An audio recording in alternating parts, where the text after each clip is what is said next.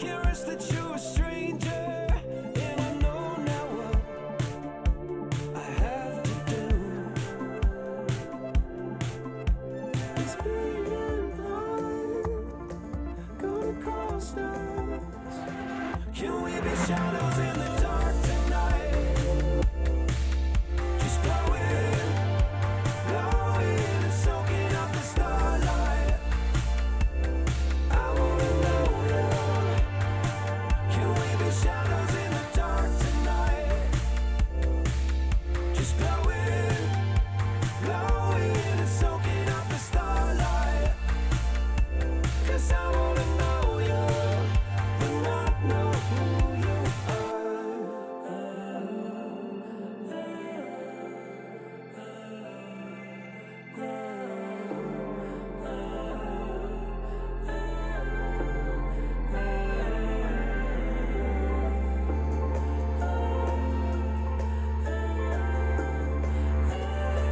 Can we be shadows in the dark tonight? Just glowing, glowing and soaking up the starlight. I wanna know you.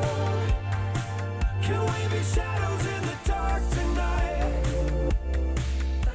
Glowing, glowing and soaking up the starlight. Oh, 'cause I wanna know you. I wanna know you.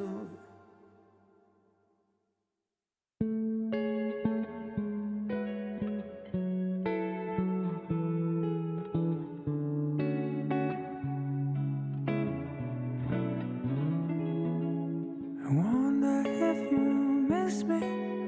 It's been a long year. Winter has snowed, summer has shown, but I ain't forgotten the sweet taste of chocolate. I taste on your lips when we had our last kiss. So here's my love letter, entrusted to the weather. I ride across the waves and float through the clouds. And when it's delivered, do what you want with it. You can send it back or keep it around.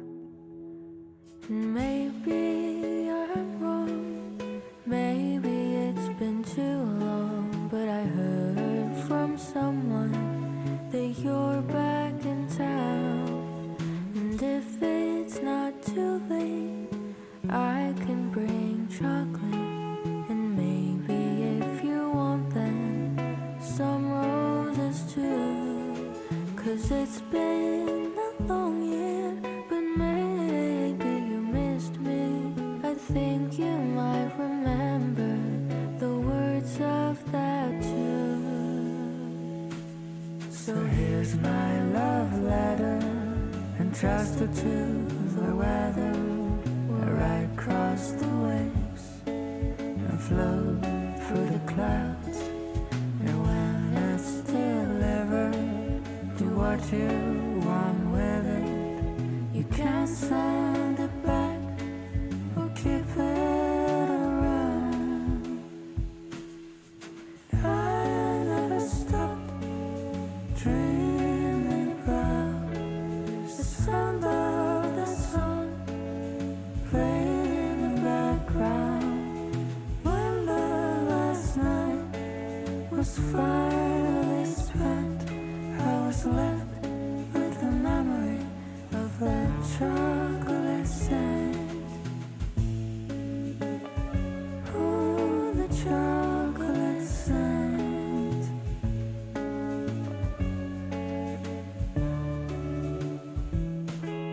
So here's my love letter, entrusted to the weather. I ride across the waves and float through the clouds. Yeah, when it's delivered, do what you want with it. You can send it back, keep it around.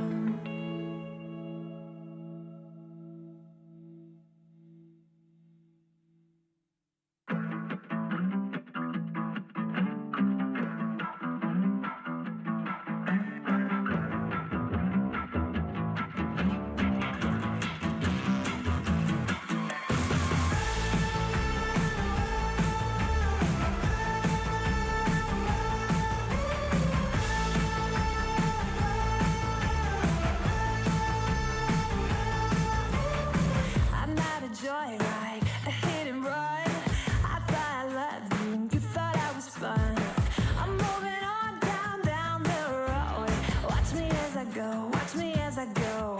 Should I look both ways before you cross me, babe? 'Cause I don't break for boys. I'm moving on.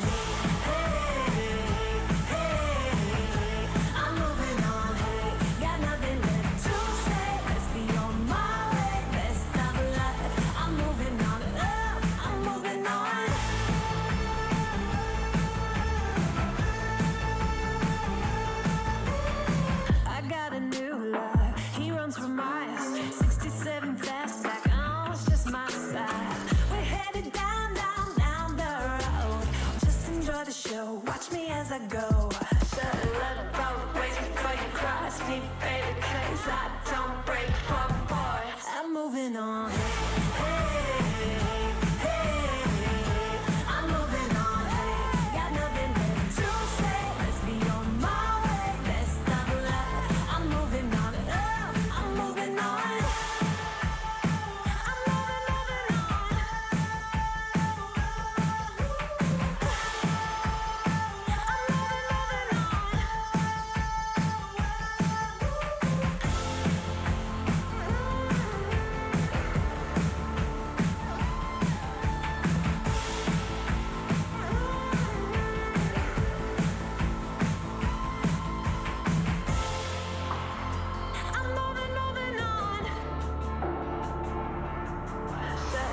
Both ways before you cross me, baby, 'cause I don't break for boys.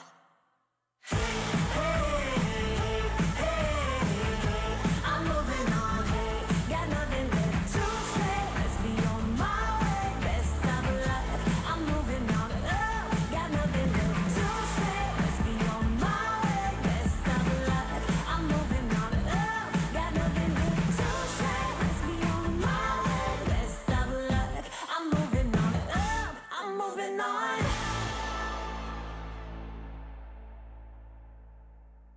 I think it's worth investing in when the feeling is mutual, when both parties are really excited, when there's like these little moments of magic. Feels good, it fits right. We don't move too quick. Got hers, I get mine. We say, ooh, that's it. Say what I feel is a fact. She said she feel it right back. Got sentimental, locked the momentum. Said what I meant though. Yeah, I got what I give, can't block what it is, and I'm not one to trip or flake. If the plot got thick and we got off script, I won't just dip, I stay. Let the incense float out and defenses go down. Let the pot get big. If I lost my chips, I'll process it and say it's alright. That's life. Let those cycles twist. When the highs go dip, then I go ride. Hold tight. That's the risk we take. It's a trip we ought to make, and it's alright. That's life. Let those cycles twist. When the highs go dip, then I'll go ride. Hold tight. Yeah, that's the risk we take. It's a trip we ought to make, and it's alright. I look for the seamless openness and conversation and vulnerability. Those are the things that make me feel connected to somebody. You said don't knock walking. We spend all night locked in. Couldn't pick a movie, got too goofy, then hit pause on talking. Just a little vignette, cap with a little finesse, yeah. Laugh with the mint on your breath, with the pen in your left and the other on my neck active. Make me wanna say and do big things, moving. Locking the tempo, walk through the rental after the pencil. Soothing past that, yeah. What's the plan? I know it's a new one, lots to improve on. Gotta just take the chance, it's alright. That's life. Let those cycles twist. When the highs go dip, then I go ride. Hold tight. Yeah, that's the risk we take. It's a trip we ought to make, and it's alright. That's life. Let those cycles twist. When the highs go dip, then I'll go ride. Hold tight. Yeah, that's the risk we take. It's a trip we ought to make, and it's alright.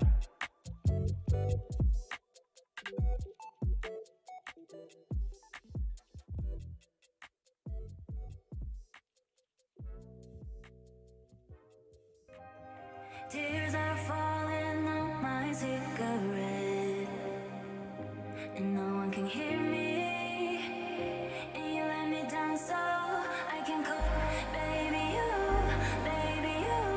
are a monster, a monster.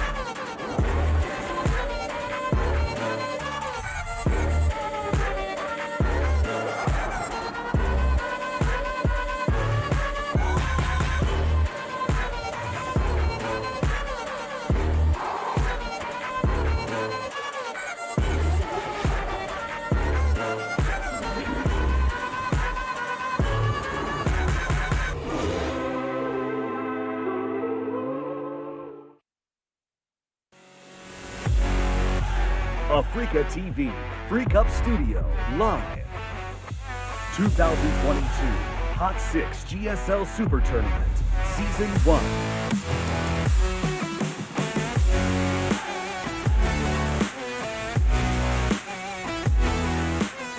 Happy New Year, everybody. It is 2022. GSL Super Tournament is back. I am back. Happy to be here. Sorry for missing out on the last Super Tournament. This is the do-over one. We're doing a Super Tournament do-over. We're even using the same picture, so it's all good. We're going to pretend that other thing never happened. Shout outs to State. I think you did a great job. I did check in on the cast while I was over in America visiting friends and family, but I'm back and I'm excited for the new year and what we're going to have here with StarCraft. Yeah, we're actually going to go over that a little bit. You see, of course, our schedule. It is going to be Mondays and Thursdays this week and next to clean up this first Super Tournament of the year. But here we go, guys. Here is the announcement. So basically, we have cut one Super Tournament this year. We have 3 GSL Code S's. And we have 2 Super Tournaments. We're going to bookend the year with those Super Tournaments as you see here. We're going to be doing some seeding going in to each tournament from the previous tournament. Right. And you might notice here it says 20 participants for GSL. This is because we are actually changing the format. The old GSL format that you've grown to love over all the years, it's gone, it's dead. Forget about it. Okay, here's our new format. This is the new and revised GSL format, and I'm excited about this. I think, you know, when you have a show that's been on for this long, you got to mix it up. Yeah, you certainly do. And just to make this clear, right, so we're going to start in the round of 20. It's going to be 5 groups of 4 players. The top 2 from each group will advance to the round of 10. Then we will, and this is round robin stuff, guys. So everyone's going to play against everyone else. In the round of 10, we're going to have 2 groups of 5. Everyone's going to play each other. The top winner of each group will go to the round of 4 immediately. Second and third place will both go into the round of 6. So we'll have the second place guys playing the first match, the third place guys playing the second match. The winner of the first match goes to the round of 4. The loser of the second match is out. Then the winner of the loser match and the loser of the winner match play for that final round of 4 spot. There you go. That's how the new format works. It seems like it's a mouthful. But yeah, it's going to be kind of a fresh year because of that. I think it's just such a different format from what we've had before. Yeah, and I think it's good to mix it up. And I think you guys will get the hang out of it after one season. Yeah. That's I wish State was here right now, man. Damn. That's what you have to say about our new format? Oh my god, you forgot how to cast. Yeah, we're going to start up the games and find out I don't know the names of all the units. Yeah, man. So I missed you guys. Happy to be here. Happy to be back. Yeah, man. Yeah, okay. So, I mean, it's going to be a very fun Super Tournament. I'm excited about the new format. Yeah. It's cool that we only lost one Super Tournament coming into this year. So that's still a lot of StarCraft 2 out here in Korea for you guys. And plenty of chances for Rogue and Maru to continue to win lots of money. Yeah, there's been an up in the prize pool as well here. So it's exciting, man. I'm looking forward to it. Yeah, yeah. So this first Super Tournament that we have, it's a pretty cool bracket. I'm liking it, especially the matches that we're going to have on Thursday. I think we'll show you guys the actual players and the matches. Yeah, we'll be throwing that up on screen in a little bit here. But we're going to be marathoning through these best of 5s. Yeah, 4 best of 5s each day until that last day where we'll just finish it up. And this is going to be the schedule going forward here. It's always going to be Mondays and Thursdays. So, yeah. If you're tuning in now, basically for most of the year, you can come in at this time and check us out. Here we go. Finally, the brackets are up. Yeah, so here are those brackets, you know, as well as Bunny and Armani have been playing recently. Those are some tough matchups for them. But then look at the other side of the bracket. I'm really stoked for Dark versus Gumiho. I want to see what Gumi's made of right now. I think Solar Creator is a really interesting match because Creator's been playing a lot better. Kirazown, I mean, always good. And, I mean, obviously there's a bunch of other matches here as well. But, yeah, those are kind of the ones that are sticking out to me. What about you? I mean, looking at this, I think it's very likely we're going to have a Rogue Maru match coming down here as the brackets slowly close out. I'm very brave for saying that, I know. I can't believe it. I'm going to go out on a limb and predict that. Yeah. You might be laughing, but I'm pretty confident in my bet. Left side of the bracket is so unbelievably It's pretty stacked. Dark has to be just smiling to himself. He doesn't have to lose to Rogue to the finals. So here is today's matchups. Zest versus Classic, PvP to start, Rogue versus Bunny, Maru versus Armani, and Hero versus Trap. What are you thinking about Zest versus Classic coming up here? I mean, Zest looked pretty strong last year. Yeah, no, he did. Well, here's what I'm truly thinking, Tasteless, is remember about 4 seasons ago when we were told Zest was going to the military, it was going to be his last tournament? Yeah. And he's been in every tournament since? Dude, I don't know what's going on. I feel betrayed. I think I'm going to call the military police and just check to like make sure nothing. Well, this has been a thing actually in the history of StarCraft with Korean StarCraft and even non-Korean StarCraft where players announce retirements and then they're in the next season. I know. Yeah. But Zest is still here. The military hasn't actually taken him yet. So he'll be playing once again. He's going up against Classic. This first match, Classic, like even on his very first match back, looked like he had Zest and then barely messed up Game 5 and Zest came back and won. So as much as I love Zest and as good as he is, Classic's got to be hungry. He doesn't have military service looming. He's in a completely different spot, and you got to point this out. I think there are some viewers that still don't truly appreciate this hurdle that all young, able-bodied Korean men have to go through in their life is they have to do the a little bit under 2 years of compulsory military service. And, you know, when you're done with that, you can do whatever you want. With your professional career here. And so Classic in a completely different place. He can go back and focus on gaming. You know, whereas Zest, like we said earlier, we kind of thought he was going to be taking a hiatus, just like Parting has recently done, going to do his military service. But yeah, you got to imagine Classic's pretty hungry to move on here in Super Tournament and also correct the past, you know, where Zest managed to get the upper hand against him. Sure. So for me personally, I'm feeling Classic here. And I'd love to see Classic actually come back into his full form and just clean the floor with everybody because, I mean, he was top dog for Protoss for quite some time there.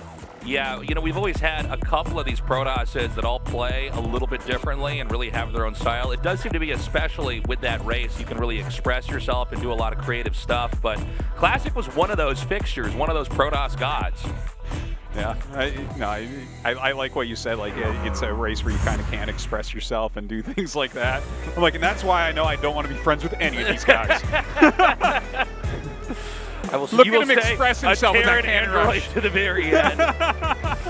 All right, we're going to start this off on 2,000 atmospheres. It's 2022, and GSL is back. We're going to be hopping into this best of 5 with Zest versus Classic. Right now, let's go. Game start.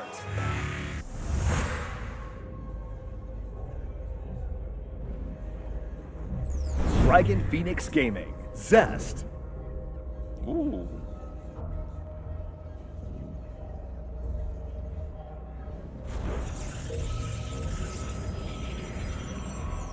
Alpha X, Classic. That's cool.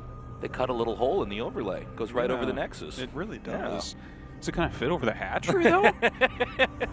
Will the creeps stick to it? It's cool. It reminds me of like one of those little magic tricks where you're like, yeah, see how the coin can't get through, then you make the coin go through, like the hole in the tissue. That's right. And then we take that overlay and we hold it up to the sun to understand how a solar eclipse works. Yeah. Oh, God. So I think we're going to have a pretty interesting PvP ahead of us here. I mean, you have to have a pretty wide range of play, especially in a best-of-5 PvP. So let's see how this starts off, and with each game after that, what kind of variations and build orders and stuff are we going to have here? Well, both going for just that standard double gate opener. And we got to wait a little bit here. Tastes, what have you been up to? You've been gone for so long. Yeah, man. I was back with friends and family in the U.S. I went to Los Angeles. Yeah. Then I was in Kansas City, where I grew up. And then to end the trip, I was in San Francisco. Damn. And then I came back here. And it's funny because I had scheduled the entire trip because the rules at the time were that we wouldn't have to quarantine if we came back in and were vaccinated. And when I was in Kansas City, I read the news about Omicron. And I was in my Airbnb like, no. And so, yeah, I got back here, and then I was stuck in my house for 10 days. So I've now done the quarantine thing twice. Yeah, well, glad to have you back. It's good to be back, man. Yeah, and it's nice to have GSL back as well. Yeah. It's I was actually surprised we got this first tournament started so quickly. Sometimes we don't have any GSL in January. Sometimes we don't even start GSL until March. I know that's happened 1 or 2 years here where we have a pretty late start. Yeah, but yeah, it's exciting to have a Super Tournament to kick things off. This is always, I don't know, this is a special tournament for me, man. It's kind of fun to have something as epic as this. I liked it a little bit better when we had it 4 days in a row. You know what I mean? We kind of banged out the whole thing, almost like it was, an international event that we would be doing overseas pre-pandemic. But I preferred that a little bit as well. Yeah. Actually, I'll agree with you on that one. Yeah, man, it's good to be back. So going into this game, we have the Nexus coming down here. We have a probe over at the expansion here for Zest. Although, okay, he starts his Nexus here as well. So we can't have anything too dramatic occur just yet. I mean, both players are basically investing in the later part of the game. No one wants to act too quickly here. Yeah, seeing those sentries pop out really show us that it's going to be like one of those really funny games where there's just continual scouting of each other. And it's like, okay, now we get our forges, and and now it's like, well, do we just make another Nexus? Yeah, I guess so, because we both know each other have. Right. But yeah, we'll see that pretty quickly here as those hallucinations go across. Here's the one from Zest going through Classic Space. Yeah. He's going to find that Twilight and instantly puts down his own Twilight. You don't want to be too far behind on that Blink upgrade. Right. So there will be a small window of time where one player is going to have Blink, the other one. We'll see if anything will become of that. But I think for the time being, this is really a game that's kind of pointed towards early on passivity, and then later on we're going to see this develop. But I would definitely welcome a macro game here, to start things off in a PvP. So often PvP can be very short. There's a lot of ways that Protoss can break another Protoss early on or be broken. So it'll be cool to see this, especially with the Forge coming down here, another indicator of, a more standard game. Well, that is kind of what happens when you both go for these fast expansions with the sentries. It's just like so hard to deny any scouting. Right. If you can't hide anything, then you can't, you can't kill each other, then get upgrades. This is like StarCraft 101, right? It's actually kind of funny to see Zest really slow on adding a Forge here, right? Because as soon as you scout the Twilight, you can almost just be like, well, if I'm going Twilight and he's going Twilight and we both have sentries, the Forge should be coming up pretty quickly, but we don't see that from Zest. Not yet. There's still time for him to maybe try to do that. And look at this, he's behind like 5 probes right now.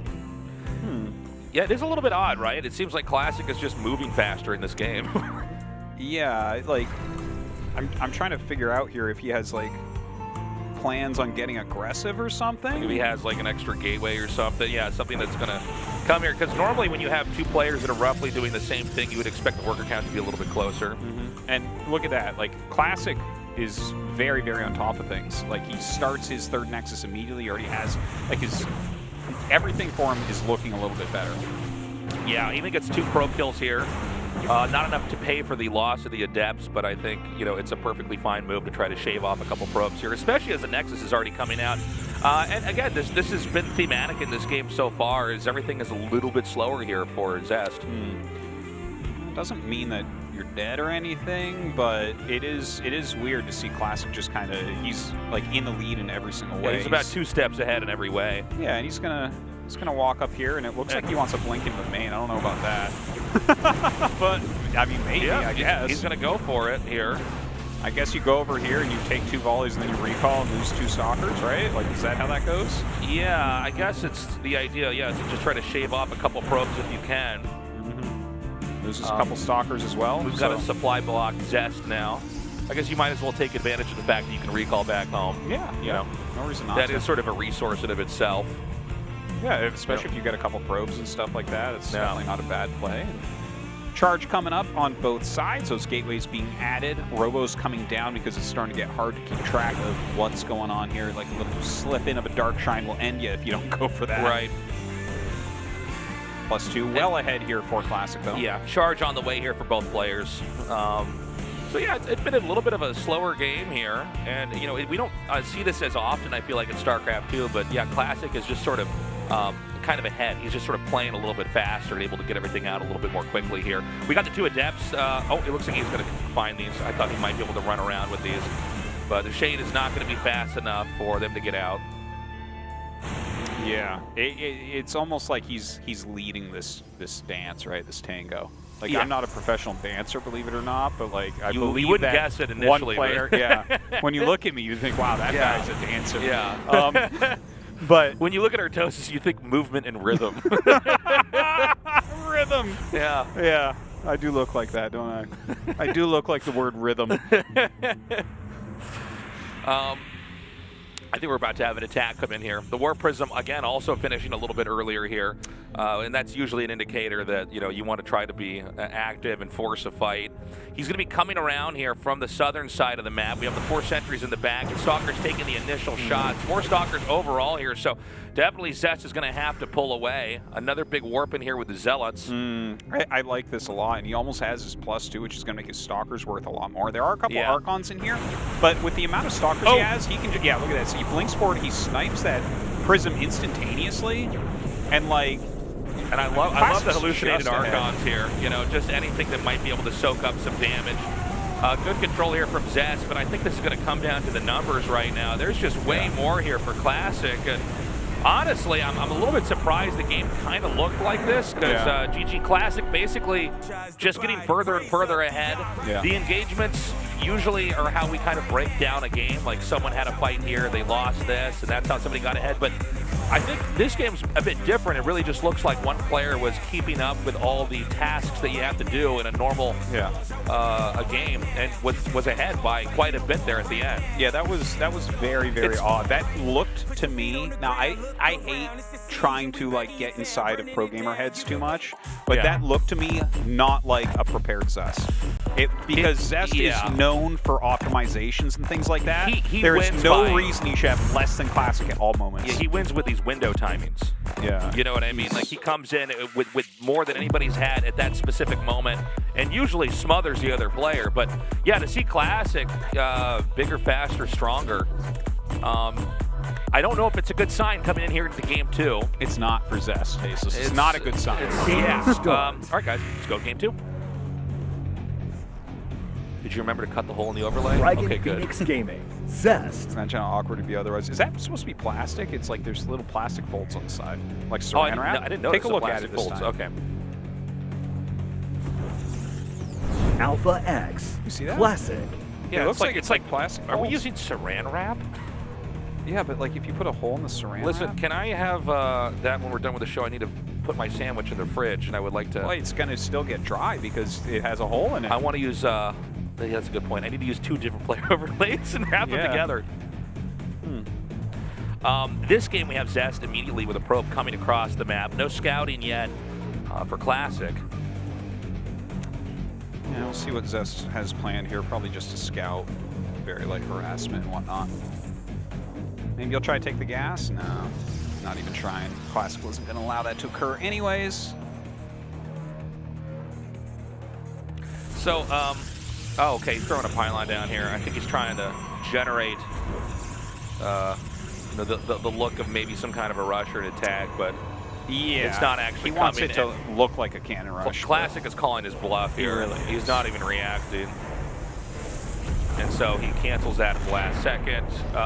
And again, that does mean that, Classic inches just a little bit ahead here. Yeah, like honestly, I'm ready for Classic to drop a mule on Zest the way these games have been going. Like that fake cannon rush right there where Classic doesn't even budge. Yeah. He doesn't flinch. His eyes Like, don't cannon blink. rush. When's the last time you did a cannon rush like- like this against Protoss Zest? Well, you can't even tell if he's called a bluff or he just didn't see it. Like that's how much he didn't react, right? So it's kind of like, damn Zest, like you're getting a little bit punked here. Especially after a game 1 that looked like that. So the Stargate's going to be placed just outside of where the main is. This time around, Classic gearing up for some aggression early on. We don't have any indicators yet as to what the plans are here from Zest, but that'll show itself in a little bit. Going back to that last game, it's something we don't really talk about when we cast that often, but in all RTS games, and StarCraft's no exception, there's this element of like what you're just doing on your own, the single player. You know what I'm saying? And usually at the top levels, both players are doing that part perfectly. So we don't talk about it. But it is funny to see one pro gamer basically just kind of out macro in early stages of the games. Out macroing when you're on like 6 bases and stuff, that's a totally different story. But, when you're basically out macroing a guy on 2 bases, that's pretty surprising to see in a GSL. Yeah, this is peculiar as well because he had his probe in the base and saw no warp gate start when it should have started. And this is a proxy void ray, right? So Zest should know that there's something out there. He's gone robo. Also, we didn't really mention that he didn't wall in at the top of his ramp. That may have been to try to sell the cannon rush extra. I think that's what it is. But yeah, if you're planning on making quite a few units, you can get around. Did he see the shadow of the void ray? I'm not sure. I'm curious because this attack is about to activate. We actually don't have the Stalkers moving across the map. So he's going to find this, but it might already be too late. I mean, the damage is going to come in here into the main. He's going to have to pull these Stalkers back. He's going to go ahead and unpower the 2 gateways over here. Oh, that's annoying. There will be a recall here on the Goon. No, look at this. There's 6, actually. Does not finish the pylon. He loses the Void Ray. He lost the pylon on the Proxy Stargate. And now it's 3 gate with a prism the pylon against 2 gate. Zest's pylon is still up, right? He pulled away at the last second. No. Oh, yeah, Zest's pylon, yes. Classic's is not. Classic is like super duper Classic dead. might die. Oh, he's like right here. Losing the Void Ray, having a defunct Stargate's not going to be helpful. These Stalkers can't even get away, and we're going to be going into Game 3 almost immediately. So Zest really turning this game on its head. Yeah. They I like the idea of where he put the shield batteries. It's kind of clever, and he even put the second pylon. He got totally wrecked here, but I'll be surprised if Zest can't break up here. I mean, he's going for an immortal, so maybe there's some small chance that he lives through this, but Zest has the same tack and more. Yeah, if he can basically get enough of these Stalkers up on the high ground and win the Stalker fight there, then the Immortal can't compete with Warp Prism Stalker. Yeah, but looking at how they're playing this, Tasteless, I still feel like Classic's playing pretty well, even though this didn't go right for him. Look at his simulation city here and everything. It's great placement on the batteries, how far back they are. He's been zoning at the ramp as best he can. Look at this micro. Classic's playing very, very well. Yeah. This may be a moment where the game could have ended, but in fact, Zest just isn't able to quite break in there. He may even end up overextending. Now, keep in mind, one gateway was killed. A second one's going to go down, which means all he's going to have is the Immortal that's coming out. Sometimes an Immortal is all you need. In some ways, it is the best unit in the game. But yeah, so far so good here, honestly, for Classic. And Classic setting these 2 Stalkers around here. Zest needs to do something to deal with this because, frankly, Zest is going to start taking more damage otherwise. And so he has some Stalkers warped in. Now, that does buy Classic a little bit more time back at home. Yeah. He has that Immortal, so he's still alive, and it's still 1 base versus 1 base. The probe count is very similar here. He has a Prism, he has an Immortal, so you can kind of fudge numbers a little bit here, even though Zest definitely has the lead and things have gone better for him. Zest does double back and just double check on that. There's a Prism out, so you never know. He could have dropped out a probe to go ahead and get that going again, or powered it with the Prism. You never know. But Oh, he's going to catch this Warp Prism. that's Oh my god, it got away. Never mind. yeah. The Stalkers will not though. Not a fantastic position here still for Classic, but he gets down his ramp. And now, is Classic going to try to attack? I don't think he will. I think he wants to get rid of this pylon and try to stabilize. And I'll tell you what, the fact that Classic has survived what was a pretty catastrophic early game and is now in a pretty okay position. I mean, he's got the Immortal tech out. That's something that really hasn't developed over here for Zest. And he's just going to have that Immortal count lead from here on out.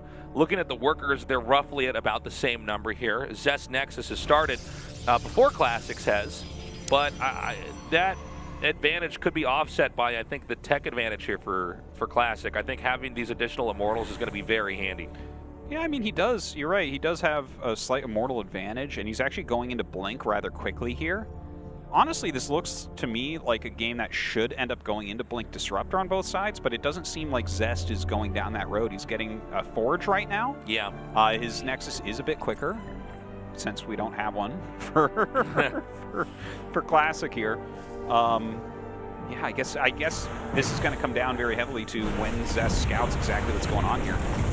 Look at this. Ooh, he's picking off what he can. Yeah, very nicely done by Zest. Not enough Stalkers to really threaten the Warp Prism, so good move by Zest. Yeah, Classic is going about as all in as you can get here.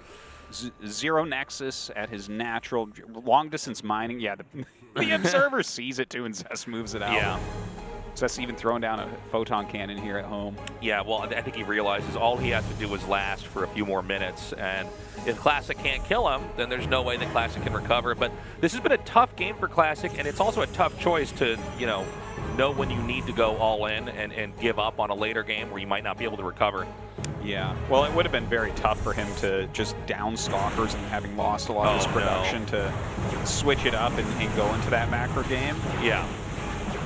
Like I was mentioning, I felt like it would be one where you have to kind of go into Disruptors. Maybe he doesn't want to try that out. I mean, when you're that far behind, it kind of makes sense. Now, Zest's going to recall his Prism with the Immortals, and that, with that there, shield batteries, a cannon, 4 Immortals.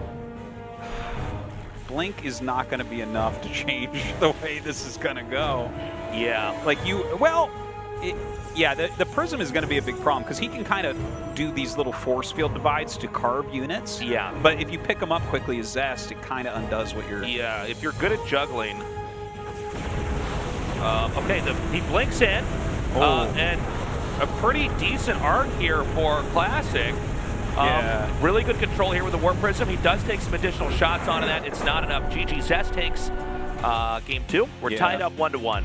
Classic there tried as hard as he could to kill off that Prism because, that was the one thing that was going to ruin all of his plans. Yeah. And couldn't quite get it there between batteries and Zest Micro, so Zest takes that down, but I think Classic did not play poorly there at all. It was not like game 1 where Zest just outdid Classic. It was more like he found that Proxy Void Ray, everything kind of went in Zest's favor, and rather than they did the same build and one guy had 10 more Stalkers. Yeah. So, all right, we're tied up 1-1. Still feeling pretty confident about Classic, though. Yeah, I think Classic, even though he lost, he did look pretty good back there. Yeah. I mean, there was a moment it looked like Zest was going to end the game within the first couple minutes, and then Classic really hung on and actually fought back pretty well. But going for the all-in clearly was not going to work out. Zest was able to hold that Nexus, and we're going to go to map 3 now and see who's going to take the lead. All right, let's do it. Glittering Ashes, set. Game starts.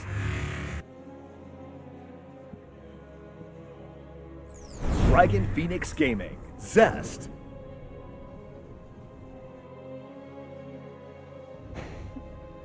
Trying to figure out what this is reminding me of, this saran wrap cutout for the Nexus. Alpha X, Classic. It's like, isn't this actually, don't you, this is how you get, surgery or something, is they, put something over you and then, they just cut a hole in the fabric so they can get to where you need to have your surgery? It's yeah, we're going to have to remove this Nexus. Oh, really? Oh, is it going to hurt? It's you'll be fine. You'll be asleep for it. The doctor says I have a malignant Nexus. So both players going to be scouting each other right away here. There's a ladybug back there. Did you see that? No, I didn't see. Yeah. They got to get those gold minerals on that conveyor belt down there as well. Don't you think it's weird that some countries call it a ladybird? I didn't even know that was a thing. Oh, I know. Are you trolling me right now? I'm Is not that even, actually not even trolling you? I think it's some like people call it a in Britain or ladybug something. A ladybird. I can't even believe that. It's not even a bird, though. It's shocking. I know. It's shocking. Now we're going to get tweeted at from some guy in the UK, like, did you know that it's called English because it's from England? You're Yeah. Like, you just keep spelling color with a U, bro. you guys think color has a U? You're insane. Let's add even more useless letters to the English language. That sounds just fantastic.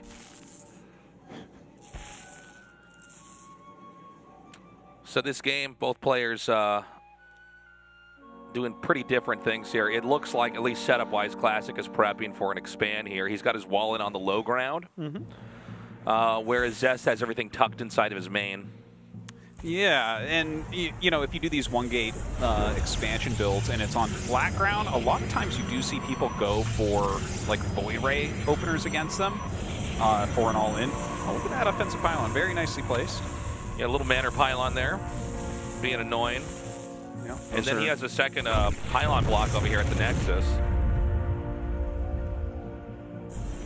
And both sides going Stargate, so I think the amount of slowing that's happened here, you're probably just going to see a Nexus from both sides. Yeah. Zest actually gets his first. Yeah. Kind of funny considering that the entire setup for Classic was to get ahead with an early Nexus, and it's actually Zest who's outmaneuvering him here. And so now we have this Nexus that's been taken, and it's like far out and in the front. Dude. Hellions are just going to go and kill all those probes later, Tasteless. Don't expand there. And this actually could be a setup here later on for Zest to have a pretty strong attack over that base. Now, Zest is going Phoenixes, and it's an Oracle for Classic. And this was one thing I did want to mention, that in this type of situation, I feel like if you go Phoenixes, you're going to be the one that's ahead. Now, a single Zealot just going to prance his way over towards Classic space. Oh my god, he gets a probe. And he wants more Artosis. He does. He wants two pissed. probes. And there's not a lot of recourse here. He is microing the probes pretty well, but not well enough to keep another one alive here. And he's actually going to get 4 kills. My God. We almost never have a PvP where that happens early on, but this is that game, apparently. 4 probes early on for a Zealot that just like walks in through the side like he owns the place. A slow-moving Zealot. Dude, I thought it was going to be Hellions killing all the probes. It turns out it was a single Zealot. Damn. Now, the Oracle's going to come in here. Oh, my God, and it's going to be caught by the Phoenix immediately. So he has to recall it back, and look at that. He immediately makes a U-turn going back towards the main, knowing that he can go kill that. And so things already getting pretty rough here for Classic. But Classic is making a Dark Shrine, and that is a great way to win a game you don't deserve. It is. I mean, if he keeps making Phoenixes, look, he's getting his own Twilight, so like maybe he goes Blink from here or something. Yeah, it's the awkward moment where you realize that the one Stalker actually cannot fight many Phoenixes. And so he loses that. Now going into the main here, he's not going to find the Oracle, but he will find some probes.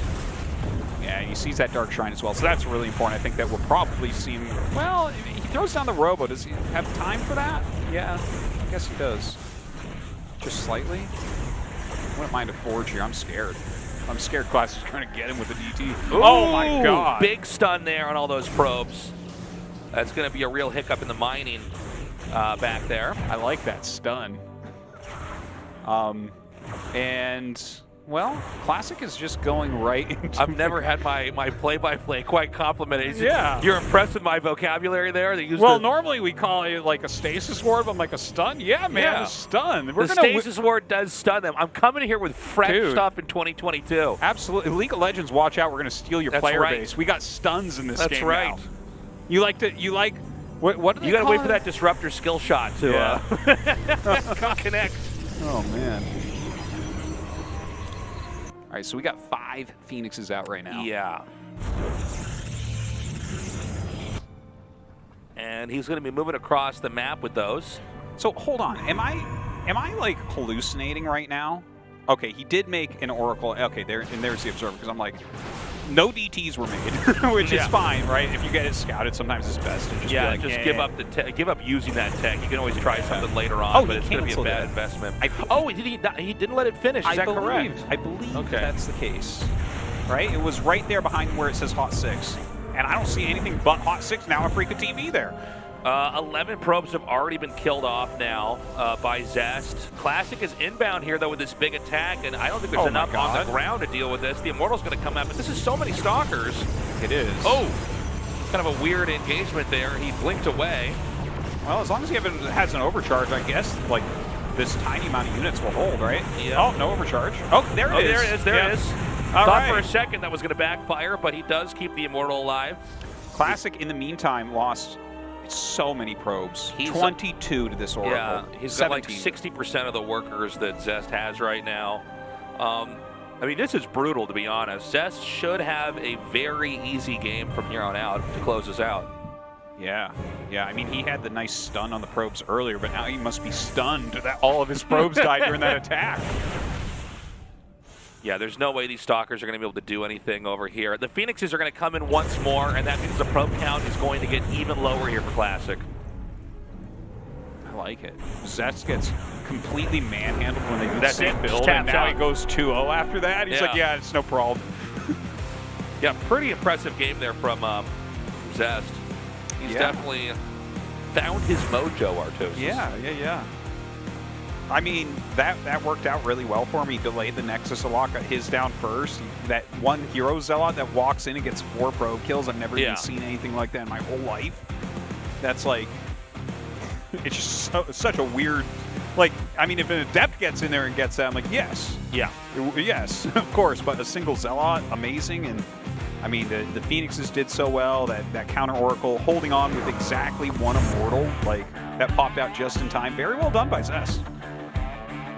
Yeah, Classic's going to have to recover here and bring a better game. Definitely some bumpiness here at the start of some of these games. Zest really pulling through ahead.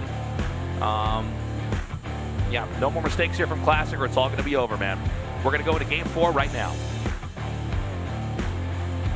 Game start.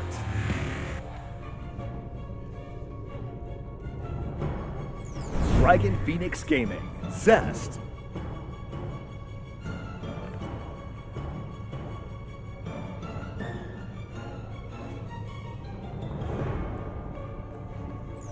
Alpha X, Classic.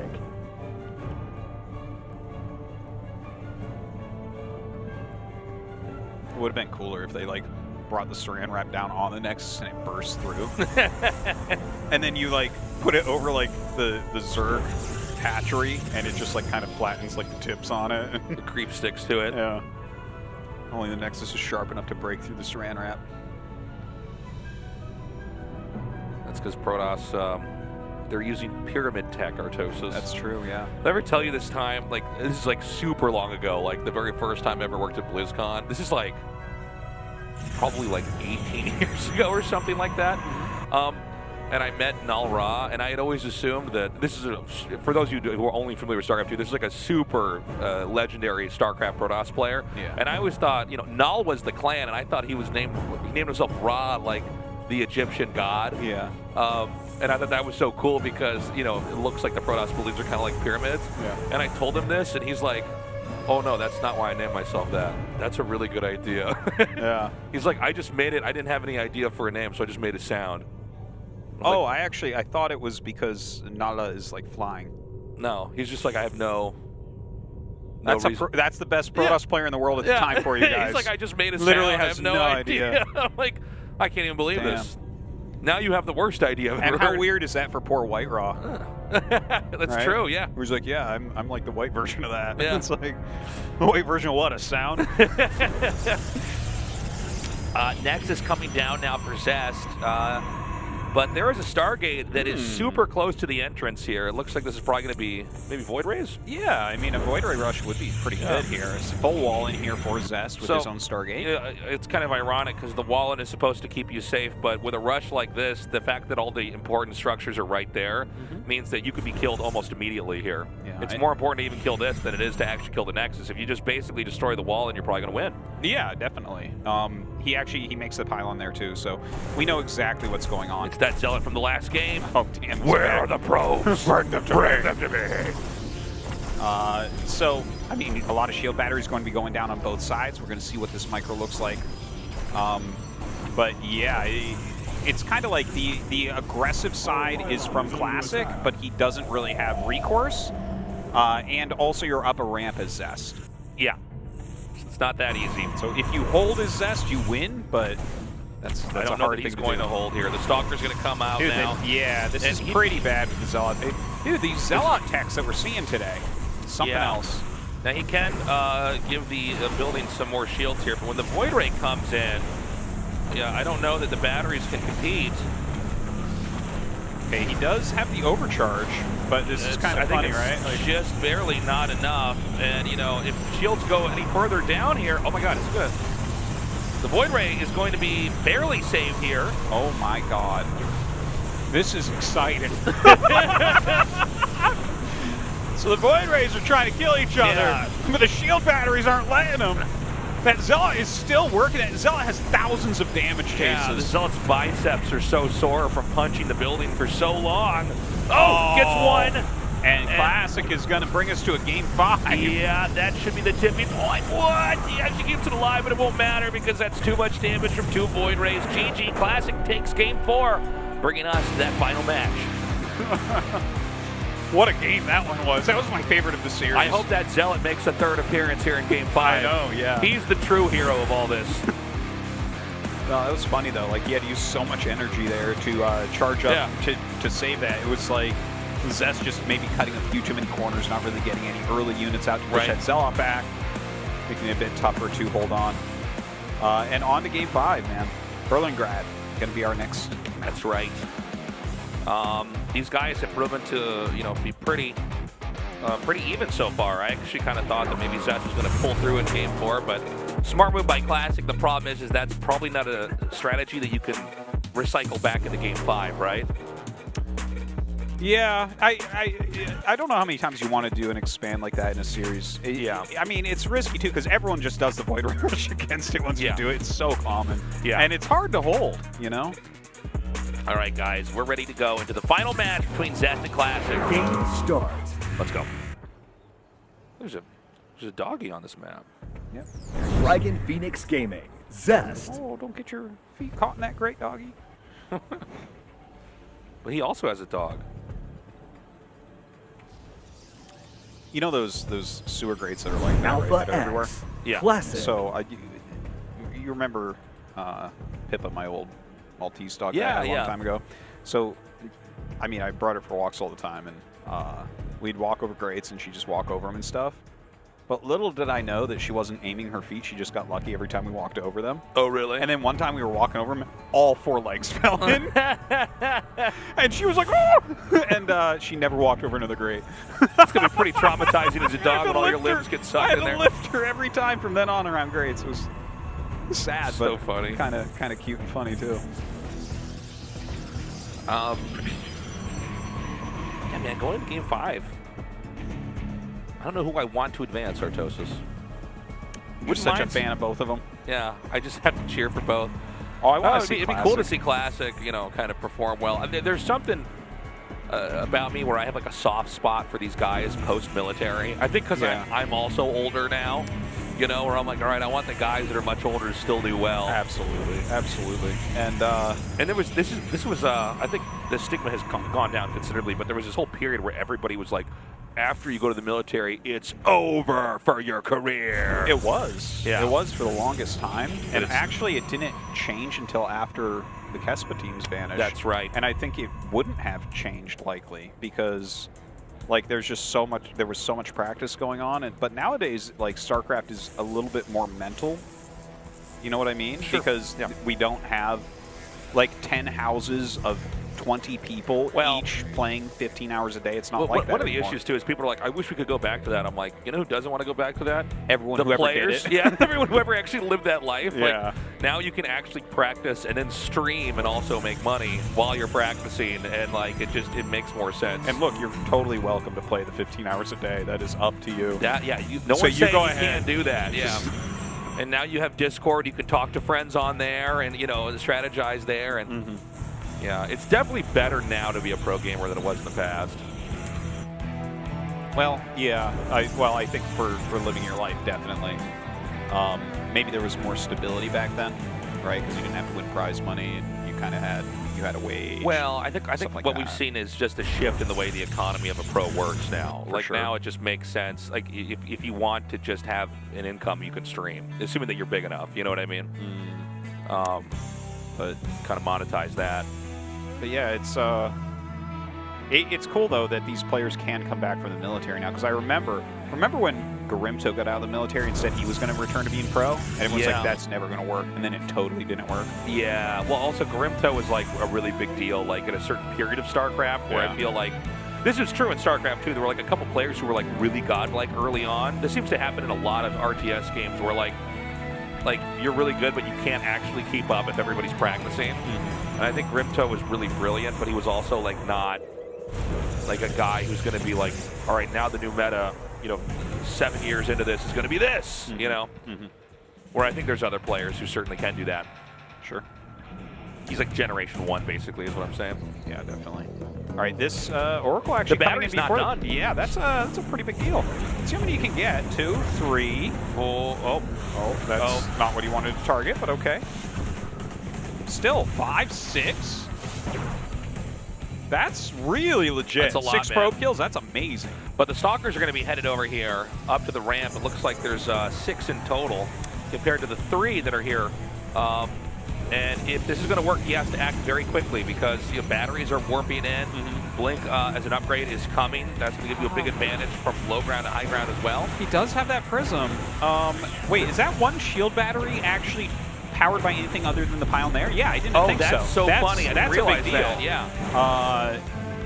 Ouch. Looks like that Oracle wanted to do a little bit more. Okay, gonna set up that stasis ward. He's going to stun him. He's going to stun him, Artosis. Oh, he stuns 3 probes.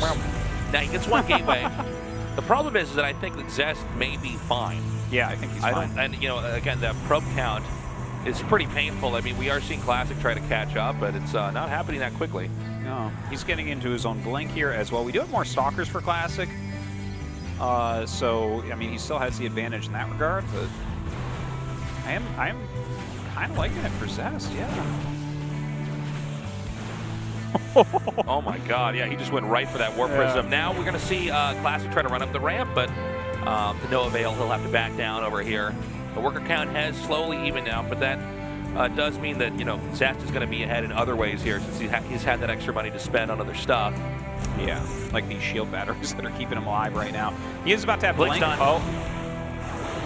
He does get the sentry. Yeah, backs up there. You got to still be careful about this. I mean, if they have enough Stalkers to one-shot, then blink does not actually really do much. Ooh, just barely getting out of there. And he's going to hiccup income again. Ooh, look at that stun. Yeah. Look at that Stalker dance still. Look at him go. Oh my God. Yeah, this Oracle's going to get away as well, so we could have another moment like that coming up here. That Stalker's doing the Gangnam style dance, Tasteless. He's doing the Macarena, man. Blink on the way here for Classic as well. Is he actually going to get this Oracle? He has a trap ready at the bottom, but the Oracle's not going to go there, but their Stalker's ready to snipe it. Meanwhile, Zest is barreling across the map with his own Stalkers. Keep in mind, even though there's an Immortal here, if the Warp Prism isn't with that Immortal, the Stalkers can basically just run in and blink on top and then kill that Immortal off. Yeah, that's true. A few volleys and he is gone. The Prism is there as well. Nice. Yeah, I think that was just set too up much too well. here. Yeah, can't quite snipe enough there to make that worthwhile. It's like if he tried to dive on the Prism, he's going to lose too many Stalkers, and if he tries to do anything else, the Prism he would basically dominates kill him. the Prism and then lose all his Stalkers. So yeah, not worth it. All right, so the Nexuses are going up. We have a Forge on the way here for Zest.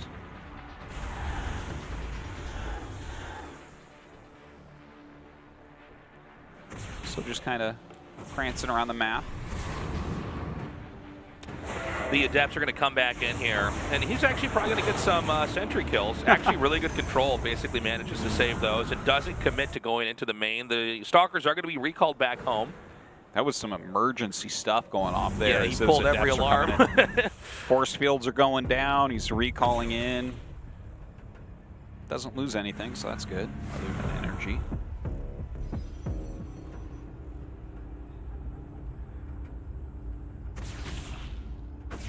And, yeah, he's going to have to be backed off for a little bit here now. The Robotech is coming down now for Zest. And I think we're going to be in a bit of a waiting game. Oh, actually, Classic may decide to come over here and try to attack. Yeah, he's moving across the map right now. Do you think he can actually do anything? I'm not sure. Does he have one Immortal? It's so funny, there's one Stalker warped out of that. Just barely gets away. He does have one Immortal, and he's got the Warp Prism with that. Yeah. Now, the Robo is close to finishing. I don't think he can do anything But here, it does seem like an odd time to attack, right? Yeah. He's way down in Stalkers. We have shield batteries. There's enough sentries. Like, I'm not actually afraid here for Zest. I think he's fine. Yeah, and I think he's got enough surface area, even with the stasis. I think he just calmly blinks back and reorganizes himself. Yeah. But you know what? Classic is setting up a third during this. So if you're putting on this type of pressure and setting up a third base and like threatening all sorts of things, like look, he's tagged, but he's still pretending he's going to go into the main base just to keep Zest back. Right. Because it's like, well, Zest, you can come out and try to chase the army that you can see, but then it might go into your main and you're screwed. So he keeps him back. His third base is quicker. Like, no matter what else is happening in this game, he is getting that up very, very quickly. He's up a couple probes. Yeah, I mean, it's not like Zest can go for a counterattack right now. Yeah, I think actually expanding here for Classic is definitely the right move. Yeah, this was a good play. Like, I was confused by the move out because it's like, this should never work. Well, it did, yeah. It wasn't about work. It didn't seem to make any sense, right? Yeah. Like, it's not like he did anything that got him ahead to set up for that. But I think it's a good call that he actually turned around and went back home. I mean, this is match point right now. Whoever wins this is going to move on to the next phase of the tournament. That'd be a terrible way to go down if just have a piss poor attack. It just doesn't make any sense. You lose. It's like, yeah, I guess he really is a lot better than me. I guess that's how most StarCraft games are lost, actually. Someone attacks poorly, right? And so with the Nexus now done here, we're going to wait for Zest Nexus to finish up. But I would say, you know, these guys are fairly even. There's a slight worker lead now here for Classic. A few more Stalkers over on Zest's side, but that's not going to be that impactful. Ah, there you go. Zest actually getting into those disruptors now. Getting charged, getting +2. And once he's got a couple disruptors, I think that's the moment he actually can try to come out and attack. I think, you know, one of the things about the disruptor is that it really is kind of like the Protoss siege weapon in a lot of ways. Like, you can stay back, have your army in a good position, and then chuck those shots in there and really punish them if they don't control well. But if Classic is going to move off on the map initially here, then I don't think Zest is going to have that opportunity to attack. That being said, he can still defend with these. Yeah, and I mean, it can be a little bit tricky right at first when you don't have your fully formed army yet and they have a bunch of charge lots, because it's hard to make those disruption balls actually connect how you want them to there. Right. But there's no Archon, so he can actually use little force field walls also. Okay, Stasis Ward comes down, only getting those 4 Zealots. I think the Whoa! Wow. Was that worth it? I mean, I feel like he lost so many. Oh my God! Jeez. Lost. What was that? 4 sentries, I think? Yeah, no, he lost. Man. He was just. That was a crazy blink hit. That was a very bad blink. I mean, he did kill a disruptor, and at what cost? I mean, So it's always great to kill a disruptor, but you're definitely, like, look at the unit counts after that. It was pretty even and pretty close, but now, like, Zest can roam now if he wants with Blink Disruptor, and that comp, is complicated to fight against. He might actually just be able to go kill him, to be honest. Possibly. He's going to come up here now. Now the disruptors are in the back, but the first disruptor shot does come out and connect. He's going to push him back. I mean, at minimum, you're zoning your opponent with those disruptor shots. Okay, he actually blinks. Ooh, a little bit of a sloppy engagement here from Zest. Like, that was. Yeah, I mean, well, I think that was about as wasteful as you could get. Yeah, that for sure. Especially when you are up on tech, right? He's like, well, these can sit behind the force fields. I'll just blink portal. Do this. But continuing, maybe he's still fine. Let's have those disruptors still.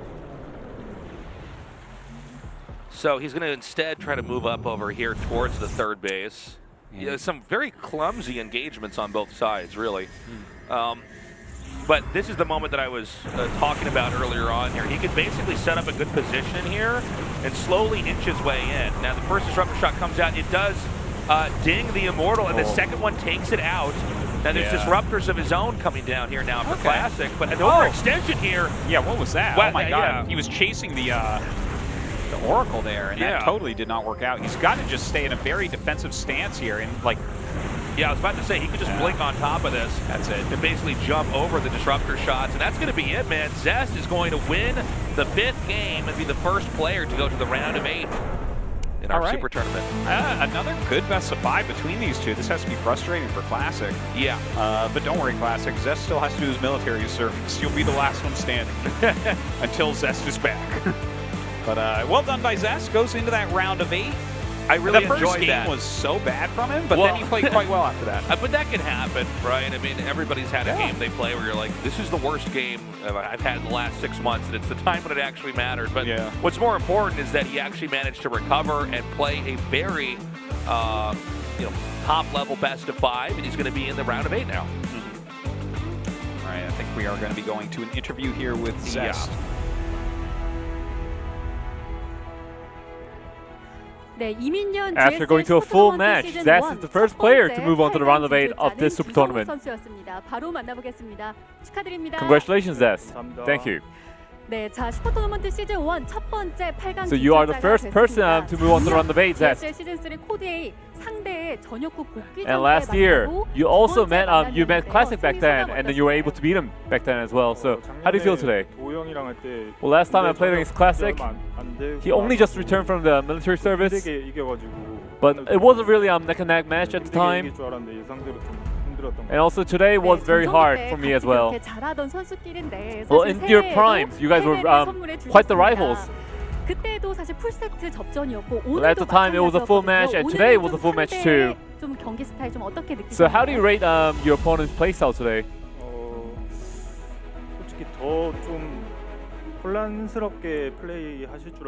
I actually predicted that he would kind of like shake me left and right more, but that didn't really happen today. So it was easier than I anticipated. In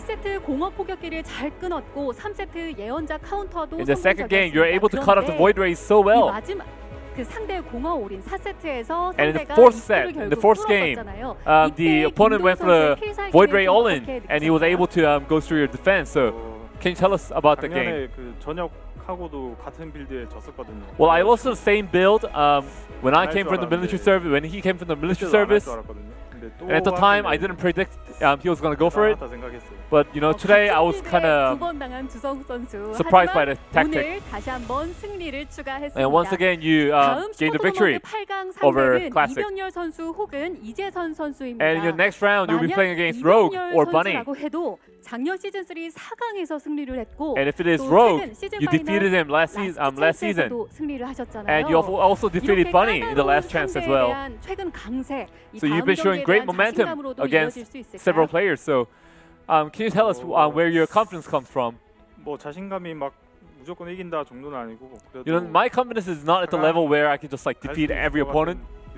But my confidence right now is that I can probably make it to the round of 4.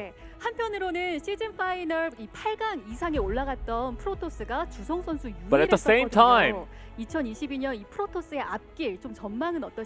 how do you think the Protoss is doing so far right now as a race? I'm not sure.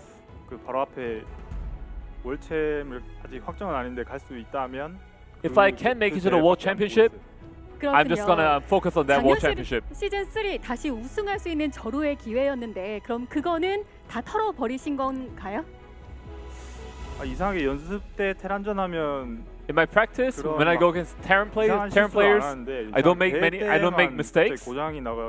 But then during tournaments, I tend to make many errors in my games. So as long as I can fix that errors, 괜찮을 것 같아요. I think going up against Terran is not too bad. 들어봤는데요. 2022년 첫 문을 열어주신 주성우 선수입니다. So Zest, you were the first player to compete in the opening day of the Super Tournament. So anything you want to say? 군대 언제 가는지 제일 궁금하실 것 같은데. Well, I think all the fans are curious as to when I'm going to the military service. It's not decided yet. 월챔을 할 수 있을 가능성이 좀. But I think there's possibility that I can compete in the World Championship. So don't be too curious right now. 응원 열심히 So 해주셨습니다. please support me during the games. 것까지 답해 주셔서 다시 한번 감사드리겠습니다. 진출 축하드립니다. Alright, congratulations, Zest. Thank you. 네, 이렇게 GSL 첫 번째 슈퍼토너먼트 8강 진출자 주성우 선수 All right, 만나봤는데요. thank you, Andy. 다음 Excellent 경기는 translated as 이병렬 always. 선수와 So that's our 최선 first 선수의 best of five, 경기입니다. guys. Coming up 잠시 next, 후에 Rogue versus Bunny, and we'll be going to that after the short break.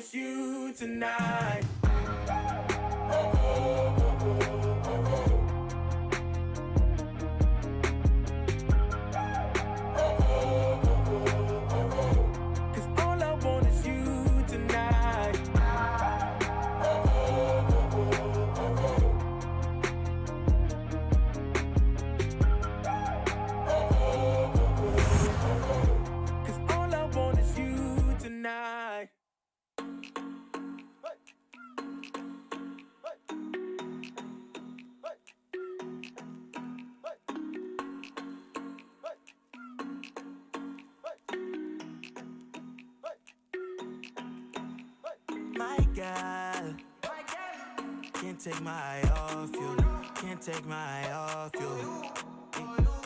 Dim guy. Don't got nothing on you. Don't got nothing on you. My heart is ready for something I haven't had in a long time. True love crime. I hope you know that it may hurt for a while. Let's slow down, slow down. I can see behind that broken smile. Nice, sweet, smooth, like cocoa bread, cocoa bread.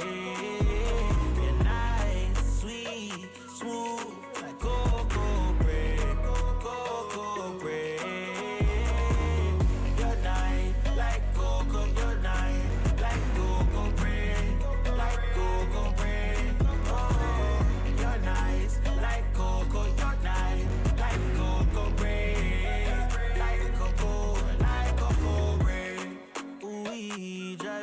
Watch a movie right by your side on duty. Not too much, not too sweet. Ooh, passion from your truly. Let me know how you feel. Hope I'm not in too deep. We were Phoebe, we die fever. Won't be alone forever. Get through the storm together. Ooh, girl, make some room.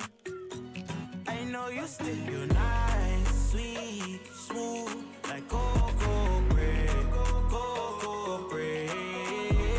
You're nice, sweet, smooth, like cocoa bread, cocoa bread. You're nice, like cocoa, you're nice, like cocoa bread, like cocoa bread. Oh, you're nice, like cocoa, you're nice, like cocoa bread.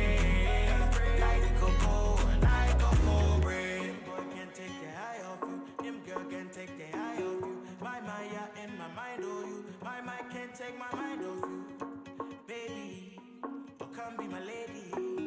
Oh, give me a baby. Got me talking crazy. You're nice, sweet, smooth, like cocoa bread, cocoa bread. You're nice, sweet, smooth, like cocoa bread, cocoa bread.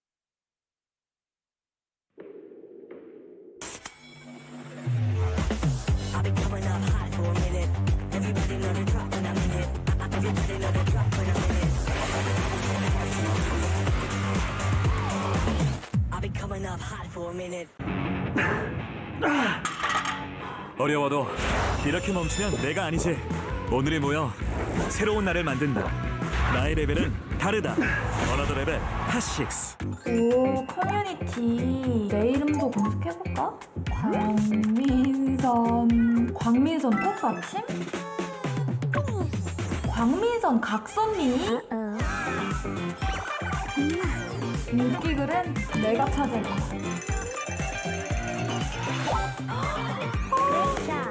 나이스. 감사합니다. e스포츠의 커뮤니티는 여기 하.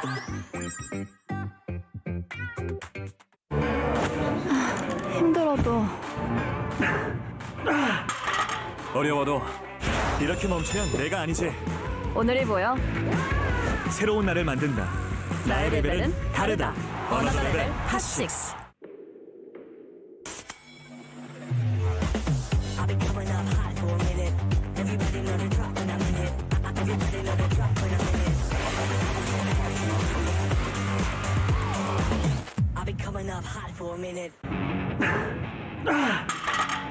어려워도 이렇게 멈추면 내가 아니지. 오늘이 모여 새로운 날을 만든다. 나의 레벨은 다르다. 어나더 레벨 핫식스. 힘들어도 어려워도 이렇게 멈추면 내가 아니지. 오늘이 보여. 새로운 날을 만든다. 나의 레벨은 다르다. 어나더 레벨 핫식스. 2022 Hot 6 GSL SuperTournament Season 1. This beat, man, that's the sound of that zealot in the last game coming to get those probes, man. Yeah, for real. His feet booming on the ground, his probes flee in every direction. So Zest managed to overcome Classic. It was a close series, though. Zest coming out 3 wins to Classic's 2. Now we've got Rogue versus Bunny. And let's not forget, Bunny, I mean, last year was really, I think, the best year we had for him. He's really improved. This is a guy who was, for the most part, in the shadows of the other pro gamers in GSL, right? It was somebody that, you know, we were certainly never surprised that he would be in a GSL. He's a good player, but he wasn't a guy you look at and think, maybe this guy can win the whole thing. But you know, Bunny's been on a steady road of improvement. I think he's really honed his style. The issue, though, is he's going up against Rogue, and Rogue is easily, you know, 3 or 4 greatest players of all time. He is the greatest. Like, he has the most accomplishments, and not just in StarCraft 2, but in MapleStory also. Yes, in MapleStory, he dominates. He dominates. But look, Bunny has improved so much, and like, honestly, in my opinion, he's the guy that's kind of closest to Maru right now. Like, he seems to have the most promise as Terrans after Maru. Yeah, it's a very strange thing because it took a really long time. Right. So eventually you give up on someone like this, bridging that gap. But in my opinion, I think I don't think it's very far off to say he might be the second best Terran in the whole world. Yeah. We'll see what he does here against Rogue, though, because as you say, like, Rogue is, I mean, if Rogue's in a tournament, you have to assume he's going to win it. Yeah, I mean, Rogue is always a safe bet. If you were a betting man and wanted to be the most conservative of bets, you would just always put your money on Rogue. Look, you know, if Fifth Tanner comes to this year and wants an almanac, I'm just going to write Rogue on a sticky note and give it to him. I love that, man. The sports almanac goes back in time when he's got so much money. It's a great way to do it. Remember when Biff threw the basketball on the roof for the kids? That was epic, dude. That's when I actually decided I wanted this guy to win. Yeah, he's the greatest. We're going to be hopping into this game shortly. We move pretty quickly here in Super Tournament. Rogue versus Bunny, man. My heart says Bunny, but my mind says Rogue. Well, I have a cold black heart, Tesa, so both my brain and my heart are saying Rogue. And anybody whose brain is saying Bunny, it's not a good brain, man. Look, the more tournaments Rogue wins, the easier my life becomes, because I don't even have to argue anymore that he's the greatest of all time. All right, guys, we're ready. Game 1, let's go. Game start. Game start. Game start. Dragon Phoenix Gaming. Hey, Rogue. Yeah, that's like a very dark Saran wrap. Yeah, yeah. Is that just because the creep was there? Let's see as It's it goes got to over be because the of the creep. Now, will the Terran command center fit in the hole cutout of the overlay? Team NV. Perfectly. Bunny. The way it comes off, it doesn't come up to come off, it just kind of comes off. The dog is trying to mine minerals. You see that? Oh, man. He wants to be a cleaning robot, man. He wants to block some Reapers. This dog over here with the Zerg, he's got to be careful, man. He's going to become an infested dog. Infested dog, dude. Dog. Because that's what the Zerg did, man, is they just took different species and infested them. But you never think about, what about like an infested cat, like a Zerg cat? Well, they probably... Infested sheep. It would make sense to infest every life form you come across and then just decide, right? So probably everything has been infested at this point. That's probably true. Yeah. Infested llama. Infested llama, Infested sloth. Imagine a Zerg sloth. A Zerg sloth? Yeah, it's the queen off creep. Infested llama has like Broodlord range for its spitting attacks. That's right. It just doesn't do much damage. It's like that's just a Hydralisk, just to be clear.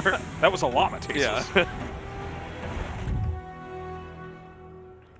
Oh, it's good to be back casting, man.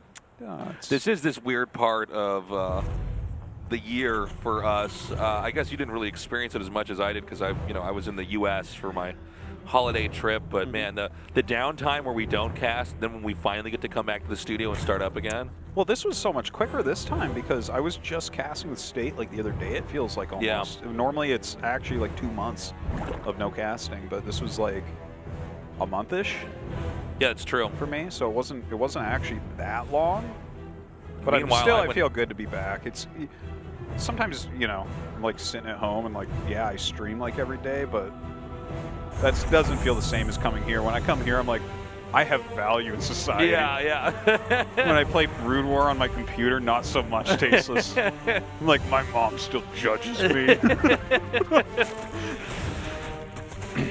Meanwhile, what was long since I casted? 3 months? Something like that? Long time, yeah. Yeah, I'm on the train here. I'm just worried I won't remember the names of all the units in the game. Like, what's the name of the Banshee speed upgrade again, Tasteless? That's right. I have to hand in my caster card right now. Hyperflight Rotors, Tasteless! Do you even play this game? Did you know it's not really called the Zealot Legs upgrade? Stupid caster. So we've got a third base coming down now for Rogue. Yeah, looks like this could end up being Banshee. Let's see. Starport is on the way. Making that right next to it. Tech Lab. A little patrol and Marine, so Overlord can't come in for free. Yeah, a bit of a slow game here. We're waiting for that Starport to finish up. And when it comes to Rogue, I mean, obviously he's not doing anything pretty crazy right now. This is a very textbook, Zerg opening right now, just expanding and getting into development. But the thing that makes him so crazy is like when Rogue does commit to something, it always seems to work, and it almost always looks like there's no way you could stop it. Whether he's doing some kind of a night assault in, or he's just gonna, play a game in what looks like this one here, where he's probably just gonna outgrow the Terran and stop every push until eventually it's his turn to counterattack. Yeah.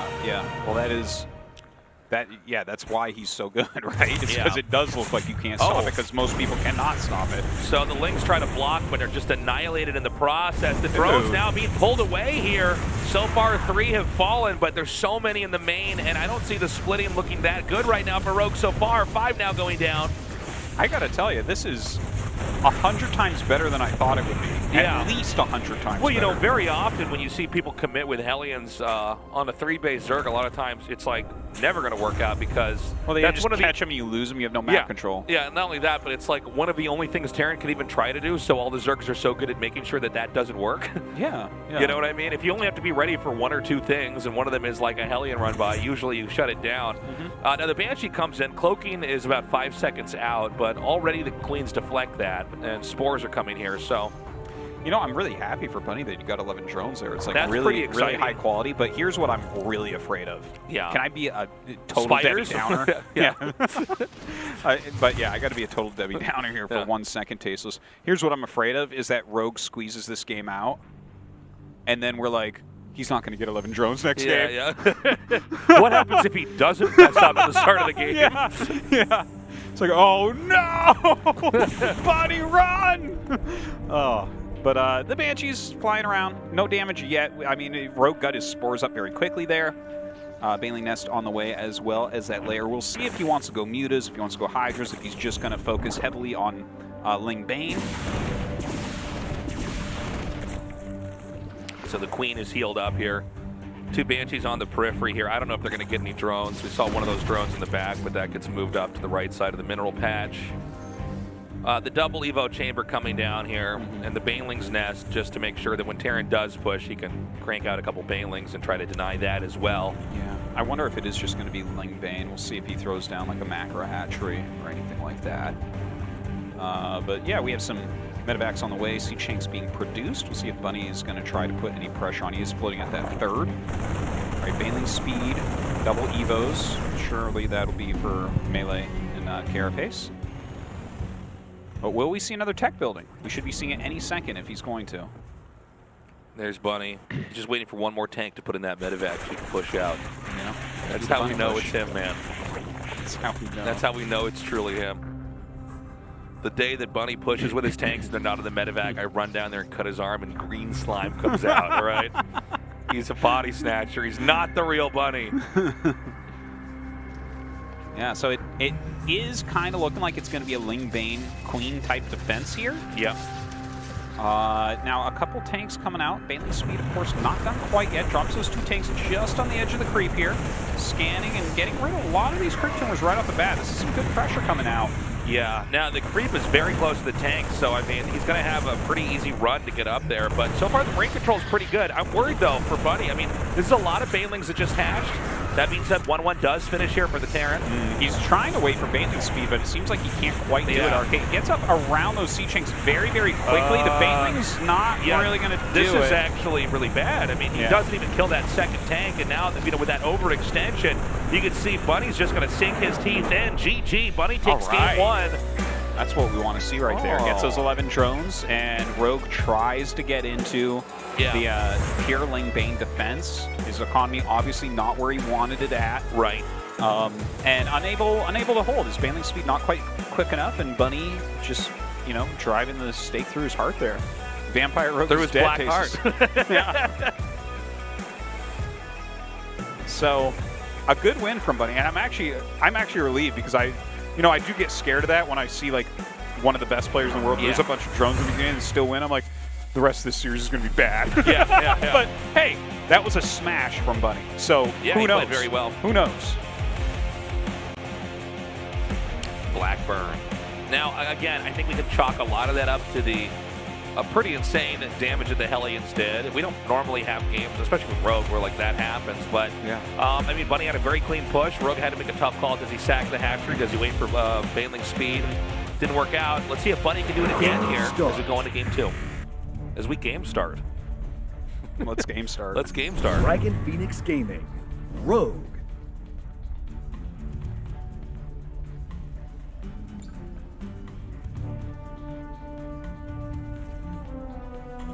Team NV, Bunny. Based on our theme of Saran Wrap for the season, Tasteless, I do have a question. I want you to answer it seriously. I'm only serious, okay? Are you a Saran Wrap guy? Are you a Tupperware guy? Or are you a I just put it into the fridge in the bowl with nothing on it guy? Or a Ziploc bag guy? That's a guy too. I am a Tupperware / Ziploc bag guy. Okay. I'm a Ziploc bag guy. My wife wants me to be a Tupperware guy. You're a Ziploc bag guy. Yeah, everything goes in a Ziploc bag. Everything, dude. Like pasta, soup. No, I am not kidding. I am not kidding you. Oh, there's something wrong with you. This is crazy. Tasteless. You put soup in a Ziploc bag? Next time you come over my house, I'm going to show you a Tupperware. I'm going to be like, find the lid. I'll give you $1,000. My wife seems to think you can find the Tupperware lids in our house. Can't be done. Can't be done. Soup goes in a Ziploc bag. Yeah, I put my cheese in a Ziploc bag. I do that. Hey, so I literally put everything in a Ziploc bag. When I go on an airplane nowadays, I put socks in a Ziploc bag. Wow. And I'm talking real Ziploc, not fake Ziploc. Ziploc are the only guys who know how to make these things that actually connect. Where the colors change, so you know they're there? Absolutely. But haven't you ever put soup in a Ziploc bag and then it spills into the fridge? No. No, I close it all the way. You never worried that, I don't know, refrigerator fairies are going to go in there and open that? You only live once, bro. Just put your soup in a Ziploc It's pretty bag YOLO, done I with will it. say this. It's pretty YOLO, dude. Yeah. I'm more of a Tupperware guy myself. Yeah. But I'll be honest with you, I don't really keep leftovers that often. Really? Yeah. Do you just eat all the food, or you throw it away? I just throw it away. Sometimes I'll keep pizza, like, you know.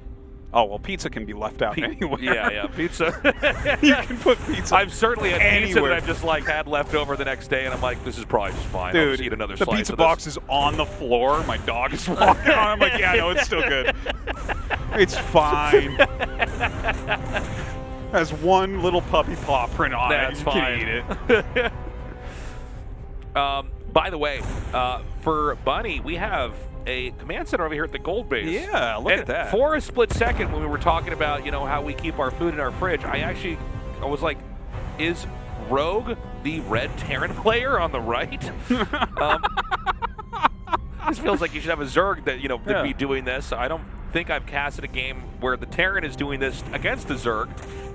But I'll tell you what, I don't think this is something that Rogue is factoring in. And so if he doesn't detect this, he's going to have no idea of what the trajectory of the game is going to be like for Bunny. This could just throw him off. Yeah, it is super tricky to make an on-location third CC at the gold base. It's like you don't ever really see that. Like a quick third CC with a backer, yeah, absolutely. That's like a very common build. But to build it on location at gold, if Rogue has no idea, he can just kill it. But it is this kind of gamble. Well, the window is actually, I think it's gone. Like Hellions are out. I don't think he can kill it anymore. That's the thing is this almost feels like it's one of like the early Wings of Liberty games where it's like everybody just tries to take these gold bases and it became almost too predictable, you know? And then it was like the whole meta was like hard countering that. Well, now Bunny's done this, and I just don't think that Rogue is, you know, for all the things that Rogue is able to factor in, he might not even be thinking about this. Okay, do you see this Marauder he's making? Why would you make a Marauder right here, do you think? Because normally you only see a Marauder made this early if you're going to do a Hellbat push. I think he's going to show the Overlord the Marauder. Oh, you think okay, so he and wants then we're going to see like a Spine start and like 2 more Queens. Yeah, he's trying to telegraph some kind of a timing attack when it's not coming. Milk's going to be coming out of his nose as he starts sending all his SCVs to the gold base tastes. That's right. Hello. He's going to be laughing so hard he can't breathe. Okay, he has the Viking. Where is the Marauder? I want to see the Marauder. What are we doing with that Marauder? He's... Burrow. Okay, no, he cancels. What are we doing, Burrow? What are we doing, Burrow? Oh, dude, he doesn't actually see it still. No, not yet. Oh, no. I think he does. Oh, I think he actually peeked it. He sent these Lings all the way around, and these Hellions are in the wrong spot. Dude, I don't know where that Marauder went, man. It's gone. You hallucinated it. I guess. Yeah, maybe he started because he was afraid Roaches may come, and then they didn't, so he canceled. Anyways. Yeah, I mean, the Ling's killing off a few SCVs is nice.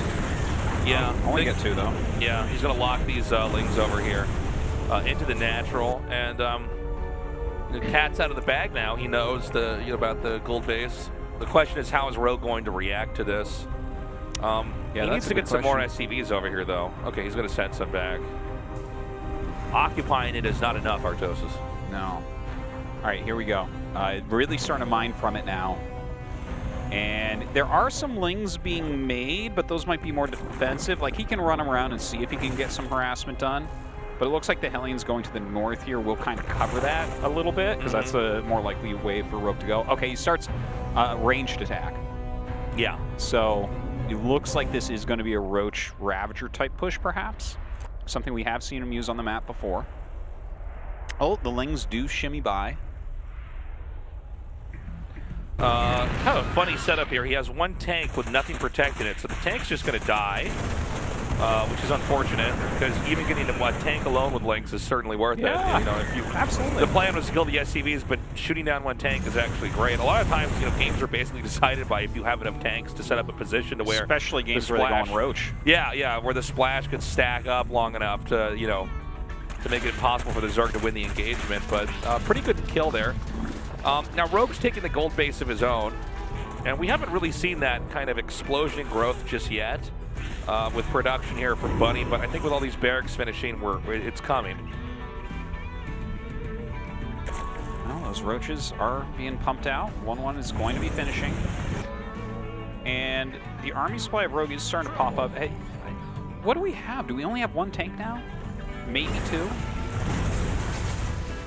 The thing is, I guess, if this attack comes, if you see it come... Oh, he's going Nidus, of course. That's so rogue. Yeah, that's a very rogue move there.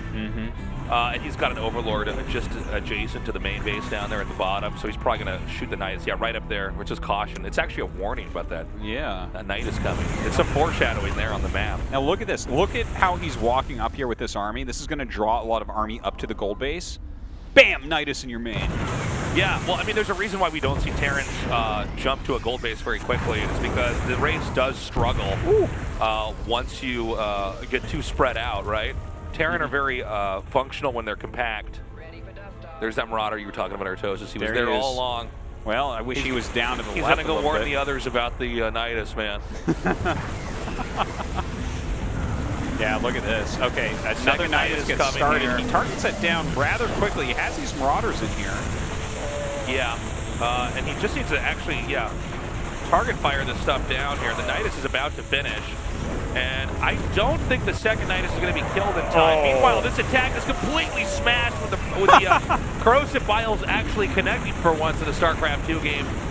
And I think we're just going to see this game fizzle out. I think Rogue's got this. Dude, you missed it. When he looked back and saw the vials wrecked his army, he did a silent Vincent van Gogh scream. I kid you not. Someone needs to go back and screen capture that. Yeah, it's so funny. So now the gold base is gone. There's another Nidus over here near the top center that's going to be a good launching pad for more attacks over here in the north. Dude, that went as poorly as it could, the way that his bio got cleaned up by those vials. Bunny's trying to hold on here. He does have a lot of Marauders. Rogue, though, on a solid 4-base economy. Okay, another Nidus comes here right when the SCV wanted to have that depot made. Another push up here, and I think the siege tank is going to shell down that Nidus before it can really do anything. The question is, does Bunny actually have enough to push through here? It seems like he's pushed into a situation that he can't win. Well, he'll push this back for now. I mean, he does have a very strong amount of Marauders in there, so it's a little bit hard as you start to scale up those army sizes. He has similar army supply to Rogue, who's on Roach Ravager, so that's, I mean, your army is higher quality for sure. Whoa. What? What? He just shot his own tank. Are you sure it wasn't a Zerg tank? Could have been an infested tank. I didn't think about possibly. that. He's faking a drop up here, but I don't know what this is really going to do because there's not another position that Bunny can run into to try to take advantage of this. Might be part scout, or he draws the units up there, so this actually answers my question. I didn't see this other set of he's got 4 spores. Look at that. Yeah, that's going to tear up those medevacs. He'll still be able to unload some if he commits, but probably not enough to where the medevacs are all going to live through it. It's kind of funny to see because how often do we see like 1 spore on the side, and that's when you know they're going to lose their main? Right. But 4 spores.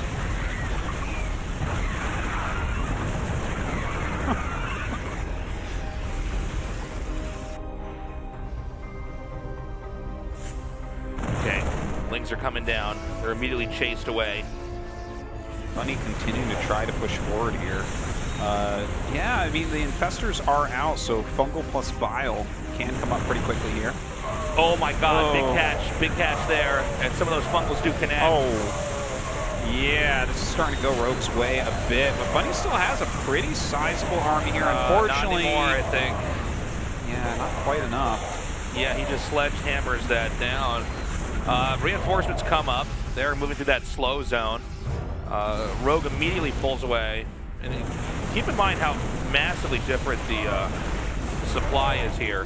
Even when it seems like, you know, Bunny might be close to winning this, you have to realize there's got to be so much more in production here for Rogue. Yeah, his income is super low compared to Rogue's here. And, you know, I don't know about this whole play for Bunny trying to end the game when, you know, clearly Rogue's on a gold base. He's got way more of the map. I think, if anything, it would be better for Bunny to basically try to drag the game out, cut it in half, and then win the resource fight in the long run. I don't know how he would win in any circumstance. Yeah, though. It's it's a pretty... Every situation is so bad. Like, now we're going to have Lurkers out and Vipers, which is where Rogue, if anything, gets stronger. Yeah. It's like, oh man, it's just I think he lost too much of his army when that Nidus came into his main. He was actually, I think so. He was dealing okay with the Nidus. It's just his screen was on the right place to stop the Biles from destroying his army. Yeah, it was not an efficient trade whatsoever. Ravagers are not meant to destroy your entire army, you know? Yeah. That was more efficient than Lurkers doing. Well, I mean, I think they're designed to be like, you know, to counter siege tanks and stuff like that. But when you actually have Biles connecting on clumps of Marines and Marauders, it's a very different story. Now, he's got a pretty big unload over here on the ramp, and he can control this area pretty well, bottlenecking that, cutting off anything that's going to try to come in here and wipe this out. Yeah, not bad, not bad. The Vipers are starting to come up here now.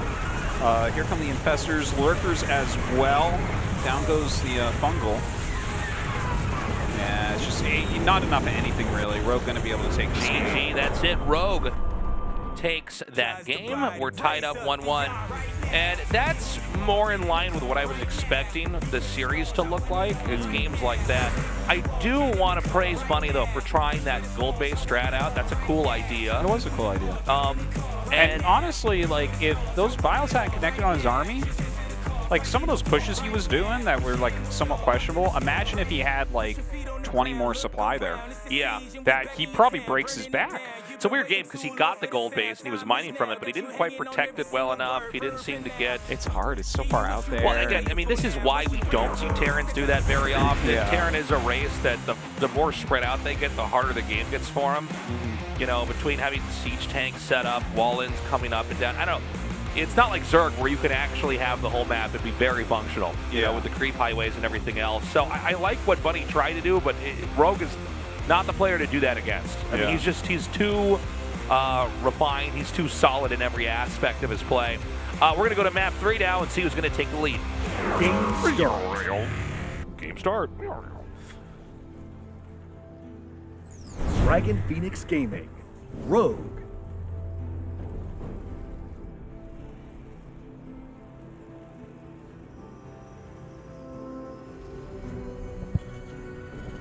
Team NV. Bunny. So what you're saying, Tasteless, is Terran needs creep. Yeah, I don't get why Terran don't have creep that could spread around the map. Well, we already tried that on this plan. It's called Roads, and it actually just causes more traffic and makes everything slower. Hey, did you ever play Warcraft 1, like the first one? I think I watched my friend play at his house, but I really started on Warcraft 2. Yeah, I started on Warcraft 2 with my RTS. The answer is I think I didn't actually ever play Warcraft 1. I remember I was so into Warcraft 2, man. Like before StarCraft, I was like just the greatest thing ever. It was like such a good game. I couldn't even believe that this game existed. It was so perfect. Yeah. And then I went and bought Warcraft 1, and in Warcraft 1 you could make roads. That was one of the things you could do with the game. What did they do for you? I think they sped up your movement. I didn't like it. I did not want to make roads. It actually, for some reason, really they gave you too much vision, and you could react everywhere too quickly, right? You knew even back then. Right? Yeah, spreading my road tumors. Well, that's interesting. Let's revisit that 20 years later. I couldn't get into Warcraft 1. You could only select, I think, 4 units at a time.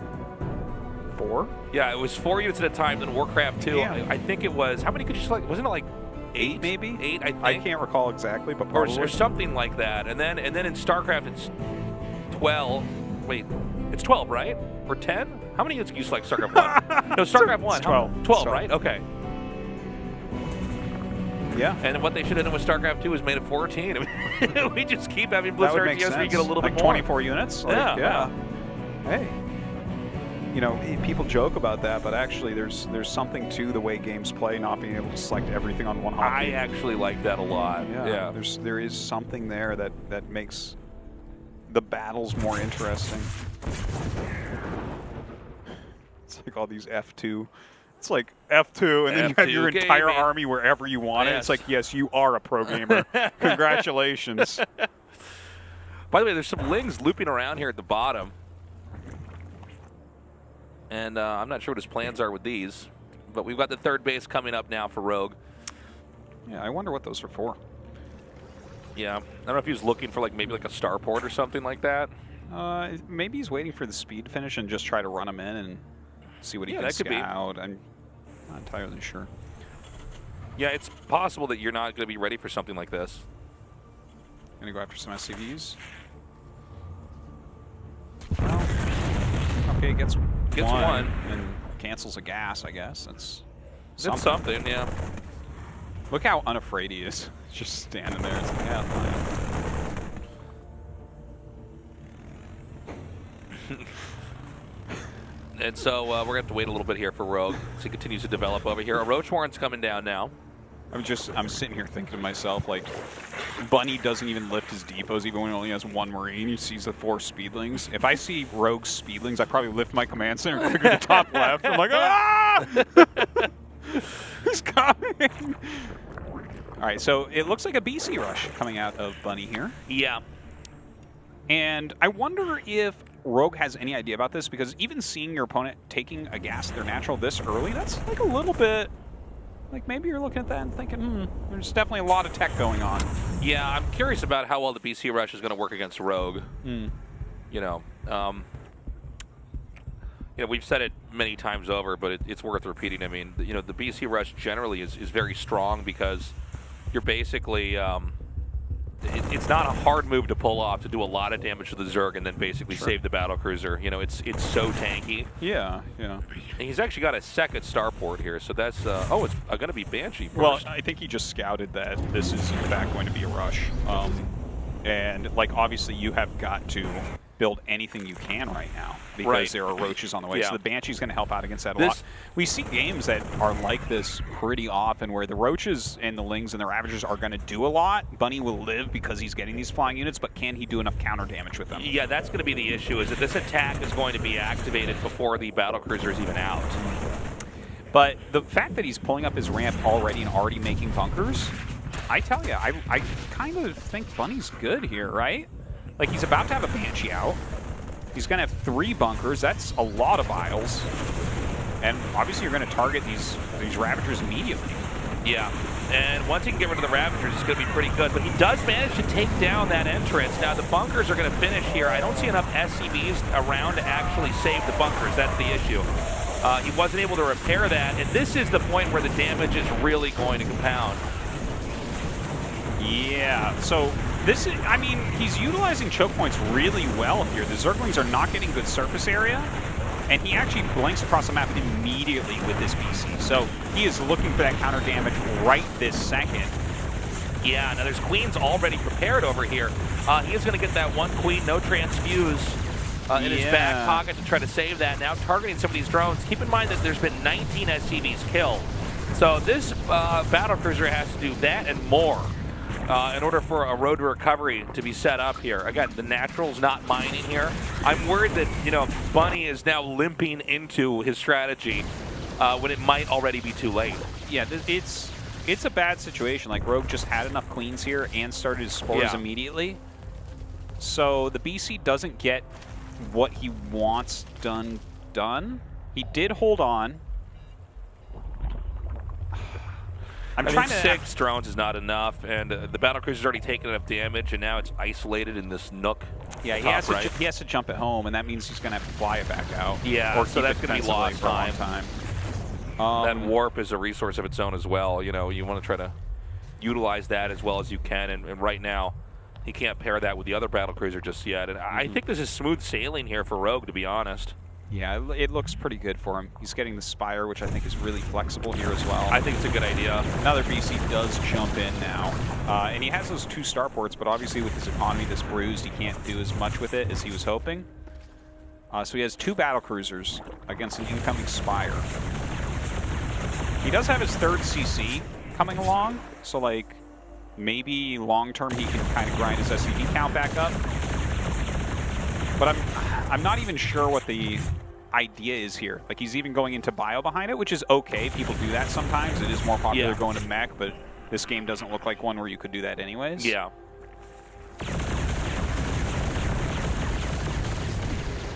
And, I mean, he's trying to do what he can here with this. I mean, I think that, you know, the story was kind of told when the, you know, Lings and Roaches and Ravagers actually penetrated the base. We're at 69 workers versus 40. So, I mean, Rogue is eons ahead here. Yeah, look at all those queens hunting down this battlecruiser as well. Yeah. It's not going to get away either. Oh. Painful. And, you know, one thing about the battlecruiser play is you really cannot lose the battlecruisers. It's so painful. Yeah.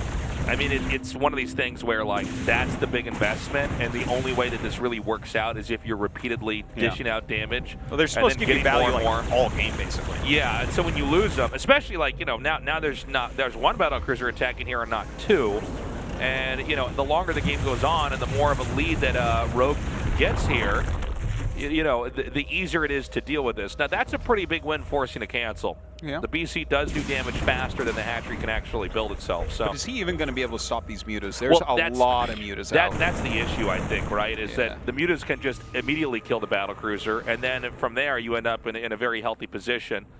I think he's going to see the mutas in just about GG because, like, even this push he's doing, it doesn't really have much of a shot. No. Like, there's enough mutas and queens that he should be able to kill this so quickly.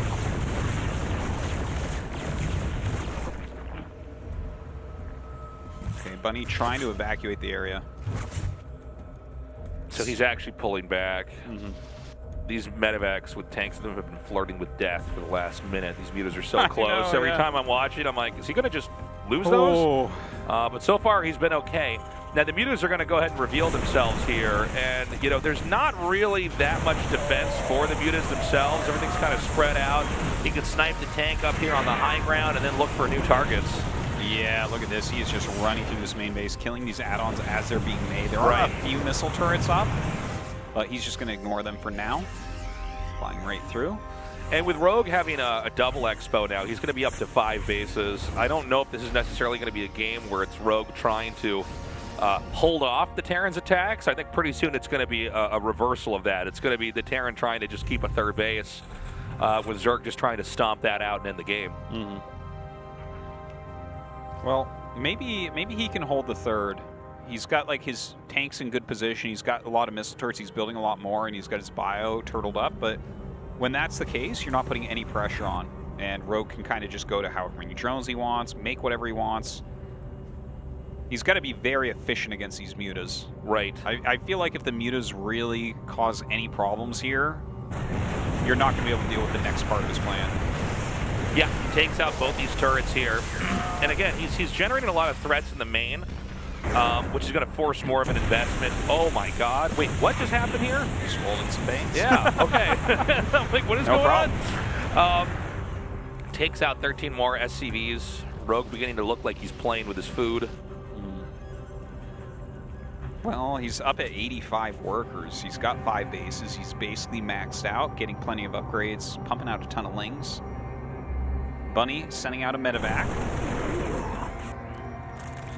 And again, I feel like this is just a matter of time. You know, very soon here. Yeah, I mean, very soon Rogue is going to have the opportunity to just actually end the game. He's basically like ticking off a few more boxes till he has everything that he needs to just be completely relentless on the map. But, you know, the harass has been good. Unfortunately, I think a lot of this, again, just goes back to that Roach Ravager attack with the Lings. You know, Bunny had a cool idea, but Rogue basically countered the idea before it came out. And then when it was Bunny's turn to try something, it didn't work. Bane's just going to be connecting on to tanks because that's the confidence levels that we have right now for Rogue.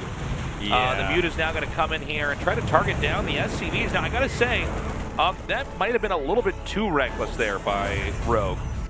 Like, he's still way, way ahead, but, you know. I think the Mutas did enough at the 4th that even if the 3rd base trade was not all that great, it's like, it's fine. Especially when you look at this income disparity. It's like 3,500 minerals per minute for Rogue, whereas it's like 2,100 for Bunny. Yeah. And a lot of that is going to be attributable to mules, which means it's not going to last. That's tough, right? He can trade like very inefficiently here and still be ahead. And Rogue is double expanding again. Yeah, he's up to about 90 drones. Yeah. And so, I mean, the engine this guy is going to have economically is just going to be, you know, something so hard to contend with. 2-2 does finish up here for Bunny. You know, the Muta's basically making the battlecruiser much less effective in the long run. I mean, it's coming in here and maybe killing some drones and warping back home. We do have a Widow Mine drop coming up here. There's a chance that Rogue doesn't see this with all that's going on the map. At this point in time, he has vision of like 80% of the map. Like it's actually crazy if you look at the mini map closely here. If we turn off Bunny's vision, you guys won't even notice. The medevac gets shot down with ease. 2 more medevacs coming up here, but Lings are en route to try to meet them. Yeah, it's Bunny has maxed out, so you got to give him some kudos there, right? So he has his actual army is very, very good. He's done all that he can. I think, you know, the issue... It's in God's hands now. It's in God's hands now, Artosis.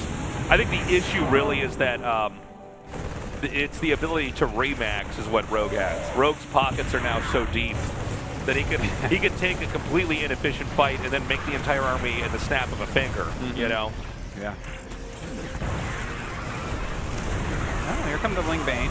A good spread here from Bunny running back. I mean, you can't get much less efficient than that, right? Yeah, like he kills 2 tanks for just about everything, but he just holds his finger down on that Z key, and we are refilling.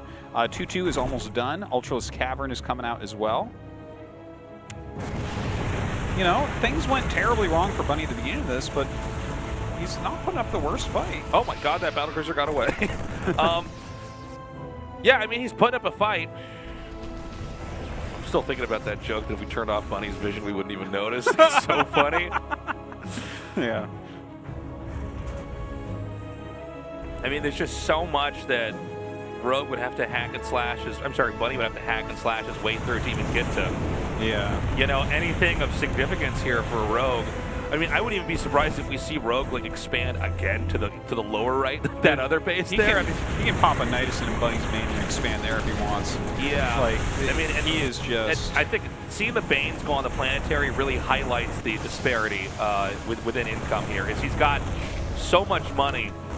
I mean, you know, sending Banes onto a planetary is not cost efficient at all, but when you have this much money, it doesn't matter, you know. It's almost, watching Rogue right now, it's like he's playing a sandbox game non-RTS. Yeah. He just gets to do whatever he wants. Yeah. It's like, Rogue, why are you... If I were his parent, I'd be like, what are you doing? It's just, he has so much. He has everything. He's dealing so much damage every time. Bunny's sitting here with less than 200 minerals in bank at every moment, trying to get something done. And then Mutas and Lings go over and clean it up. And... I mean, we're just kind of waiting, I mean, to see what Bunny can do. I mean, the only thing I can really think of that is in his corner is that if this game doesn't end and it just goes on and on and on and on and on, Bunny will have hit more resources on the map that he can still buy. And Rogue has been trading cost inefficiently. But that's the only thing that I see here. Yeah. Yeah, he definitely hasn't mined any from all these bases on his side. But as, like, Lingbane Ultra is starting to come in now, that one BC is still alive, which is kind of cool. He's been a bit of a hero this game. Yeah, and you can see the moment that Bunny even tries to make any presence on the map, it's immediately swatted down. Now, again, it wasn't the most efficient trade here for Rogue, but he's already maxed out again, and he still has almost 3K minerals. Gas is coming in very quickly as well. Look at this. Gunning down everything that he can. He's putting the effort. He certainly does. Not stopping Artosis. And, like, you can see Bunny is playing well. Like, I don't really have complaints in that direction. It's just he took a lot of damage at the beginning of the game. His BC counter didn't do what he was hoping it would. I'm actually surprised the game went on for as long as it did. I mean, one thing about Rogue is if he doesn't slip up early on, he wins. But if he actually has an effective attack like that, he never loses. Yeah. Like, he knows how to, There's no comebacks against Rogue. Yeah. You get one try to play a perfect game. Yeah. You got to hope you get 4 Hellions into his base and take all his drones out. And even then, it's just a game of chance, Artosis. Yeah, it feels that way. That's a huge trophy we got.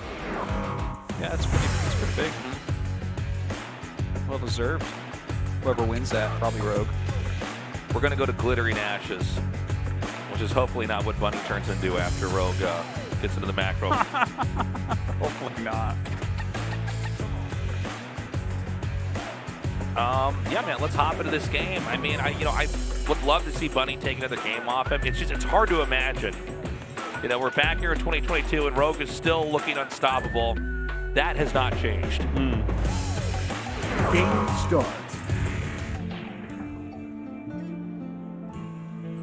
Dragon Phoenix Gaming. Rogue.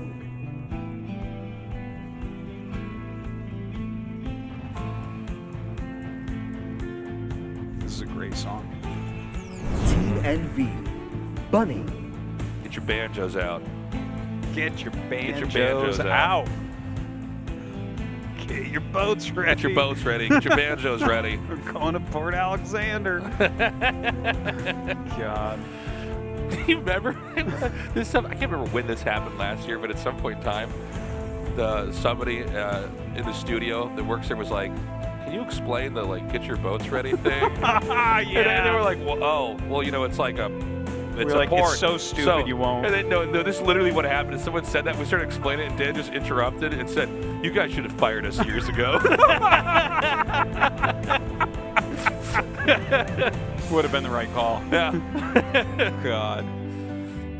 All right, we actually have a command center first, which is kind of cool. Yeah. Well, I think at this point in time, Bunny's. It's weird. It's like we started out with this game with Bunny, you know, just getting in there, getting those kills with the Hellions, and then he seems to be trying to kind of almost gamble a little bit, you know, with trying to get an advantage. I mean, he did the command center at the gold base, which wasn't spotted in Rogue One anyway. Yeah, that's true. The BC stuff, I guess that's pretty standard, but it was a 2-star port, so that was a little bit. Oh, that's right. That was I actually almost forgot about that. But in this game, it's going to be command center first. Yeah, you don't see that often. It's actually like I've seen it a little bit in the last several months. And I think it's, and I mentioned this last time I saw it as well, where I think it's very nice to see this mixed in occasionally. Yeah. Because you need to keep Zerg honest in that way and make sure they aren't just always on hatch first. Yeah. Like these percentages are actually things that really do matter long term. Like for a single game, it may not matter and it may feel really silly, but for like long term potential, if this isn't part of the Terran arsenal, it seems wasteful. Yeah, I agree. I think overall having this occasionally will bring up win rates. Stuff like this is really a very like best of 3, best of 5 move for those who are students of the game. Sometimes you'll see a strategy. This took me a long time to figure out, like when I was really little. Like, I was playing StarCraft 1 and watching, Korean, like the OSL and the MSL and all that stuff is to appreciate that there's like, some of the stuff you see in a tournament, you absolutely shouldn't use if you're laddering. You know what I'm saying? Which, of course, is why people do it all the time on ladder. If anyone does this against you on the ladder, guys, just call him a clown. Yeah, where, like, if you're going to try to get, Grandmaster or whatever your goals are, and you're like, I'm just going to make this and hope he doesn't scout me. Yeah. It's not. It makes much more sense when you have 2 players of unbelievable skill. Yes. And, there is a bit of a poker game there with how you could open up, where it's like, well, this guy does play very kind of conservatively, so I'm going to actually take a pretty big risk here and assume he's not going to scout and or attack me. But totally. I feel like generally if you're laddering, what you want to do is have like just a small number of builds that you're running until you feel like you've really got that down, and then you try to add another build in there. That's only if you actually want to be good. Only if you actually want to be good. Yeah. If you want to just see the world burn, you can just build cannons too. That's which is what most people do. But yeah, and then eventually you've ironed out all your different builds to where you can, get into a situation against a good player and be like, all right, what do I have in my toolkit? All right, I think we're going to try to bring out this one. That's going to give me my best chances, Well, we have a few Hellions out here. Where are these gold minerals going on this conveyor belt? There's so many gold minerals. You guys, how much money that would be in StarCraft right now? It's weird that we don't see people rushing to dropship to try to harvest those. That's right. Get down there. Someone's figured out how to stop that conveyor belt. Yeah. As soon as enough time to just grab the minerals. If you neural the cleaning bot and send it down there, you get the gold minerals, right? That's the secret. So we've got the Viking out now just to clear out any overlords, any free kills. There's gold minerals here too. This whole map is just covered in gold minerals. It's kind of here's a Dude, question he's for gonna you, lose right? Are gold minerals just worth more, or are they lighter so you can carry more as a worker? I think they're worth more.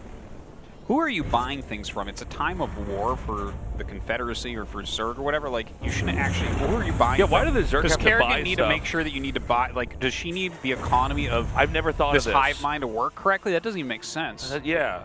Well, Zerg should just be able to build everything as long as they have enough food. Yeah, I guess if it was because they're minerals, right? If like you use the minerals to actually build the stuff, that would make sense. But if I understand correctly, it's just a resource, SCVs right? aren't made out of minerals. Yeah, no, exactly. Minerals you can't even kill.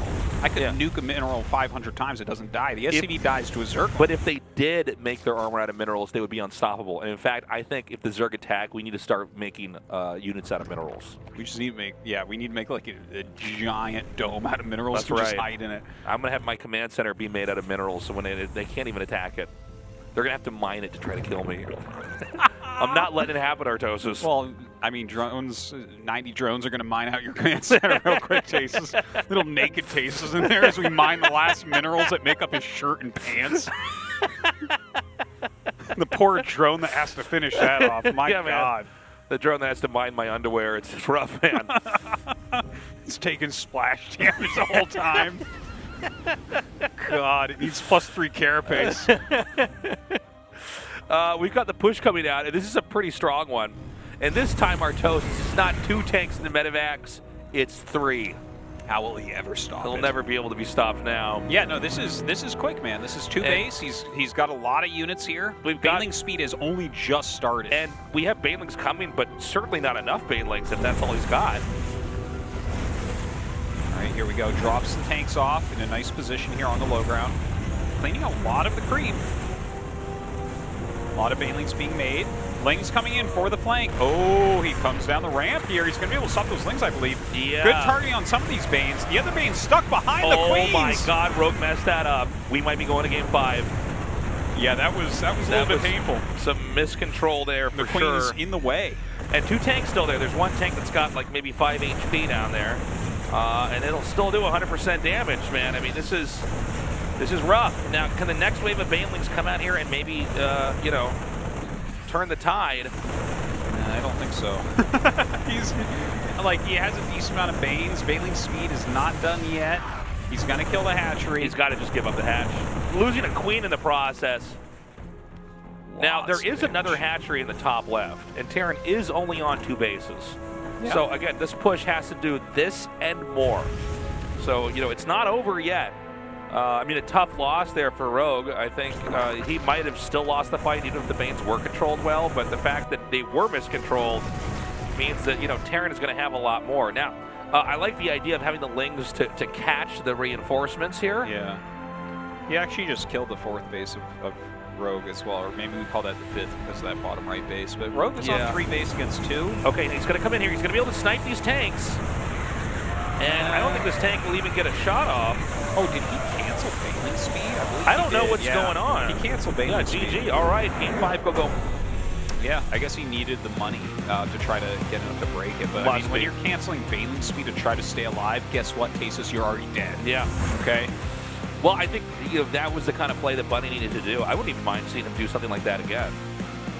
Just power up, have a really clean attack. No, it was good. And now you kind of put it on Rogue. It's like, hey, I'm even willing to go command center first. Maybe I'll go proxy Rex. Maybe you should go pool first. Yeah. But then guess what? I went Reaper expand. Get out. Yeah. No, it's not that simple, but. No, you did it. You solved StarCraft. I solved it, man. Yeah. How many atmospheres?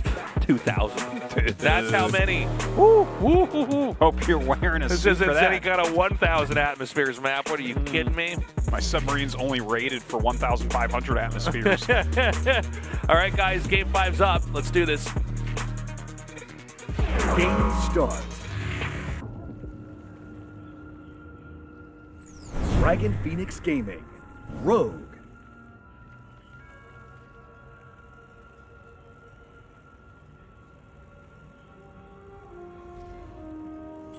Team NV. Bunny.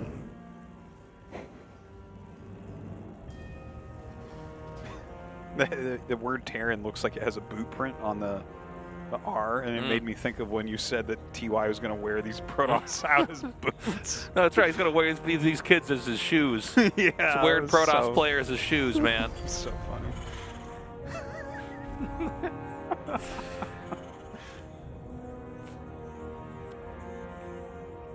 Now, Rogue, I mean, he almost held that attack. I think Rogue was getting a little bit crazy with how greedy he was. Bunny did pull off the command center first. We can't talk about that one without pointing out the command center first, which is very risky. The risk did pay off. The question is, what is the play now here for Bunny? And that's really what I'm looking at here. There's a chance Rogue does some crazy all-in as well. I mean, he's very good. But that would be probably the biggest plot twist of the start of the Super Tournament is if Bunny beats Rogue. Well, that would be crazy. That would be pretty wild. To be honest with you, when I looked at our lineup, this was the matchup I was probably the least interested in because I just kind of thought, no, I thought like, yeah, Rogue's probably just going to win here. Even though Bunny's very good, it's like. Yeah, well, I mean, I always feel that way about Rogue for sure, but with Bunny coming up, the thing is Maru's in such good shape, and then Armani, like, I mean, I say it in a teasing fashion, but he does just go like mass lurker and run up to planetaries and stuff. I'm like, yeah. I think that Maru is going to hurt Armani badly tonight. We'll see about that. Yeah. But Armani will have his chance to prove me wrong, but we'll see. Okay, so second racks. Cool.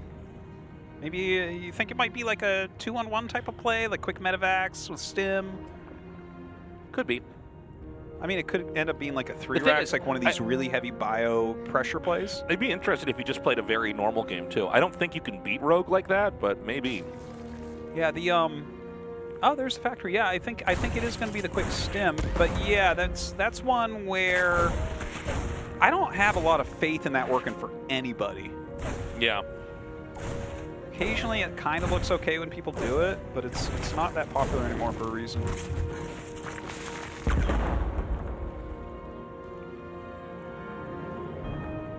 Yeah, it's going to be an interesting year to see how Bunny performs overall. Like, he really has basically leveled up every year.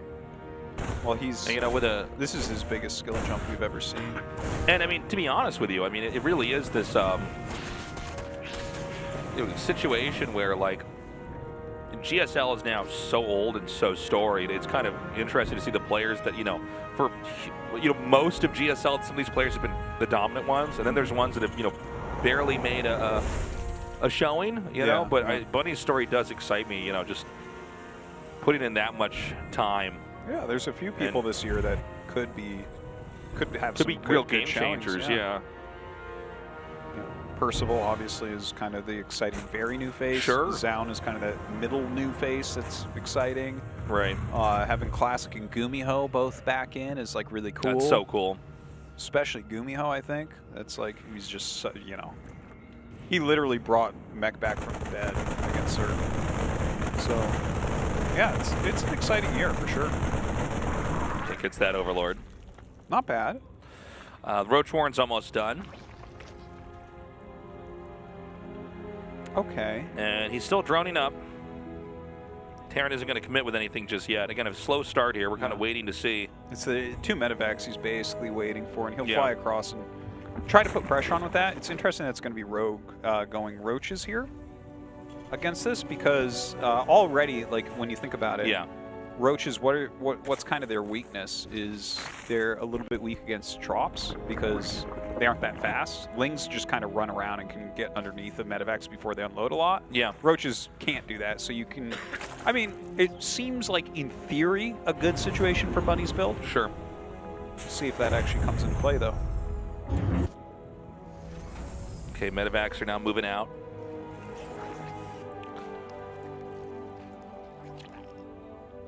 And, I mean, he's going to probably be able to just drop into the main. We already have a Spore started here. All this timed out pretty nicely by Rogue. That makes a lot of sense, actually, that he's getting the Spore because of what we were just talking about. Yeah. So here come those Marines stimming in, gunning down that creep tumor. But I don't think he's got enough to make a dent here, There's too many Roaches and Queens. He's going to try to come into the main, but, oh, the Queen's gone. Yeah, but the Spore is... I mean, that's quite a deterrent, right? Like, you could unload, but you're basically going to lose a medevac. At least one medevac. You probably will you will eventually lose the fight over there. I think you'd almost be feeding into the Zerg if you did that. Yeah. So you can see he thought about it, and it's funny how one spore kind of operates like that. It basically, against 2 medevacs, it's quite good. Yeah, it basically guarantees that, you know, first of all, you don't have another option after that. That army is going to be stuck there until it's killed off. There's another medevac up here at the very top, and I don't see a spore over here at all. Yeah, he has a mine in there also, so some more potential for some messiness. And we see the spore starting now. The mine goes down here. It looks like it's going to connect onto the drones. Okay. But again, not that much damage. You know, killing 3 drones, if you keep in mind the cost of the medevac and everything inside of it. You basically need to kill more than the price of that. All right, gonna bomb into the main base now here. 2 queens and some roaches waiting, so this will slow it down enough that he can get other units up here to help. Oh my god! What? I can't believe that. That made that so worthwhile.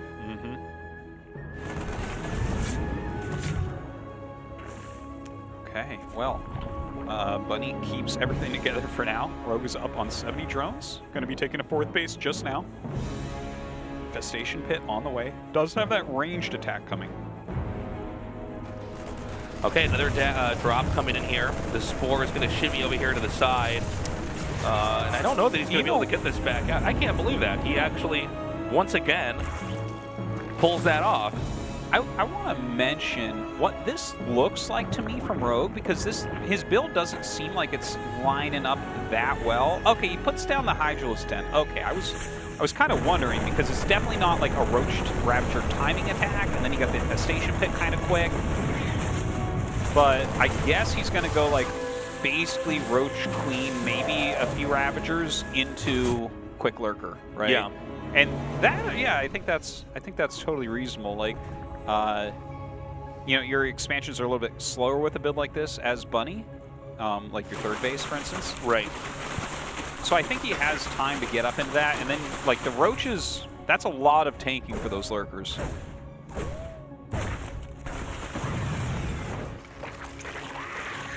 So honestly, this game hasn't been bad for Bunny. I'm actually kind of excited to see where this goes from here on out. It is funny to see him in the final match to prove himself. He's going to play in a very standard way. You know, not trying to cut any corners, not trying to have any surprises here. Just wants to try to go head-to-head with Rogue. Yeah, just trying to keep some pressure on and trying to macro well behind it and all that. Definitely something to laud.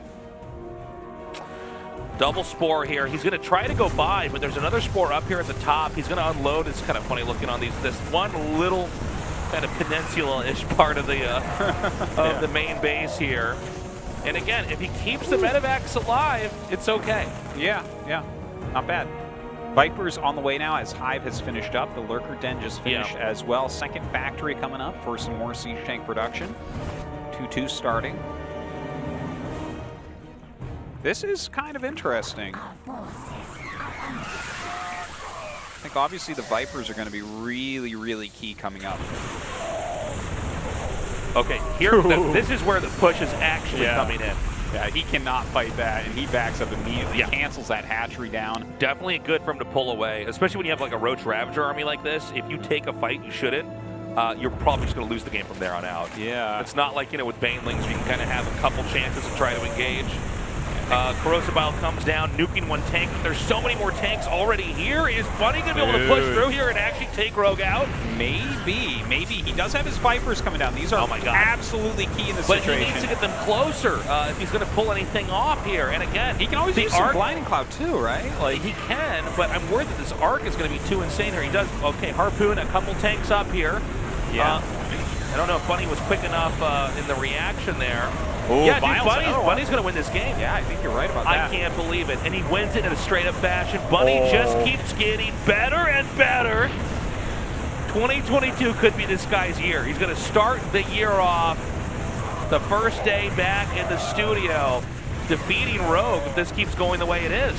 Oh, Rogue is dead. Yeah. Man. You already saw him throw his head back as well. He knew that this was over. Beautifully done by Bunny. And brought out a large spread of strategies and build orders. Yeah, no, I mean, the fact that he even ends it in a straight-up game, head-to-head, classic, Terran push, no surprises, no gotcha moments with, I thought he was doing this. In fact, he's doing something else. He's continuing to come in here and close this out.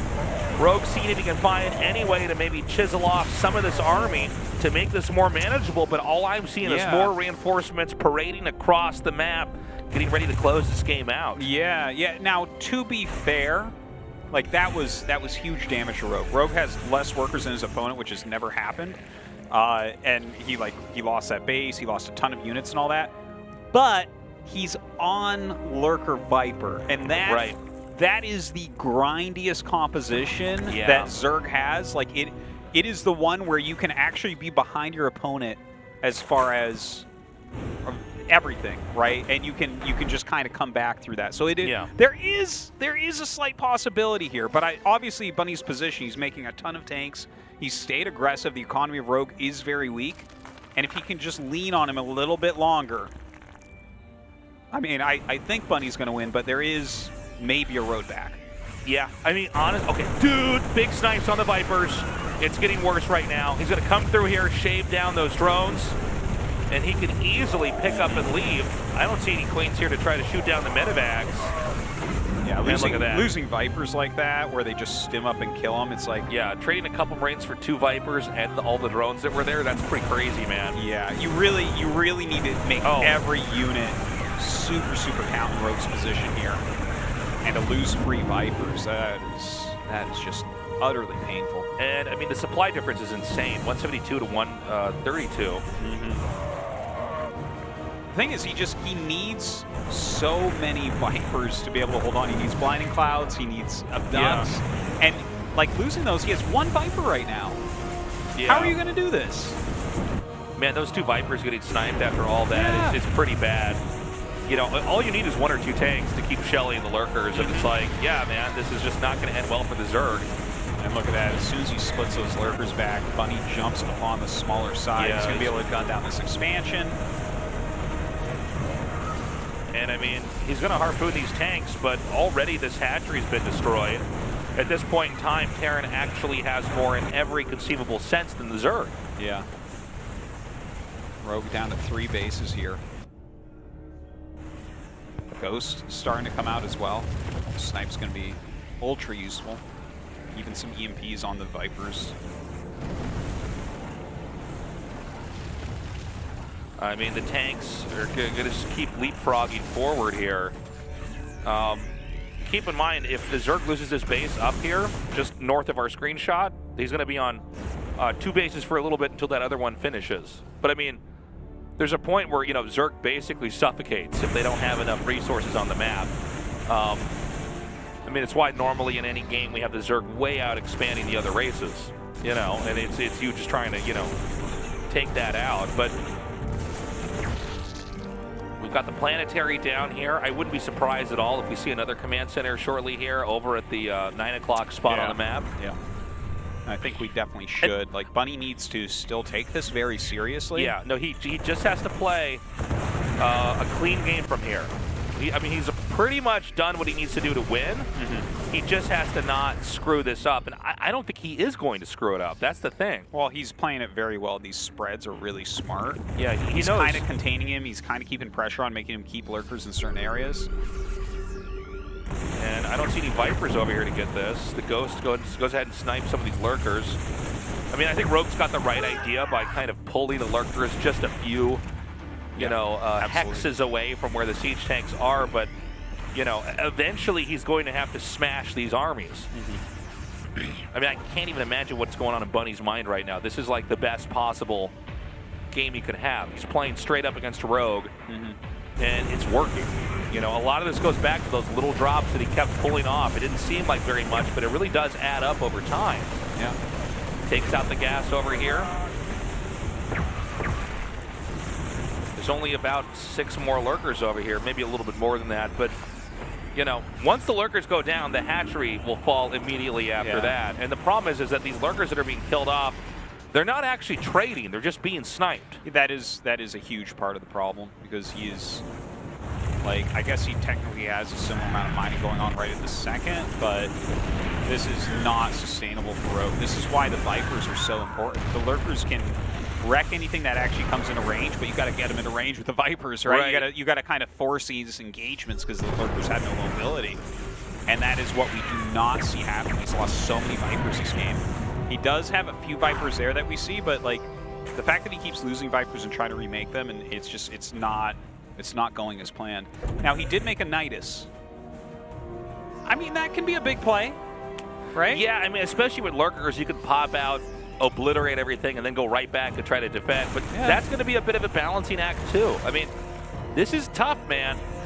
Again, Rogue's not dead yet, but the noose is tightening right now. And you know, it's kind of hard to imagine a game where this is going to work. And the Nidus is spotted ahead of time. He actually has to ditch this. The Ghost can just kill this off now. And I think he's going to pull the trigger. I think he's realized the Lurker count's low enough. And I think this may be the killing blow that we're seeing right here. Yeah, he kills yet another hatchery. This is as bad as it can really get for Rogue. It keeps getting worse and worse, in fact. Like, I guess the Hydra just kind of walk forward and kill everything, but just barely so. Coming up now and sniping as many Lurkers as he possibly can. And Rogue kind of throwing his head around. Three still alive, actually. Almost completely wiped out the defenses there. And, oh man, EMP's even going off here. GG. Bunny did it. The big upset of the tournament. At least to start, man. How far is he going to go this time around? If you can beat Rogue, dude, you can beat anybody. Yeah. Fantastically done by Bunny. Rogue having a tough time here. He's been underperforming a little bit recently. Well, international tournaments and now here at the Super Tournament. This is the thing, though, man. I mean, Bunny, I love this guy's story. He really put in the hard work. He's been here, like, forever. Now, Rogue is, you know, one of the players that's been, you know, just dominant throughout StarCraft 2, especially here in Legacy. And, like, Bunny just never gave up. Every time he came in here, he did bring a little bit of a better version of himself. And here we have him beating Rogue. Who knows how far he's going to go. We have an interview with Bunny now, and then we're going to have a short break and go into the next best of 5. After an arduous battle that lasted until the 5th game, it is Bunny who defeats Rogue to make it to the round of 8 of the Super Tournament. Congratulations, Bunny. Thank you. Well, last year, you did underperform a bit, but this time you defeated Rogue against the laws and you move on to round of 8. How do you feel? Rogue is a phenomenal player. And recently, playing against Zerg was really hard, so I prepared really hard beforehand. The first game, you showed fast tempo plays to take the win. In the second and the third, you did lose to him twice in a row. But in Blackburn, you were able to take the win with the battle cruiser. So, any disappointments today? Well, in the second third, I had the concept and I knew how to win, but I think I was too nervous and I made trivial mistakes that led to my loss. So I was quite disappointed. But after the game after, I was able to win, so I regained my poise.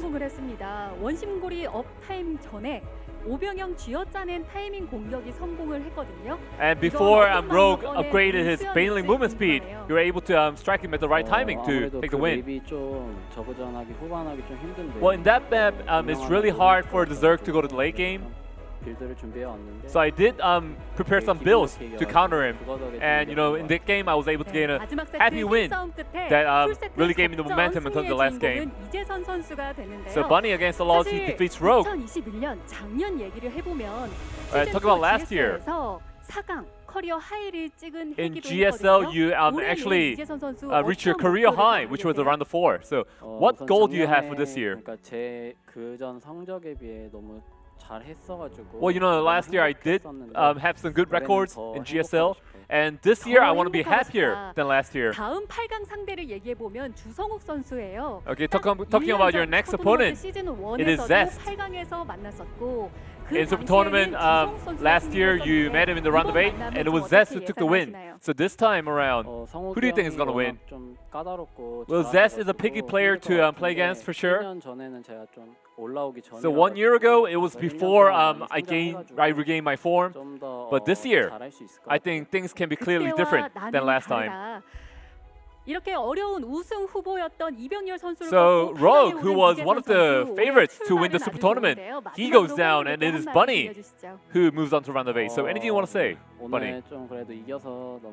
Well, I'm really relieved and happy to have won today, and really thankful to the fans who cheer for me, and also thankful to the team. 다시 한번 진출 축하드립니다. Once again, congratulations, Bunny. Thank you. 자, 이상 두 번째 8강 진출자 That's really exciting, man. 이재선 선수 만나봤는데요. 다음 Wow, okay, so Bunny's moving on. Excellent. Up next, Maru versus Armani. Oh, you see Bunny like pumping his fists as he Yeah, walks he's happy, by? man. Guys, we're going to be right back, and GSL Super Tournament will continue on. See you in a little bit.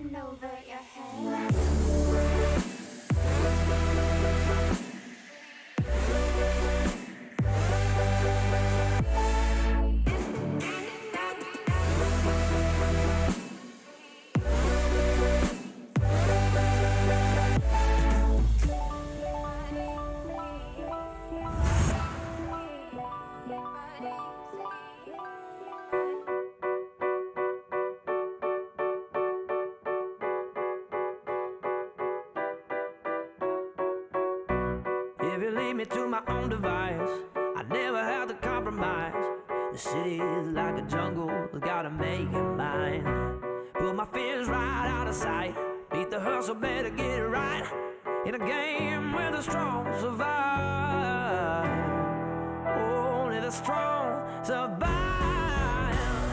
Your chains will not hold me down. The break and fall to the ground. Can't tame these lions inside. The power is raining like thunder, ready for a fight. These lions inside. These lions inside.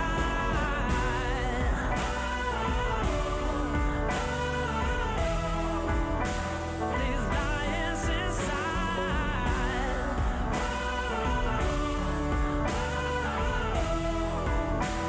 These lions inside.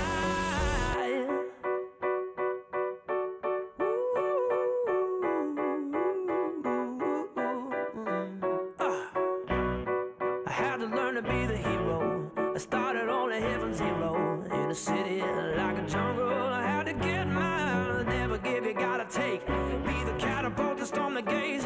Cause the champion is never giving in. See you through till the end of days. Till the end of days. Your chains will not hold me down. Break and fall to the ground. Can't tame these lions inside. The power is raining like thunder, ready for a fight. These lions inside. These lions inside.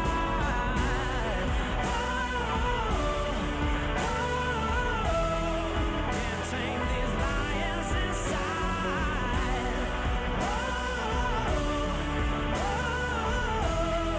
Can't tame these lions inside. The ground that they're walking ain't cutting through their skin. They're hunting down their prey to the bitter end. The ground that they're walking ain't cutting through their skin. They're hunting down their prey to the bitter end. The ground that they're walking ain't cutting through their skin.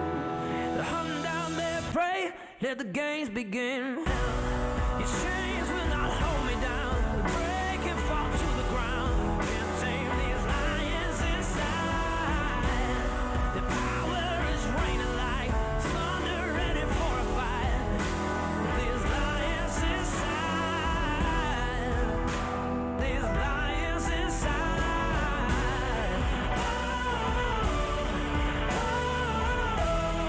Can't tame these lions inside.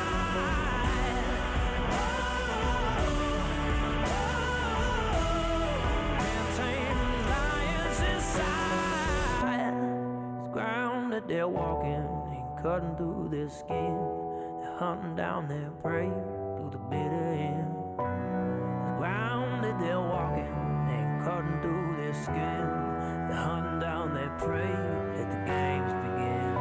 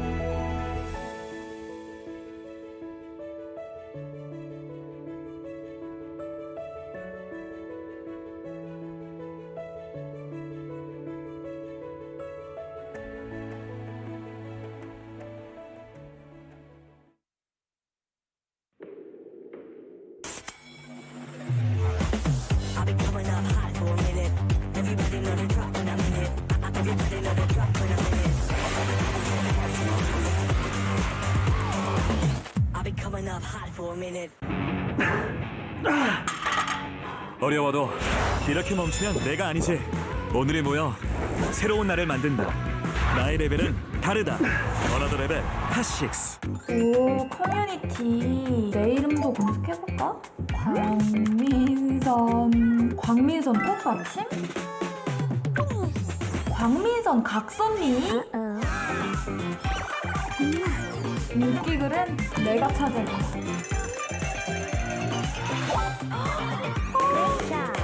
나이스! 감사합니다. e스포츠의 커뮤니티는 여기!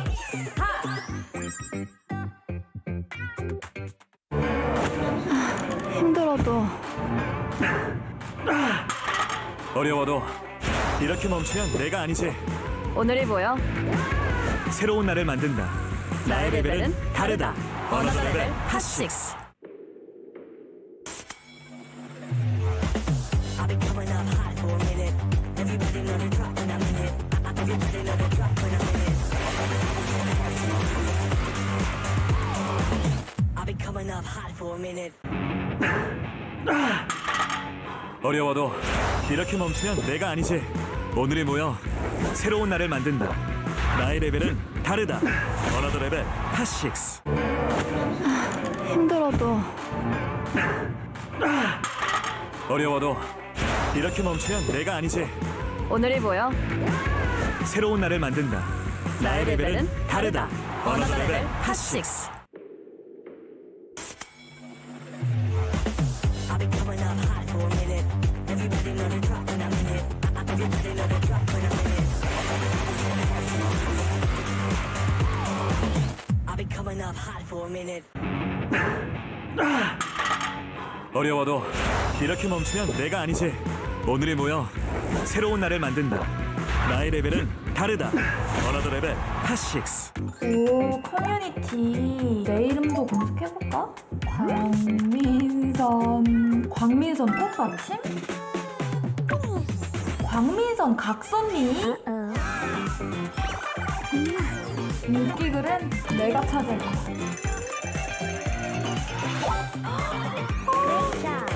나이스! 감사합니다. e스포츠의 커뮤니티는 여기!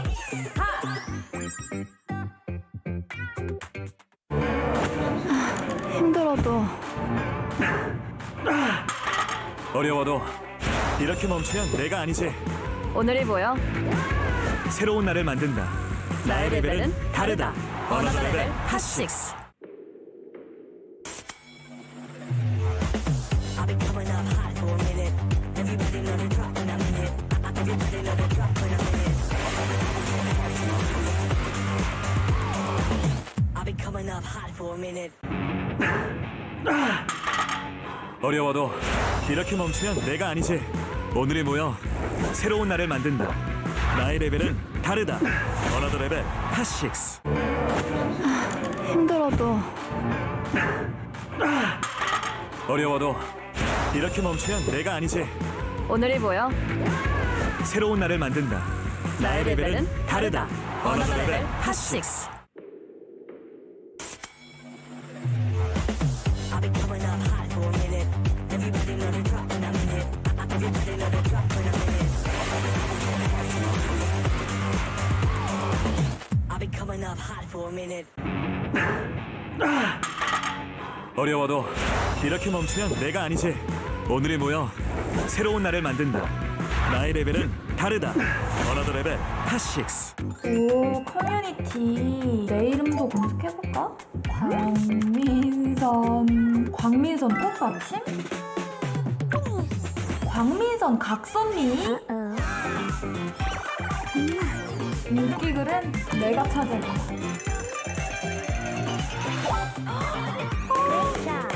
나이스! 감사합니다.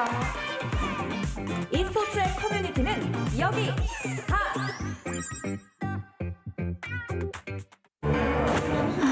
힘들어도 어려워도 이렇게 멈추면 내가 아니지. 오늘이 뭐야? 새로운 날을 만든다. 나의 레벨은 다르다. 어나더 레벨 핫식스. I'll be coming up up hot for a minute. Everybody let it drop when I'm in it. Everybody let it drop when I'm in it. I'll be coming up hot for a minute. 어려워도 이렇게 멈추면 내가 아니지. 오늘이 모여 새로운 날을 만든다. 나의 레벨은 다르다. 어나더 레벨 핫6. 힘들어도 어려워도 이렇게 멈추면 내가 아니지. 오늘이 뭐야? 새로운 날을 만든다. 나의 레벨은 다르다. 어나더 레벨 핫6. 2022 Hot 6 GSL SuperTournament Season 1. I made the devil run. Welcome back, everybody. It's time to go to another best of 5 here. We're halfway through the evening. I gotta say, I am still processing the fact that Bunny actually went 3-2 against Rogue. I think it's a big reminder of, you know, never get too comfortable with the state of who's on top, because people are still grinding, people are still improving, people are still innovating. And one person in particular that's doing that is Bunny. I mean, if you can beat Rogue, you can pretty much beat anybody. Yeah, I definitely don't disagree with that. So a great showing by Bunny. I'm sure Rogue will come back strong and win at least one GSL this year. But he is out of this Super Tournament. Up next, of course, the winningest GSL player ever of all time. Right, by far, Maru. Yeah, the Maru, another person that is always a safe bet for who's going to win any season of anything GSL related. And I think this should be much more straightforward as a series. I think Armani's good.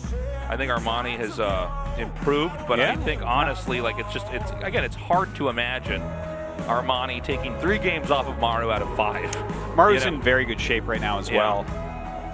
You know, leading up towards Katowice and everything, it's a great time for him to be performing, and he is. And so I think that this is, I mean, what a tough draw for Armani. Absolutely. Because Armani is good. He's a good player.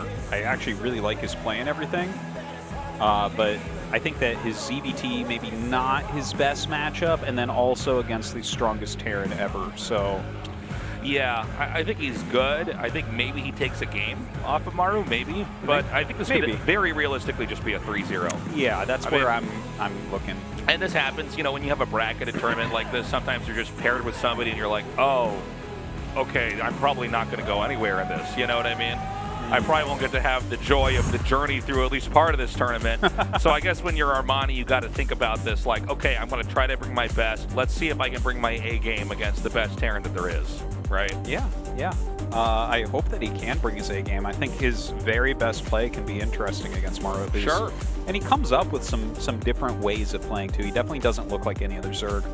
So maybe he'll have something planned out here that can kind of trick Maru, maybe give him an edge. Maru's hard to trick, though.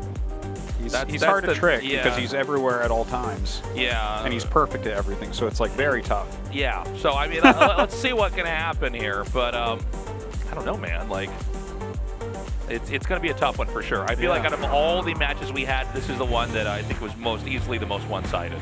But again, every year, you know, it's a new start. Let's see what Armani has been planning for this. You know? Yeah, I have no doubt that he's prepped for it, and he has his ideas about what he wants to do. Yeah.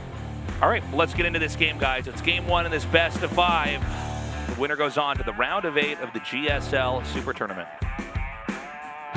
Game start.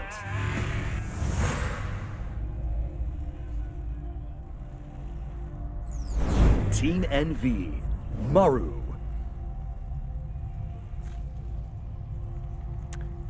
Oh, that's interesting. That Terran cutout for the command center was like perfect with the ridges on the top. Yeah. If our observer doesn't turn the camera correctly, it'll look terrible. Oh, that's true. A lot of pressure on our cameraman. Yeah. On our observer. Same with the Zerg, those spikes coming out of that hatchery. Yeah, so I mean, you know, when it comes to kind of bullying Zerg's, Maru is pretty much better than anybody that you could ever imagine. I mean, really if you know, you had a supercomputer perfectly splitting infantry against banelings, indistinguishable from what Maru looks like he's doing. You know what I'm saying? Like he's very, very on point with that. Oh, no doubt. And the other thing about Maru is there's been whole eras where he's like had certain play styles and then shifted out of it. Yes, that I mean, there was this whole period where he was doing proxy Raxes all the time, and then he's like, nope, we don't do that anymore. Yeah, like I'm trying to recall, but like when he won his 4 in a row, his 4 GSLs in a row, he was like proxy happy for a whole year, where like half of his games plus were buildings out on the map, and then the 4th GSL he won, he didn't like proxy basically at all, and he just played like big macro games. And it was like, this guy has just the entire range. And one thing that's kind of fascinating about that is like, the game itself is so competitive, right? And people are always innovating and learning. But when you can be on top like that to the point where you have to alter your own play style, like we've seen Flash do, where he's like understands the game on such a crazy level that he's like even able to know when it's time to like make huge meta shifts in his own play, so that people can't catch up to him. And we've definitely seen that with Maru. Yeah, that's pretty apt, that comparison, I think, in a lot of ways. Because that is one of the only other players that we've ever seen have to do stuff like that, where you're so much better than everyone. You have to like realize for yourself that your win percentage going down slightly, and then like alter to make sure it goes up again. You have to notice the behaviors of all the other players and be like, okay, I think they're starting to catch on to it. Yeah. And yeah, that's certainly the case with Maru, which is I've always been very interested in kind of seeing. How old is Maru now? Do you know? God, I actually don't. 50 or 60. 50 or 60.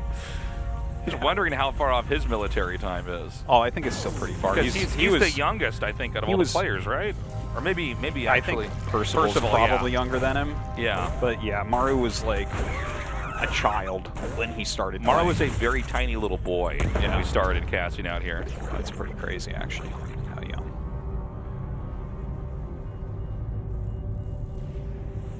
Now, when you know what I say? When Maru goes to the military tasteless, that's it. we end StarCraft 2. We're like, all right, guys. We end this beautiful experiment. We're like, yeah, we got it. All right, the youngest player that was the best Terran ever is gone now, and like by now, Innovation, TY, and beyond, all their risks have deteriorated beyond repair. Right? Like, there's really no point anymore. And Bunny's like, what about me? And we just ignore him and shut him down. I think I finally got it. Yeah, I think I might actually be the best. It's like, yeah, sorry.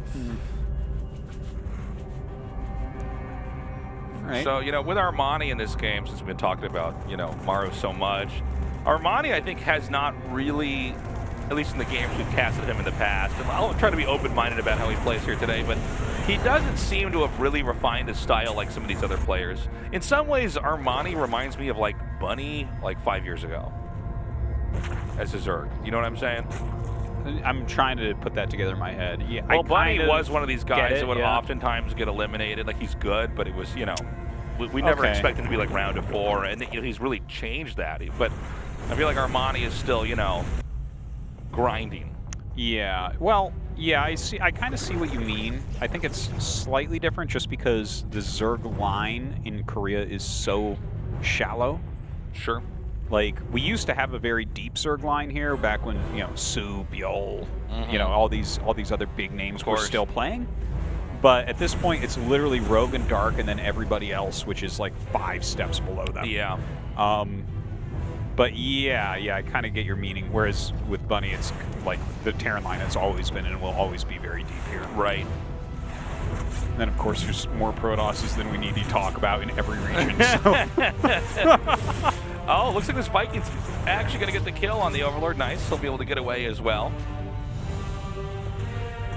Oh, looks like a ranged attack here for Armani. Cool. Yeah. And getting that Roach Warren as well. Range attack and armor coming. And here comes Maru's Liberator. It looks like the drones aren't being pulled right away. He's going to lose that. Oh, barely not lose that Queen, actually. Oh, he is. Okay. A little bit sloppy. Yeah, this is where I get a little bit worried, man, to be honest. Sure, yeah. That's it's literally a unit that Maru set up and isn't touching, and he mismicroed against it. So yeah, that's like, and he's like tripping over himself trying to get rid of it. Yeah, it's like creeping stuff in Warcraft 3 or something. Yeah, it's kind of like that. It's like if you mess that up, it's like, yeah, you're a pro gamer. Come on. Yeah, you need to be able to clean that perfect. Absolutely, be like the worst nightmare. It's like you lose your hero to a creep. You're like, I just can't even play this game anymore. Ooh. Damn, that's a pretty crazy pin. Yeah, Took those that's Hellions awesome. out, no problem. Yeah, so that's a nice moment. I guess you'll still kill all the Lings, perhaps? No, not quite. But good catch there from Armani. Yeah, important to have a moment like that. But we're not going to have any more Hellions made here. We're switching now into full tank bio. He's going to be cranking that out.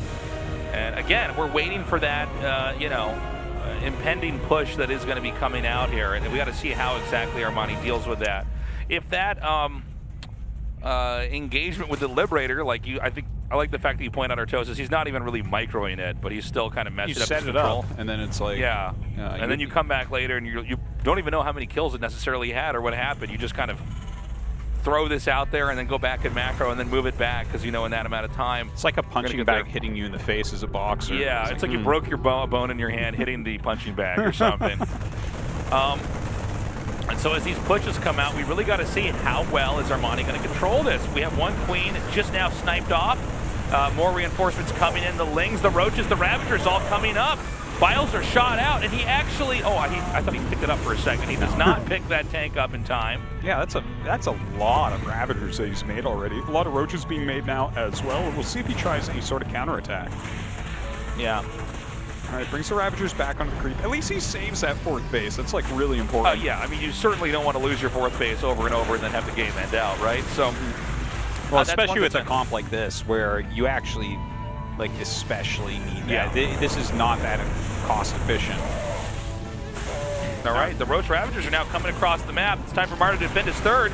Yeah, the SCV's coming out. Let's see if he can do it. Sims forward here. And throws down the Biles, but he is not getting the connections that he is looking for. And I don't think he has enough Roaches to actually tank all that much. This looks like a hold already to me. Yeah, I don't think this is going to do that much.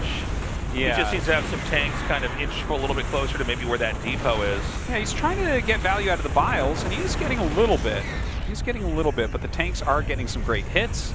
You have to dive, if you want to hit that Liberator, you're going to be eating a bunch of tank hits and Marine hits as well, so that's a little bit difficult. Gets forward, Biles one of the tanks. SCV's coming to fight as well. Maru punches back twice as hard. Only a couple Ravagers here, as a couple more Roaches do come up. But, he basically knew when to pull the SCVs. And I don't know that Zerk can attack in again. We have 9 more Roaches on the way here. But, he kept all of his tanks alive for the most part. Yeah, he lost, 1 tank during the actual assault. He's actually going by that creep tumor. I think the Lings as well see that. So we got to see if, Zerk's going to be ready to intercept this drop. He's actually putting it out over here. And it looks like this isn't going to be become anything here. Hits himself with a Bile, though, so that's always nice. Yeah, I saw that. Have to point it out. Can't not. Hive and the Hydralisk Den coming up, so it does look like a transition towards Lurkers, which Armani is very, very into Lurkers. And he's the most aggressive Lurker player, I think, that there is. We'll see if he continues that trend.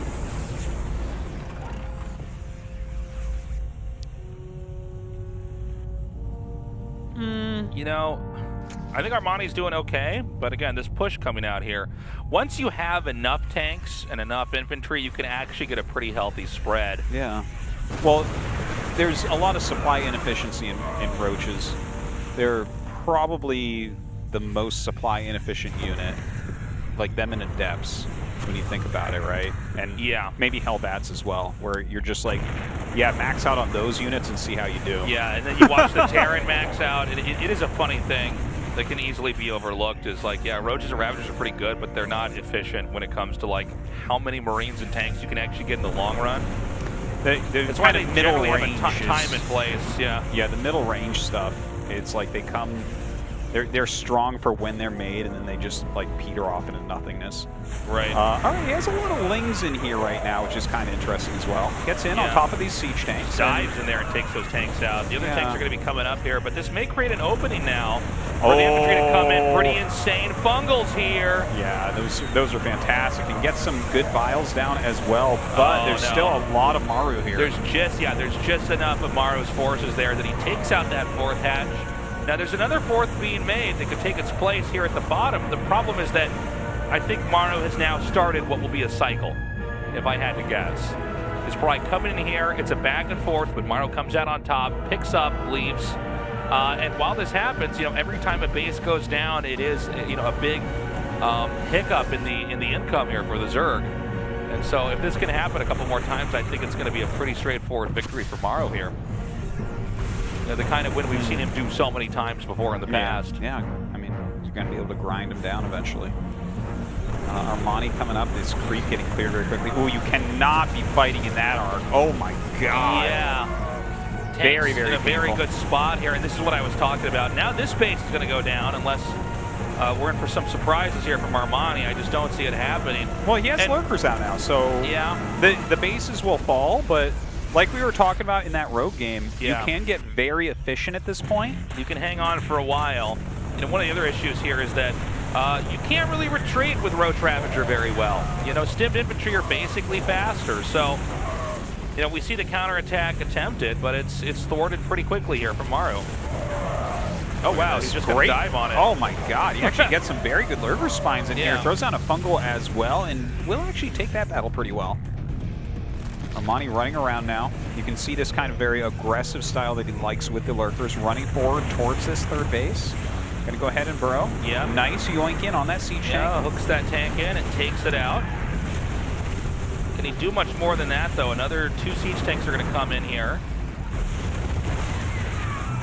Nice. Yeah. These takeouts are getting smaller and smaller. These are good moves from Armani. You can see him really starting to fight back now. And this tank might be just a little bit too far out. Doesn't matter. He actually just... Dude, this is getting hairy right now for Maru, is it not? Yeah. Well, it's one of these things like... I almost didn't believe it, but when I saw him attack into those lurkers early on, I'm like, oh, that's too many lurkers, man. You just don't want to... Yeah, it was a bit wasteful. Yeah, and now it seems like Armani is just kind of continuing it on. It looks like at the very end, though, this is going to be cleaned up here. Yeah, now does Armani have a big enough economy and enough units at home to actually cover? No, that's it. I think especially when the ghosts come out, he could basically then go across the map, snipe any remaining lurkers, and it's... He had a lot of things go wrong for him, right? Like he was losing hatcheries, he wasn't taking very good engagements quite often. The actual Roach Ravager attack itself was so Ravager heavy and a little bit late, and it just didn't feel like it did quite enough. Normally if you go for one of those 1-1 timings, if you're not at least forcing them to like retreat away from the third, you haven't done it well enough. And that definitely, he did not force Maru to do much anything there. And so now we go to game 2. The problem for Armani is, like, I don't think Maru has to do anything special in order to beat him. You know what I mean? I don't think this is about, like, coming up with a strategy that Armani didn't see coming. No. I think mechanically Maru is just so much better than Armani. And that is how many StarCraft games are won. I know it's a strategy game, but sometimes it's like, yeah, no, this guy just never misses depots. He always controls his army correctly. He doesn't make bad choices. And what are you going to do? And so we're going to be going to Glittering Ashes now for our second map. Good luck, Armani, because right now Maru is looking untouchable.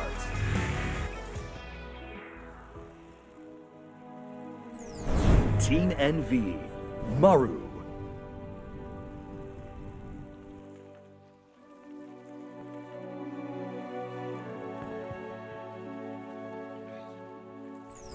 Guangdong Freaks, Armani.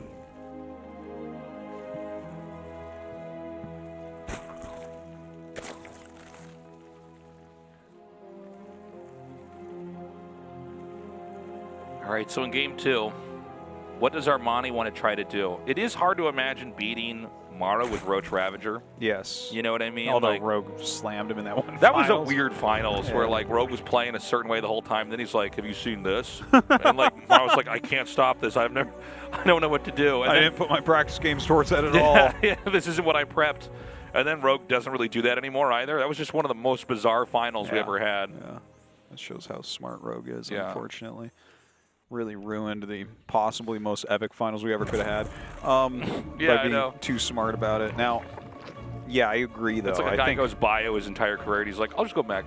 This finals and then never do it again. Yeah. I think you're right, though. I want to see Ling Bane.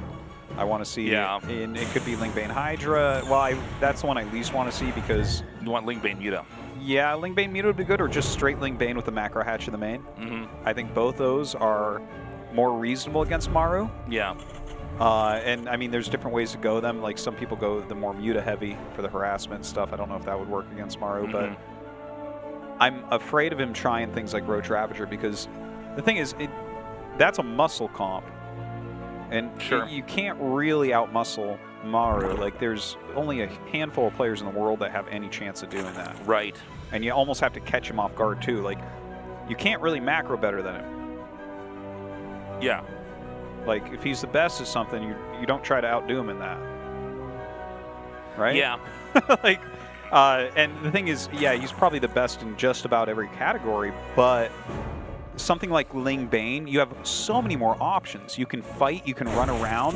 What does Roach do? Well, I think you can Roach also... doesn't have options. If you get ahead, you can really leverage Ling Bane as well. Yeah. You know what I mean? Like, let's say you catch 1 or 2 medevacs. It's like, oh, now we've really got the ball rolling here. Yeah. Whereas, I mean, even if you do something with your Roach Ravager, it's still, at the end of the day, Roach Ravager. Yeah. But let's see. I mean, you know, if you're Armani, I think whatever you think is your absolute best, you're going to bring. And that might be the place that he's in, you know, where you're running a couple different styles when you're laddering, and it's like, well, I don't know, man. Like, this might not be the best way to do it, but I do win the most with this. So maybe this is what we have to try, you know? Yeah, that's fair. Maru, by the way, a couple games here now, going for that triple CC with the factory, which is, I always take this build to mean that you think you're better than your opponent. Because it's like safe in every direction, where it's like it kind of can hold everything and like you don't get behind really on economy. It's like the build that innovation does against everyone. Well, I think also when you're a player like Maru, and this is like really what I'm trying to say is like if you're a championship like winner, like multi-time, you have to really think about the entire tournament, right? I mean, I think if you're a player like Armani, you're thinking about just, you know, each game at a time, right? I'm trying to just do my best here, but like with Maru, I don't think he wants to show anything crazy or creative or even new, right? Because he should just 3-0 Armani, and then he's going to have bigger fish to fry later on. Like, let's say he has to play against a Dark or somebody like that. Yeah, for sure. Looks like it is going to be BC actually here as well. Kind of cool. So triple CC battle cruiser. It is a Baneling Nest, so I'm happy to see that. Yeah. We'll pick off this Overlord very quickly. Yeah, Armani did this in the last game as well. Sent an Overlord in here to try to just figure out what's going on. And I don't think there's that much to see. You know, Maru's just, like I said, playing very standardly. And here comes the BC. Here it is. And I think we're going to see a much more efficient BC game than we had here out of Bunny. Keep in mind, Bunny went for double port. Yeah. But this is like the standard, you know. Is that fire in those chambers? Is it lava? I think it's fire. Look at the way it's moving up. Doesn't look very safe. Huh. So the Hellions are going to come in here. And Maru looking to just try to pick off this queen here. Bounces it back up. It is double factory follow-up, by the way. So we are going to be going to mech for Maru, following those BCs, which is the most standard way to go about it. Right. We don't see, like, oh, no, he did go double evolution chamber. So his idea here seems to be just Ling Bane. But generally, people don't like Ling Bane against BC in the mech. Yeah. It's kind of tricky to play, but some people think it can be played, and we've seen it played occasionally well against it. Yeah, this is one of the less common routes we see Terrence take here. But there really is such a different range of types of BC play that you can have. Yeah. You know, it used to be like everybody was doing the same build. People really figured out a lot of different ways to approach this. So he kills off 5 drones. I'm really interested to see if he stays on Ling here. And why he's only getting melee? He must have misclicked or something. I'm sure he yeah. Like Carapace. That's just getting melee is not really a thing. You need to have both the upgrades. Yeah, not in this matchup. In this matchup, you know, I'm a little bit worried, man. Like melee is almost halfway done, and he hasn't gotten it with Carapace. Yeah. And that means like all of his upgrades are going to be staggered, and like Maru is not going to miss an upgrade timing ever. Oh, he just started his second Evo, so... Oh, weird. That means he actually meant to do this. That's interesting. I'm trying to... Like, maybe he has some sort of idea about Ling Baneling counterattacks specifically? Yeah. I don't know.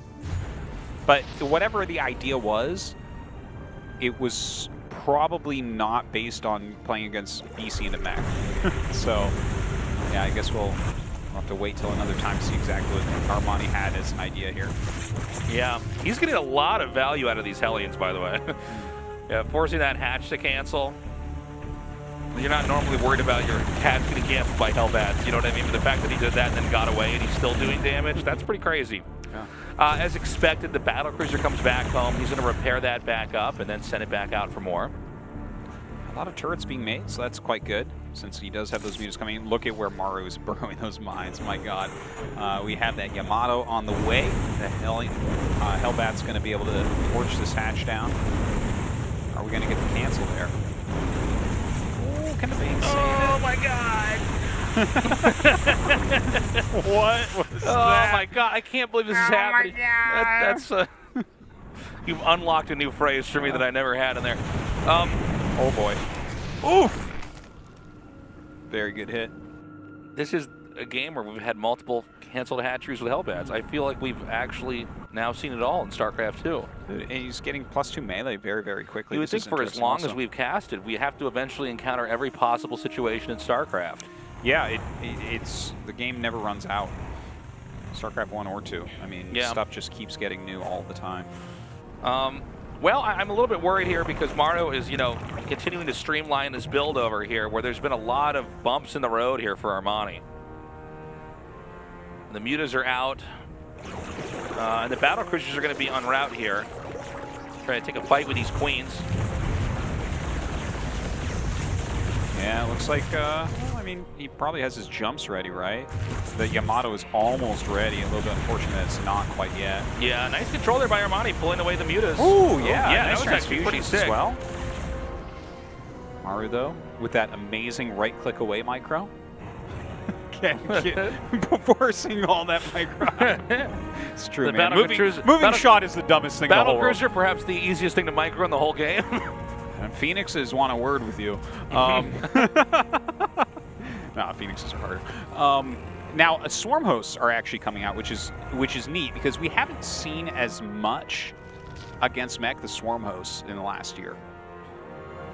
It hasn't been as popular as a counter. It was like kind of the big counter against mech for quite some time. Yeah. But yeah, it's very interesting to see. I'm glad to see this out of Armani because I want to see something a little bit fresher than, maybe dying to the first push or maybe barely holding it with Vipers, Well, he kills off 12 more drones. And again, these are all little holes he's poking into Armani that may sink him in the long run. Looks like the Muta's coming back to fight once again. Right. Doesn't do the right-click away micro this time. Yeah, it doesn't need it. Maru looked at those mutas and went, no, I win this. Yeah. I'll jump one of these, then I'll go back to making stuff. Armani figured it out in real time. He's like, oh, this isn't enough. Yeah. This would have been the moment that maybe Armani could have really won back some of those losses, but all the SCVs get away. He only destroys the depots. Where are our Swarm hosts? I don't know. Like, there's like 11 Swarm hosts on the map, but I haven't... There they are. Hell muffins. Well, Hell muffins, that's right. I forgot about that.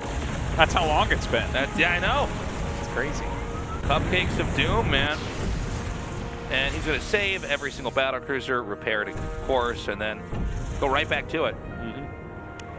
Now, it does take a little bit more time to kind of build stuff up here with mech, but I am looking forward to what exactly, or when exactly, I should say, this push comes out. And I guess it might actually be now. Look at the amount of Ling Bane being made. Neural is on the way. Yeah. But yeah, that is a lot of Ling Bane. This is going to be very interesting for Armani. His composition is such... It's not exactly glass cannon, it's something else. It's like his composition is something that could literally never fight heads up. It's Ling Bane Muta Swarm Host. Yeah. He's got about 12 hit points between these units. Like it is, you know, it's not... It's just a very strange set of units to kind of see together. Oh you my can't god. Take a real fight. Birdlord, excuse me, just completely catching that. Yeah, no, decided there's Stormhost- Birdlords in this game. Like, what am I talking about? Well, I mean, those things didn't jump down from the sky to attack, so I get you, Tasteless. Broodlords walk now. It's the newest patch. Did you read the patch notes? Well, I mean, Maru's still confident he can try to push through here. He's slowly cleaning up the creep. The next step is going to be actually hitting these bases.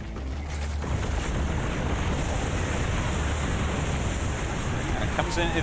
What a funny compositions, because it's like Thor, BC, Hellion. Yeah.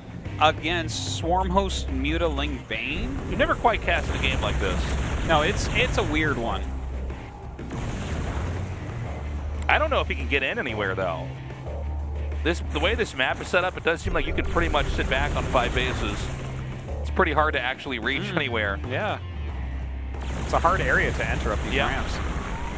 Corruptors. Oh, down goes one. Oh, up. All right, saves the rest. Gotta pop the cleans out of there. Clean that up. Creep is going to dissipate. He'll finally be able to put his command center down there. Speaking of command centers, there's actually a base about to be taken in the bottom right.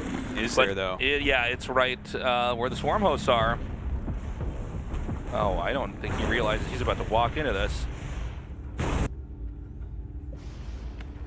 Well, here come the Baneling Stasis. We're going to try to have a Nesty moment here. Yeah. And does he have it? Well, kind of, sort of. Look, he's just walking through the Banes. So, this is... This is a weird game, man. I don't even get it. What was that? I feel like I'm watching two players learn what units kill what units right now, you know what I mean? Whereas two friends telling each other, like, yeah, no, just make a bunch of this, I'll make a bunch of this, we'll just have it fight. Don't try to hurt each other's economy, just do that. Yeah. Here we go. Now the Lings are going to come in here and clean up these Thors. Not sure how cost efficient that was to have all those Banes attack those Thors. Yeah, I would dare to say cost inefficient? I think there's a unit that's actually better in that moment. That's the Zergling Orthos. It might be. Yeah. But, you know, when they're super clumped up, Nesty did teach us 12 years ago that you can kill Thors with Banelings. Yeah. All right, we've got a Raven out here now. Maru's going to experiment with that and what that does. Another base being taken here. Although Maru has not made a dent here in Armani really at all, other than killing creep, I guess, if you could even call that a big play. Keep in mind that Maru is also really not being interrupted at all economically. I mean, maybe that'll change with these, you know. That is true, and he actually has more workers than Armani, which is kind of weird to see. I'm so used to watching Rogue. And he does seem to have that magic number, where you can just target down command centers. And hey, man, that's actually a great way to play, to just be able to kill a command center and not lose anything. Dude, yeah, Stormhost in the long term making moves like that, that's like an extra base, you know? Yeah. They just gather value for you everywhere. Right. We have some ghosts joining the fray.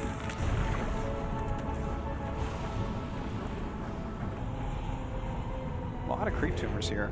Oh my god, that was a painful death. Yeah. Nidus worms are not happy when they die. They turn into magma, man. They turn into magma. Yeah. That has to be a terrible way to go. That's not one of the ways I want to die. Would you turn into magma when you die?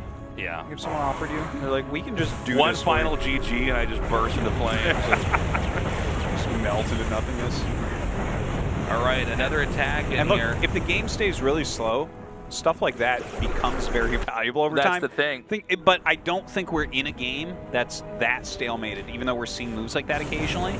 I don't think things have slowed down on the Terran side enough where we can just expect him to slowly chip away exactly. with Swarm Hosts. like waves on a rock, slowly smoothing the rock over, you know, as time passes.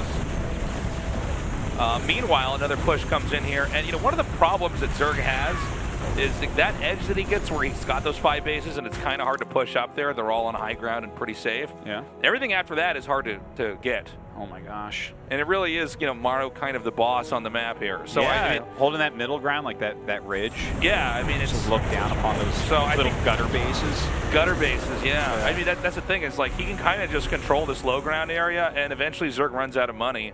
And Terran is literally going to outgrow him. Look at the top left. There's a command center, two command centers over there. He is going to go to the bottom right. No, he's still trying to utilize these swarm hosts. I love that, the armor shred on the Locust. Oh, he's going to save it. Oh my God. That's crazy. Damn. That is crazy. That was like so close to death. If he hadn't armor shredded those Locusts that I was laughing about, that would have died. Wow. Okay.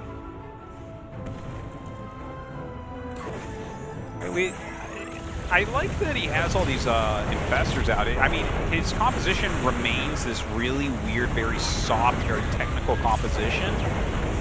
But Fungal and Neural definitely have some places in here. Nuke's coming here as well. I feel like Maru is like this Michelin star chef, and this is like an experimental dish he's made. He's like, I made kimchi pasta or something. He's like, we're gonna try it. It's like, it's pretty good. It's not as good as his other stuff, but like, he is a culinary genius, and he does need to try these things out. Okay, well, if he's a Michelin star chef, Tasteless, I don't think he's that type. I think he's like Gordon Ramsay type, where he's like, you took this space, idiot! And he kills it. He might not be like a chef. It might be one of these things where it's like, he's the guy that makes the new fast food. He's like, we're going to make a chicken sandwich. It's actually like, you know, the chicken is the buns, and then there's like a burger in the middle. And it's oh, this is gross, but I'll probably, I'll probably eat this if it's 2 a.m. and I'm drunk. Ronald McMaru over here. Ronald McMaru. God. They don't call him the Burger He's like, King for nothing. I made a taco, only it's not a tortilla, it's waffle. It's wrapped in it. It's one of those things. Oh, disgusting. Yeah. I love it. Oh, here we go. Welcome for your command center. He is literally sniping Locust, Tasteless. Yeah. The thing is, it's actually making every time that these... Dude, he's actually the command center killer, though. You try to save these as Maru, but you can't save them all. But again, guys, I mean... Oh, look at that! Ignitus is there! Oh, that's so funny. Floater command center there! LOL. All right, but Maru's going to come up here, and he might have two possible targets, either 12 o'clock or just to the right of that previous screenshot. Well, how many more minerals does Armani actually have? Because I know these bases have to dry up eventually, right? Yeah, I guess you are right about that. He's not mining that much. Like, he's making a valiant effort killing bases. He actually has a good bank. He has a better bank than Maru. More Ravagers? Okay. Dude, it is a wildly weird game. I am digging it, though. It's just so different. I feel like this game is very much like modern art, where I don't quite get it, but I want to say I like it so that you like me and think I'm cool and smart. You want to say you understand it? Yeah. Like, don't you see what Armani's trying to say here? That you don't need a real army. It says a lot about yeah, it's like he has everything except for Marines, really. The core unit. I think we're in the twilight of this game now, by the way. I don't think there's much left. Really? Yeah, I think this is going to be close to over, man. It's funny because Armani's still maxed and still has a big bank, but I know what you mean. But if to the right of where this fight is, if he loses that base, he actually doesn't have anything that he can mine from. But do you need to mine from things when you have swarm hosts? That's a good point. Look at these ghosts. Yeah, I mean, there's not even... This base here, I'm sorry, this has less minerals than I even have realized. There's no gas left for Armani as well. So he's making 30 mutas right now. Oh, God. He's actually killed all the Thors but one. Yeah. Could 30 mutas change change this game. He's actually got +3 attack and +1 carapace. Well, the problem is he might be able to kill this army off, but I don't. But if he kills the army off and makes a beeline for the bases, there's too many bases. But mutas can fly. What if the Terran is the Zerg, Artosis? What if the Terran is what the if Zerg? the Terran is the Or what Zerg? if the Zerg is the Terran? Oh my God. Okay, he can't even kill the Thors. Oh, that's unfortunate. That was 30 mutas once upon a time basis. And now the ghosts are just killing them? Look at him dancing scopes. Oh, but the swarm hosts come in. There you go. You did it. All right. He has managed to keep, that lower bottom right base alive. That's the only place he's really mining from. Zerg did take the top left. Although, the creep is in the sensor towers. That's how close they are to each other. So no doubt Maru's going to go up there in a little bit. The supply is plummeted right now for Armani. I wish Armani had 3 more bases right now. This would be so cool. Yeah. Well, that's the thing is, he barely survives that, but he has no follow-up. I love how they have 7,000 minerals, 4,000 gas. He's maxed out. You're like, he's dead. This is over. And I don't want to believe it, but it is true, unfortunately. He's going to outrun this. Look. GG. Those poor locusts. All right. We need creep in the sky. What do you think about that? We need air creep so that we can't even see the game. Yeah. It's like, well, they say that creep gives too much vision, but what if it took it away?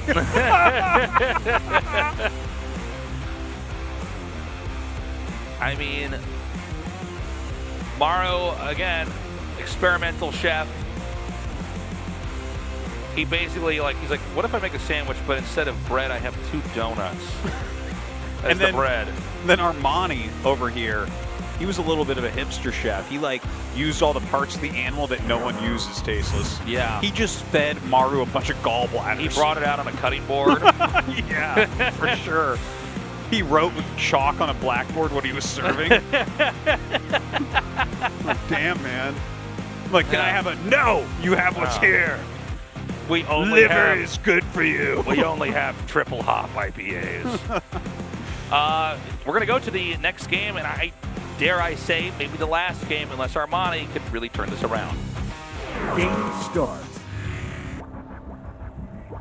Dog map.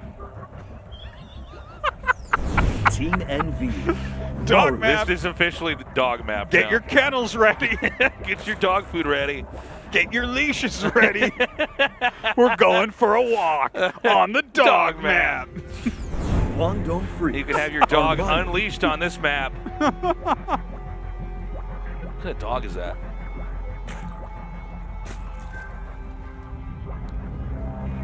Looks like a good boy to me. Yeah. He's not worried at all about the Zerg. Oh, why would he? He's a good boy. I feel like if he was a good boy dog, he'd be barking at the Zerg. He would know something's wrong. You think all Zergs This is like are the bad? dog that, if your house gets burglarized, the dog literally comes up and wants to be pet by the burglar while he's stealing your TV. So Zerg are evil. Okay, No, I got you. yeah. I got you.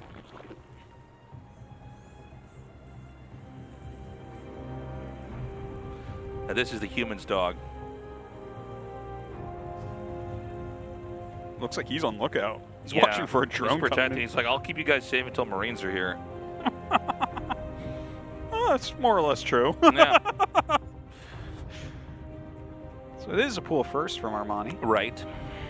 Let's see what he does with it. Reaper coming out. Is this going to be one of those little Ling runarounds where you try to cancel the CC or something? I mean, it could be. I do feel like after Game 1 and Game 2, your spirit's probably a little bit broken. You're probably looking for anything that could possibly get a win here. SCV inbound, moving across the map. Yeah, Overlord just kind of watching for anything coming. SCV trying to sneak by.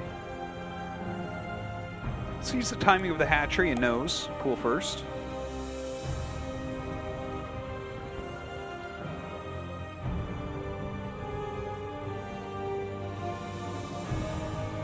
I gotta tell you something, man. This is so funny. I was in a PC cafe a couple days ago. Yeah. And there happened to be this other guy in the PC cafe who, speaking English, and he was with his girlfriend.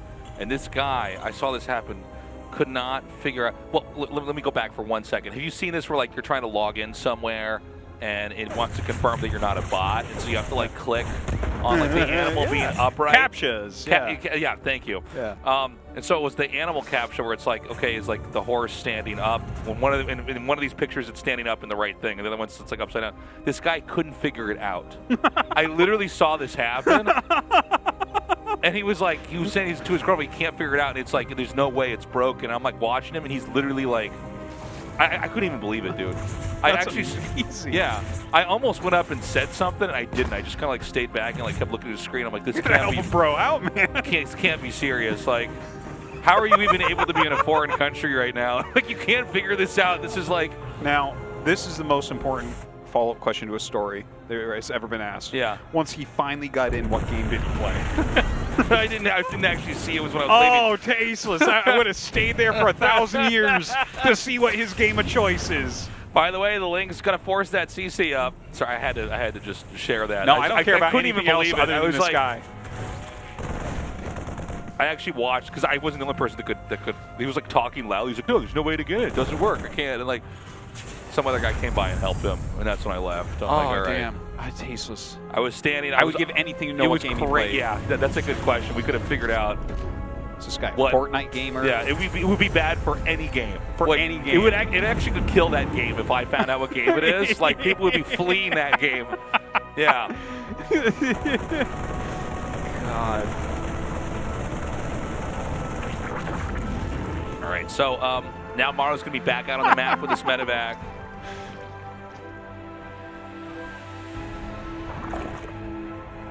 And, I mean, that was a little victory there for Armani, but I think Maru handled it pretty well. Yeah. Well, this medevac coming in. See if he can hold this off easily. He has a lot of lings in his main, so should be fine. He has double Evo. So we'll see. I mean, I think it's going to be melee. I'd be pretty surprised if he goes into a Roach Ravager game here.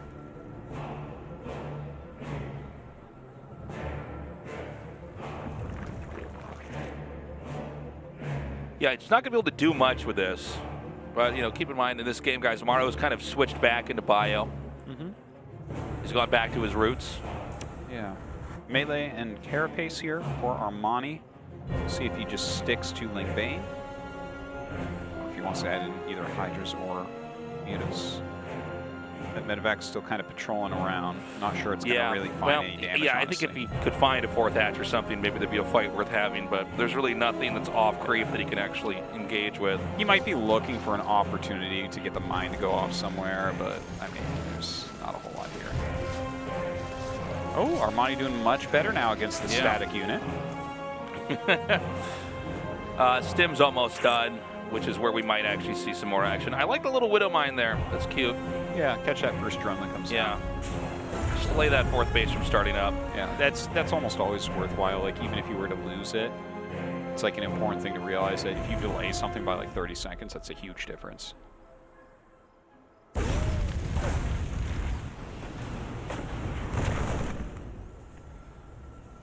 So yeah, it's a bit of a waiting game from here on out. Zerg playing pretty conservatively. We're seeing the rest of the tech get filled in with that Baneling's Nest coming. As the layer finishes, no doubt he'll be getting a... No doubt he'll be getting a Spire here as well. But yeah, good catch. I mean, basically controlling these two sides. You know, there's not a ton of places to expand for the Zerg, really, if you look at this. This map is, like, ringed with bases. But, yeah, if you have these two areas under control, you can delay that base. And so finally the fourth base starts here for the Zerg, just as Terran gets the command center at his third. Well, at least his upgrades are really well on time. Brings these Banes over. Unfortunately for him, Maru did not send his SCVs on time. Yeah, this is kind of, it's like it's always funny when it's that bad, happens. but that makes it good somehow. Yeah. He had the right timing down to send the Banes in, just Maru didn't have the right timing for sending his SCVs, I guess. All right, forces a cancel here. Very nicely done. Yeah. Now how Speedlings get in He'll here. lose the tank, but he'll keep this infantry alive. Yeah. And pretty nice engage, to be honest here from Maru. He's really killing it here. Can he actually get this extra queen? Yeah, and he's going to kill a bunch of creep here as well. Oh, that's rough, man. That's Maru's just gains value all over. Well, this is the thing, is he's so impeccable with his control. Yeah. And And I like that he's not just, rallying everything automatically. He's realized that, one of the only ways that he could get in trouble here is if Lings were to catch the reinforcements on the way. So he's patiently staying back here with whatever else he has, and he's going to wait to reunite everything and then really start pushing. And I think that push is going to be coming over here at the 3 o'clock spot on that 4th base. Maru coming down right now. This small push, meeting up with the medevacs.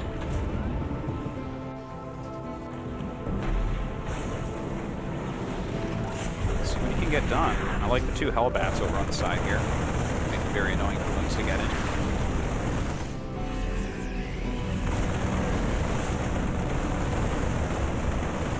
A lot of damage on that hatch. You've got to go now. Yeah, well, you got to get there in time. I mean, the bottom fight's going okay here. That tank just barely is picked off, and I got to say, props to Armani. He did it, and he's taking a 5th base here at the bottom. Yeah, he did hold on to there, but it wasn't all that clean.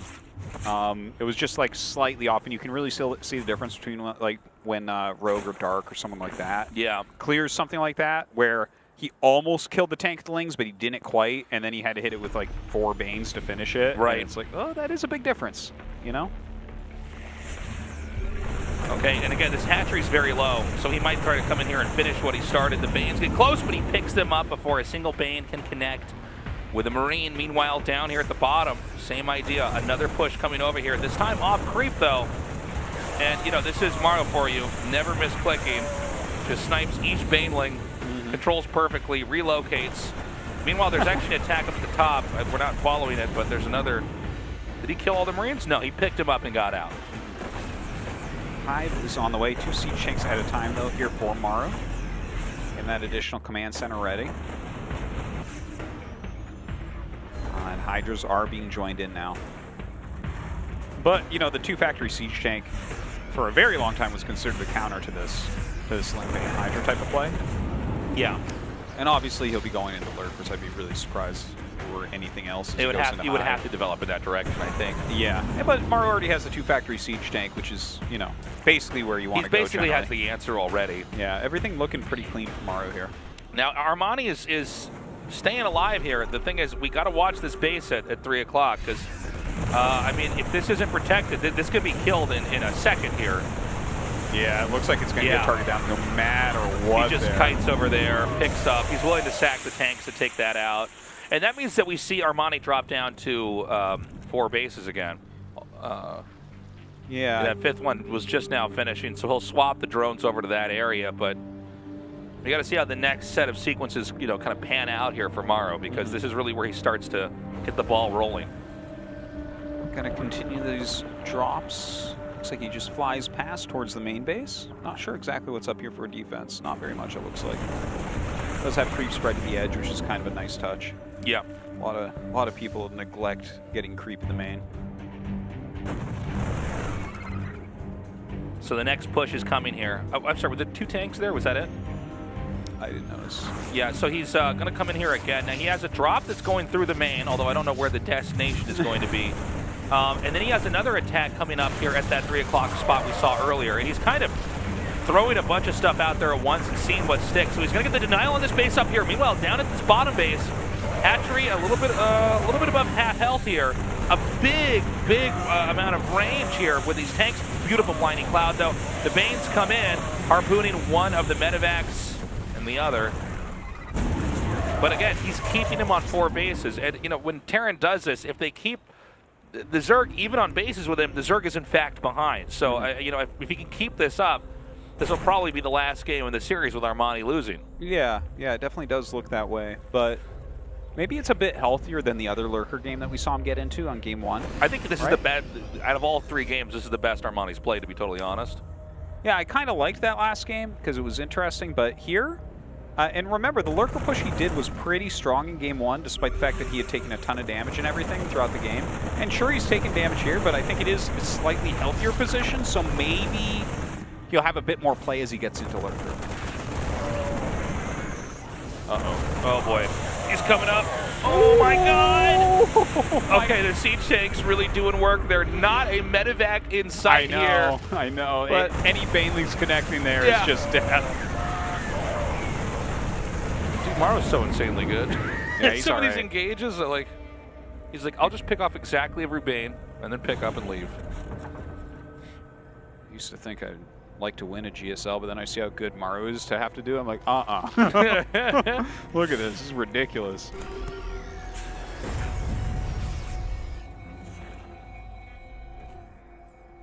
Another dog. Yeah, I just started to notice that there's more dogs than just the starting location dogs. Look, this dog's getting pulled in with the Zerglings. So the lurkers are going to come up here. Pretty nice wall actually set up there. Not able to get to where the SCVs are. It looks like he's going to go after that planetary. Let's see if he can actually get it. Now, this is a signature Armani move. Yeah. This is like exactly what he likes to do. Okay, so he uses the Banes and the lurkers. Yeah, and a blinding cloud. And look at this, a link counterattack in the meantime. Things are actually looking pretty good here for Armani. The infantry comes down, though, starts to fight these lurkers. And he will end up clearing that all out. Those Zerglings that came in for support a little bit too late.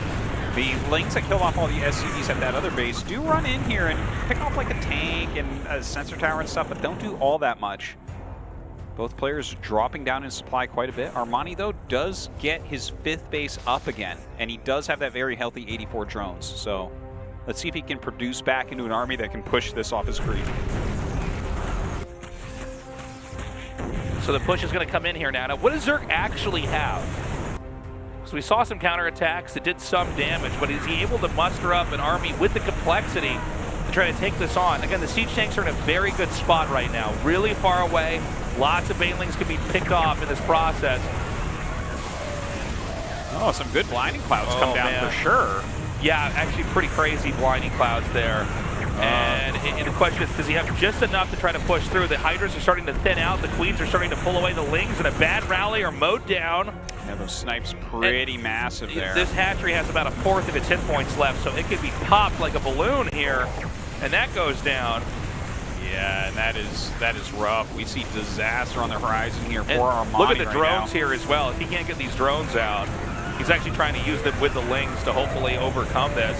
Yeah, the Lings coming up and fighting as best they can. There's too much. I think that's actually the end. Yep, there it is. GG. Maru takes game 3. And will win the series 3-0, going to the round of 8 of Super Tournament. No big surprise to anyone. Yeah, I mean, we kind of expected this. Armani did all right. He put out a couple of good games in there, I think. I think he put up a good fight, but, you know, I mean, this was not exactly, you know, coming in here today, the newsworthy match. No, you know. It's as tough a match for Armani as anything could be. I think, again, that's probably his weak matchup in a lot of ways. So, yeah, Maru, of course, takes it as expected. And Armani, we got to wait till GSL Season 1. Code S to see him again. And so we're going to have an interview here with Maru. Let's see how he's feeling. He is going to the round of 8. Despite Armani putting up a great fight, it is Maru who defeats him, and he moves on to the round of 8. Congratulations, Maru. Thank you. Today in the morning, you did win your Dream Hack Masters today, and then you win the GSL as well, Super Tournament as well. So how do you feel? You know, I was not confident today before the games, but I'm lucky to have won. I'm not confident in the Zerg matchup. All right, let's talk about that later. All right, let's go through the games. In Berlin Grounds, the last one, the Zerg was very fearsome in that game, but you managed to win. So what was that about? 한 방만 막았으면 제가 자원줄을 잘 끊어놔가지고 그 한 방만 막았으면 이겼을 것 같아서. You know, I thought that if the big wave from him, if I blocked that, I would just win the game easily. And the Zerg was going for the ambassadors, he was going to mutas, he was going for the brawlers as well, but he was not able to break through defense. I knew that as long as I have ghosts on my army, I can beat him. And that worked really well. And Maru, you did show your composition with Ghost, and then it worked really well. And had Armani gone for Brawlers and infestors, 분단 숙주를 하면 and corruptors with the game have been different. 우리 군주 테크로 가면은 그래도 테란이 이길 거야. No, even if he did, I think the Terran would have won. 아니에요? Are you saying that because you're Maru? 그건 잘 모르겠는데. I'm not really sure about that. 메카닉 하는 걸 많이 못 봐가지고. I haven't seen other Terran players going for mechanic that much, but I do want to see more of that in the future. 이렇게 메카닉으로도 아주 멋진 경기를 And Maru, you did gain your victory today with the mechanic. 오늘 새벽이었죠. 라스트 찬스에서도 And today in the morning, 경기를 you showed 보여주셨는데요. great performance, an overwhelming victory in the TVT. 이기셨잖아요. 인터뷰에서 테란전 움직임 싸움이 중요하다. In the interview, you mentioned that maneuvering in TVT is really important. So are you saying that you're not wary of any other players now? 일단 솔직히 동원이 형 말고는 없는 것 같아요. 김동원 선수 거의 정신적인 Well, are you saying that you're not afraid of any other player except Ryung?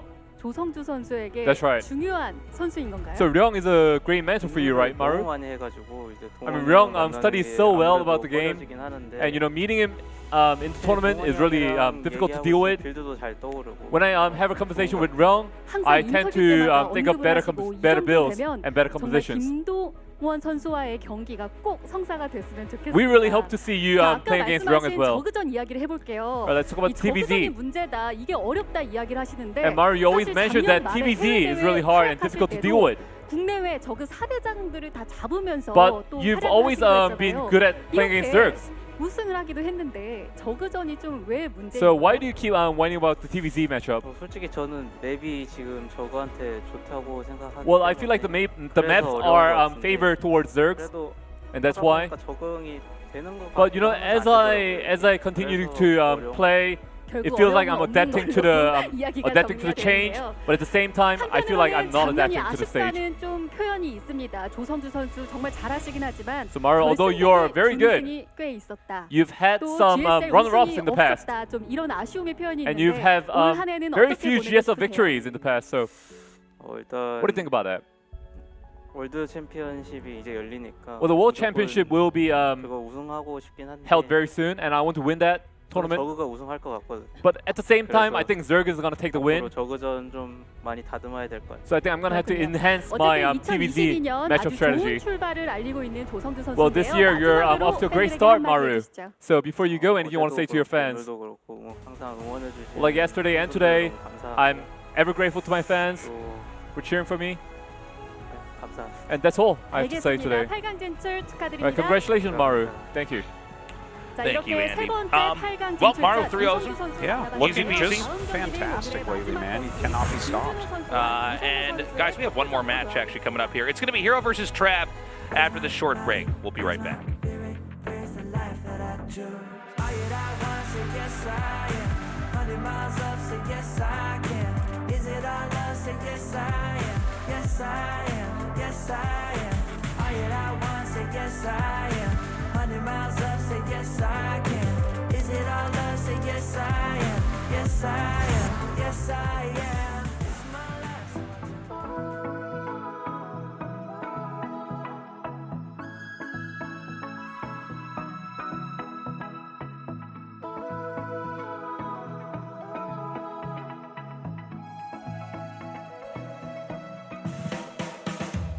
On the street, I'm just smiling big at everybody.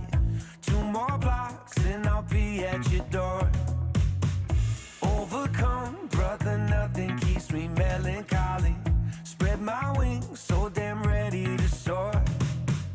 And there couldn't be a better taste after everything I faced. I send a little luck my way, send a little bright sun ray to hit my skin. Dream that I cannot erase, keep it in a little case. Oh.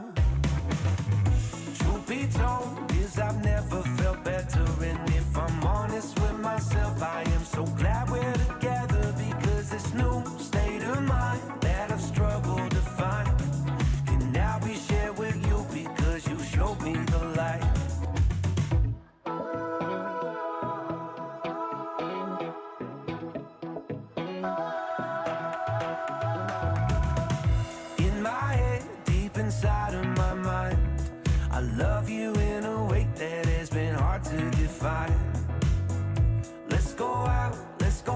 dance in the night. Adrenaline is pumping, engines up for the flight. And it couldn't be a better taste. After everything I faced, I send a little luck my way. Send a little bright sun ray to hit my skin. Dream that I cannot erase. Keep it in a little case.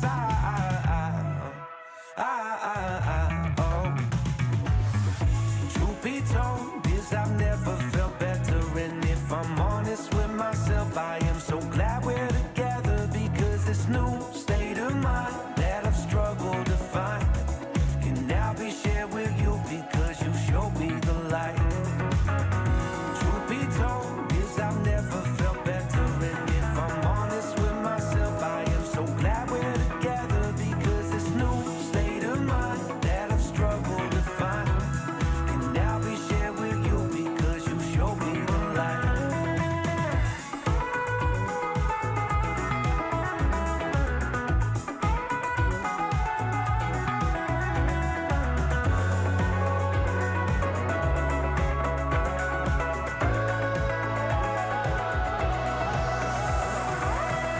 Truth be told, is I've never felt better. And if I'm honest with myself, I am so glad we're together. Because this new state of mind that I've struggled to find.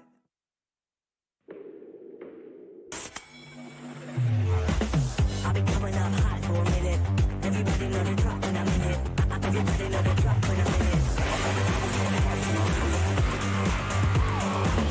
I've been coming up hot for a minute. 어려워도 이렇게 멈추면 내가 아니지. 오늘이 모여 새로운 날을 만든다. 나의 레벨은 다르다. 어나더 레벨 핫식스. 오, 커뮤니티. 내 이름도 검색해볼까? 광민선 꽃받침? 광민선 각선미? 물기글은 내가 찾을 거야.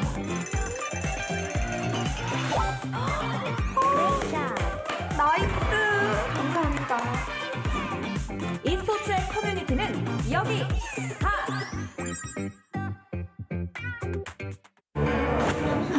힘들어도 어려워도 이렇게 멈추면 내가 아니지. 오늘이 뭐야? 새로운 날을 만든다. 나의 레벨은 다르다. 어나더 레벨 핫식스. I've been coming up hot for a minute. Everybody let it drop when I'm in it. Everybody let it drop when I'm in it. I've been coming up hot for a minute. 어려워도 이렇게 멈추면 내가 아니지. 오늘이 모여 새로운 날을 만든다. 나의 레벨은 다르다. 어나더 레벨 핫식스. 힘들어도 어려워도 이렇게 멈추면 내가 아니지. 오늘이 뭐야? 새로운 날을 만든다. 나의 레벨은 다르다. 어나더 레벨 핫식스. 2022 Hot 6 GSL SuperTournament Season 1. Welcome back, everybody. It is time to go to this final match, and we've got Hero back.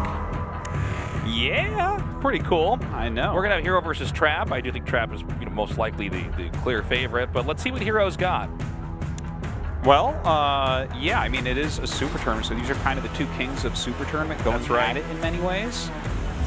Hero, of course, back from military, and I mean, I think he has potential here. Even though Trap is the best Protoss in the world, yeah, like Hero he's good. He's got some X factor to him. He plays like really wonky and weird, and his micro is top tier. And yeah, let's see what he's got. I mean, I think Hero could pull this off, but this is almost going to be like a little testing ground. We kind of see how the Hero of the past now back in GSL and free to do as much GSL as he wants, with the military service done and over with. The thing is, Trap is so good at this point in time. I mean, he really is absolutely on the cutting edge of Protoss here. Yeah, yeah. Well, Trap has been like since Stats had to go to military, like this is the only guy that's kept the race alive. Yeah. He's like... The thing is, he's been keeping the race alive, not really having to fight that many other good Protoss players, so you got to wonder, like, how is this matchup going to work? Hero is also very tricky. Yeah, to play and that can help in PvP quite a bit. Yeah. And I mean never underestimate his micro, man. Like, he's always been top-tier Blink Stalker micro. Sure. And just micro in general, he's very, very strong at. So we'll see if his execution is at tip-top shape right now. That could make it a little bit harder for Trap, who isn't known as much for that. Not that he's poor at this in this regard, but yeah, it's not like his superpower. Weirdly, I think if there was a player that we would not be expecting to beat Trap, it could be Hero. You know, PvP is, you know, like you were saying, there's a lot of cheesy, crazy stuff you can do. There's a lot of hard countering with builds. And a lot of it does come down to these skirmishes really early on, and, you know, maybe Hero does a couple proxy Void Ray rushes, you know, stuff like that, where it's like, well, if you just control this perfectly, you could probably beat anybody. Well, that's got to be how it goes, because you can't imagine that he's going to be better at macro than Trap or have a better If we go to order. like 3 bases on both sides, I think Trap wins every time. But I think if we could have a little bit of chaos created at the start, Hero always is able to leverage that chaos, and then we'll see what he can do. Furling Rat, our first map here. And yeah, I'm excited, man. Which Protoss is going to go forward to fight against Maru? Yeah, we're going to find out. I think it's probably going to be Trap, but man, it's good to have Hero back. Let's see what he can do. And game one's ready, guys. Let's go with the final best of 5 of the night. Start. Get your dogs ready. Dog map. Dragon Phoenix Gaming. Hero. Can I get a bow wow?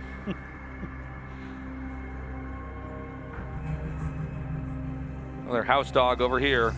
Friendly guy. Freaks. Trap. Wow, that totally didn't fit over that Nexus skin. Oh, how embarrassing. How embarrassing indeed.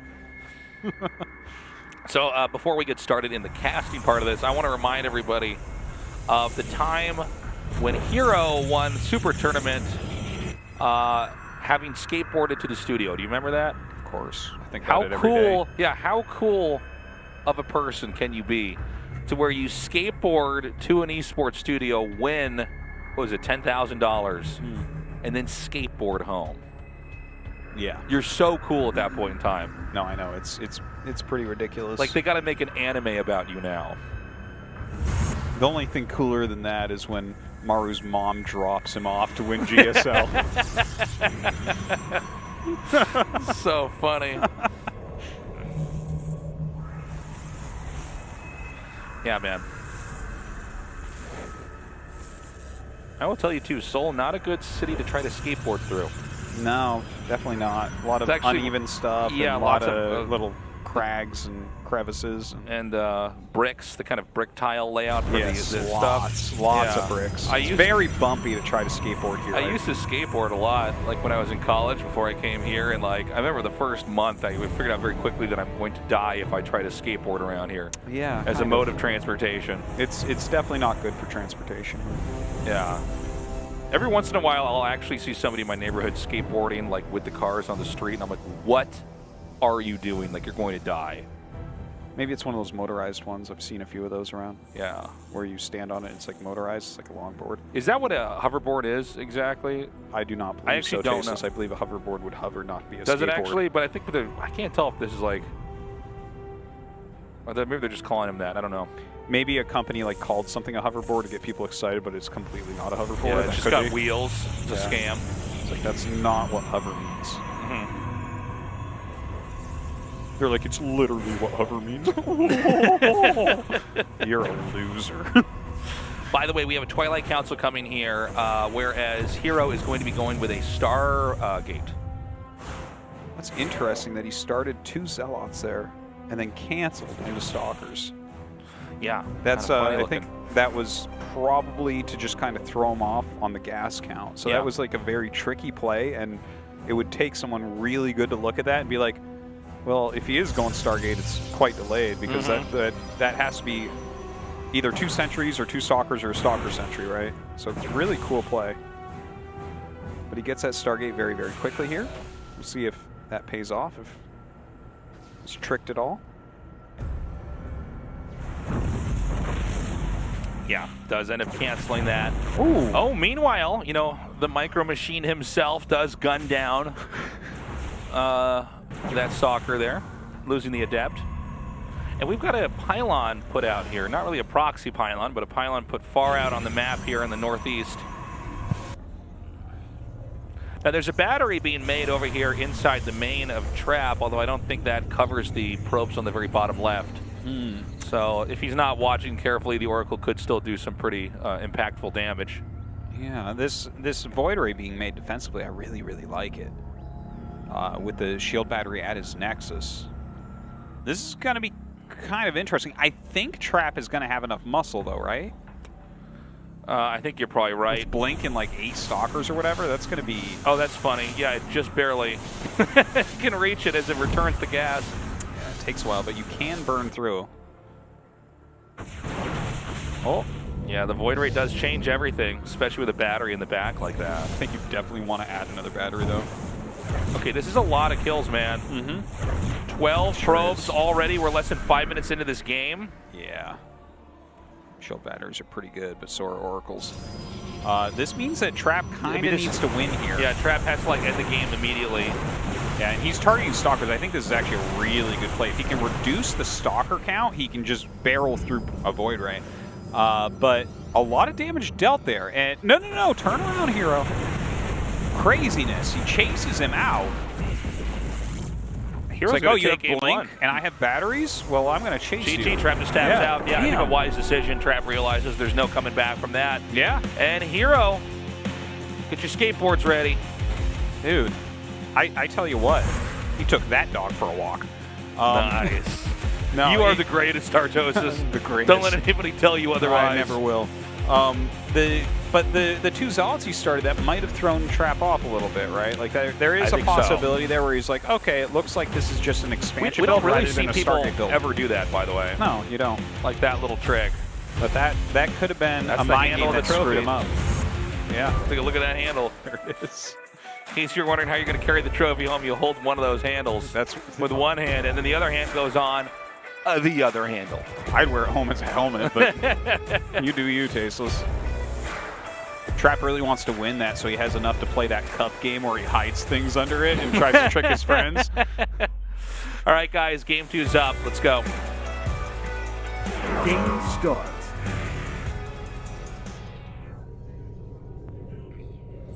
Dragon Phoenix Gaming, Hero.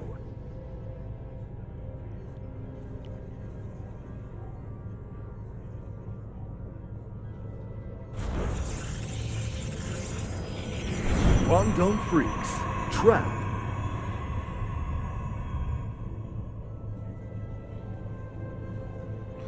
So are we going to have more games like that here? I mean, Trap definitely got duped there. And I mean, when the Oracle came in and got that many workers, I mean, there's not a real easy way to come back from that, you know? Which is why we didn't even see the game develop anymore. Trap's like, get me out of here. Yeah. I want to go into the next game. I'll use my energy for the following game. Yeah, there's no point at that point.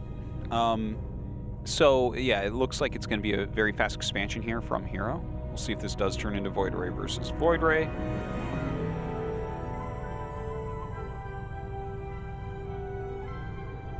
Trap. Look at this. Gateway expand. No gases. Yeah, look at that. That is different. That's cool. Okay. Yeah, really bringing some novelty out here. Yeah. Let's see what Hero does to try to counteract this. Like, their cores are at the same time, but there's a Nexus on the way. Think about that for a second, Tasteless. Very cool. So we've got one Zealot being made, and that's going to be rallied across. That's the same Zealot from the first best of 5 we had, the one that threw all those probes. He's back. Yeah, he's even going to be blue. It's the right color and everything. That Zest lot is going to be coming out. That's right. Now we've got a proxied pylon here. So, I mean, 2 players taking the games in very different directions. We've got, you know, a very quick expo here for Trap, and Hero's basically going to try to exploit that position by punishing here with the Stargate.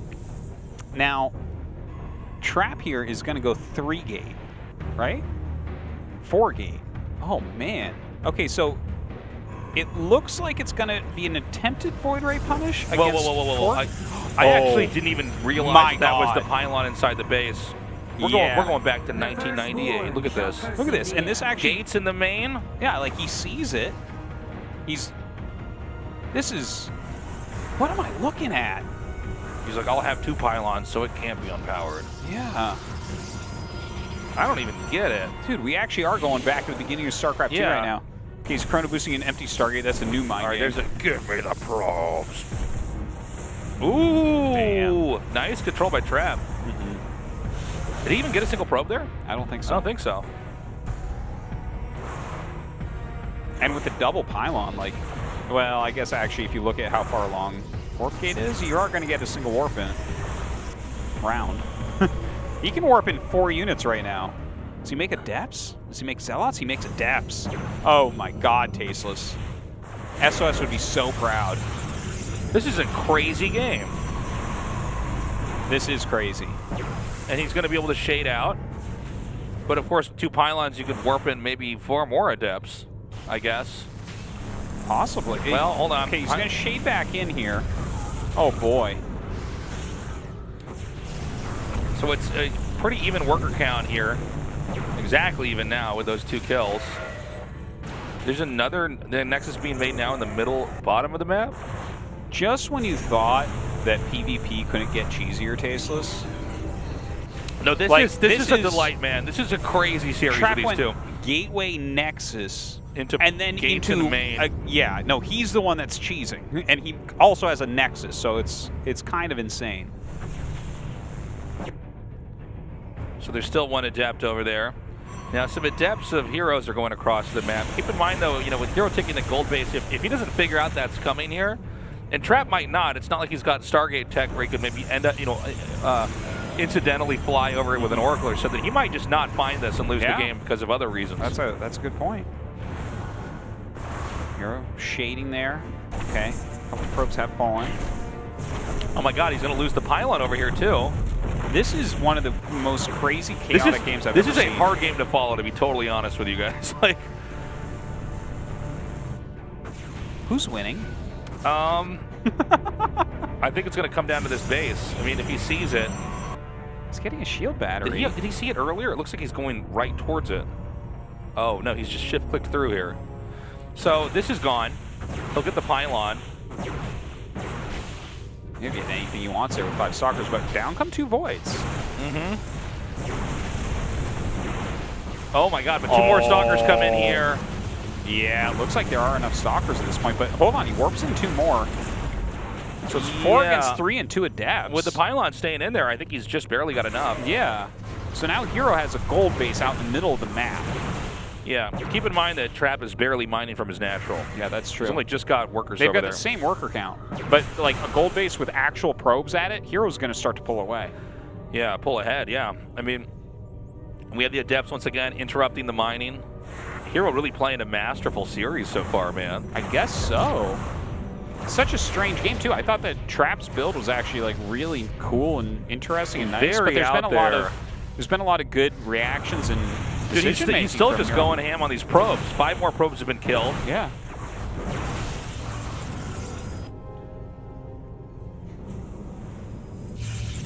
Tasteless, is Trap's tenure as the best Protoss in the world over? Is Hero the next Zerg Bonjwa? Is he the greatest of all time? That's like a, look at underneath that glass, that's like a carrier with an Oracle inside of it. Yeah. The Oracle is driving the carrier? That's crazy. A ship controlling another ship? It's blasphemy. It's crazy. It's an abomination. So Robo's coming here. I mean, he's soaking up a lot of these gold minerals. This is going to be a big boost right now. Actually, I'm sorry, Robo coming down for both of these guys. I just now realized the Hero is also getting his Robo as well. And I mean, this is such a strange game, but I mean, the gold minerals count for so much. Yeah. Immortal being made for Trap, so he's going to have to play very defensively then. If you're going to go Immortal here, yeah, then for Trap to win, this has to turn into an extremely long game. right? Because he has to sit back defensively. Whereas, obviously, if you have a gold base in PvP, you're just going to want to flood like Stalker Zealot.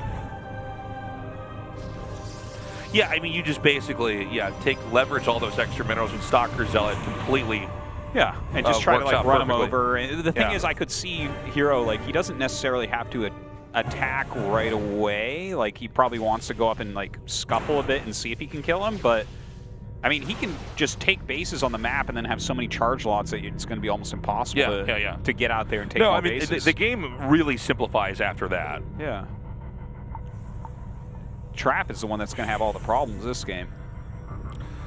Well, it looks like Hero's about to push this into 2-0. I mean, it's this funny thing with PvP. If you actually get away with the gold base and they can't stop it outright, I mean, it's a pretty straightforward game from there. Okay, so I'm sorry. What just happened? He just recalled something. It must be like Yeah, I'm not sure what it was. Something got recalled. Yeah. Okay, this is a pretty insane blink forward. There's 2 Immortals coming down the ramp. Look at that warping right there, stopping the Stalkers. The body block is away. pretty insane. I think when he gets another blink, though, he can just jump on top of the Immortals and kill him. There's no Warp Prism to juggle this. I think now he might be able to, actually. We don't even have a battery here, so blinks he's forward. And two-shotting Immortals here. This is it, GG. Hero now 2-0ing Trap.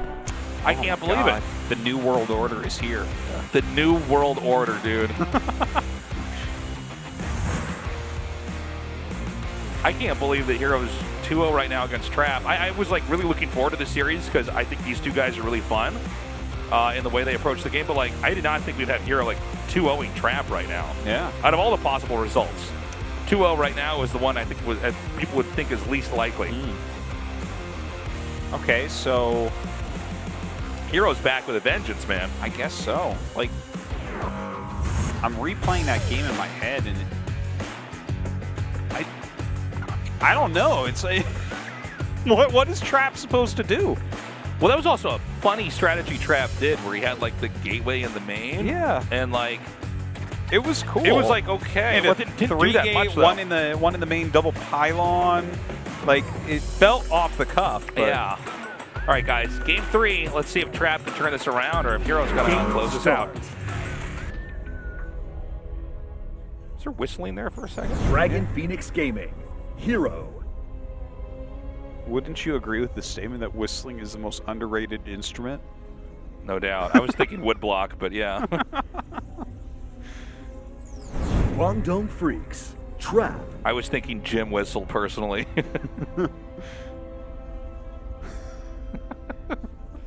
Jim Whistle, like a coach's whistle? Yeah.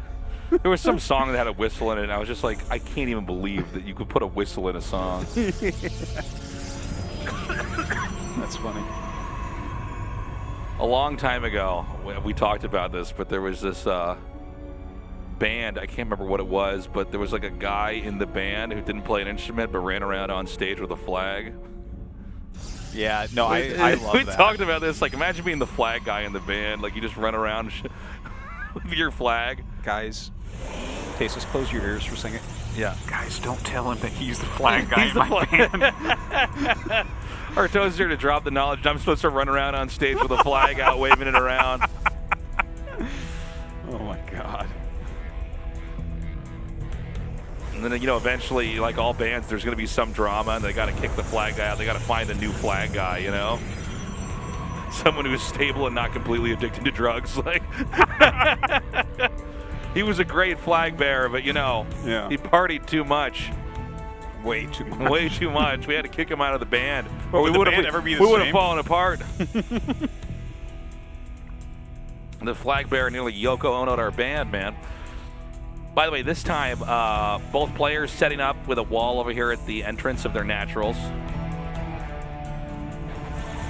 And the probes kind of patrolling those on both sides as well. Stargate to seal off this entry. But that also locks the Zealot in. You're trapped in here with me. There's very little less useful than that Zealot right now. Yeah. All we need to do is have a Reaper come in here and one-up him on less usefulness as the game progresses. Remember me, the Reaper. I'm a problem for the first minute and a half of the game. So Stargates on both sides, offensive pylons on both sides, Zealots on both sides of this wall. But look at how much better the blue Zealot is than the red Zealot. Yeah. Red Zealot's Garbo. Garbo? Yeah. Trap has made a critical error on letting his Zealot be on the inside, whereas Hero knew he needed it on the outside. And I think Hero's responding very well. If they wall themselves in, yeah, just go take a gold base. Yeah, you can't tell me that Trap is the best Protoss in the world when his Zealot is on the over, inside man. here and Heroes is on the outside. It's like, this is just two different leagues, these players. Phoenixes, one at a time coming out of the Stargate. One Phoenix can't kill any probes. What can one an Oracle Phoenix do, is like Tasteless? trying to clap with one hand, Artosis. Yeah. Trees in the forest and whatnot, you know? Yeah. And if they fall and no one's there to hear it, does the Phoenix even have the ability to clap?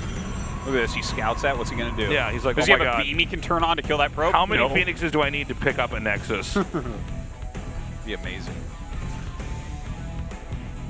I mean, I already feel like Hero's fast track to win this game too. I like his position so much more. Yeah, I do too. And he actually has an Oracle that's gone all the way around, so he's going to wait until enough Phoenixes have been accumulated that there's an incentive for Trap to move out on the map, and then he's going to fly in there and kill all his probes. Yeah. And he's going to laugh. Look at this, the Zealot's back. Yeah. Wreaking even more Look, havoc. the Zealot, this is his purpose. He was born to destroy the Stargate. It's pretty wild. We don't even know who's going to actually win this race. Is this Stargate going to live? Oh my Dude. God. Look at Trap move the Stalker closer as if that's going to change it. It's close, man. It was very Oh close. my God. How often do you see this? LOL. Oh my God. And he gets a tag. Amazing. This is our new king. Dude, these Zealots. This is the new thing in All PvP. hail Hero the King.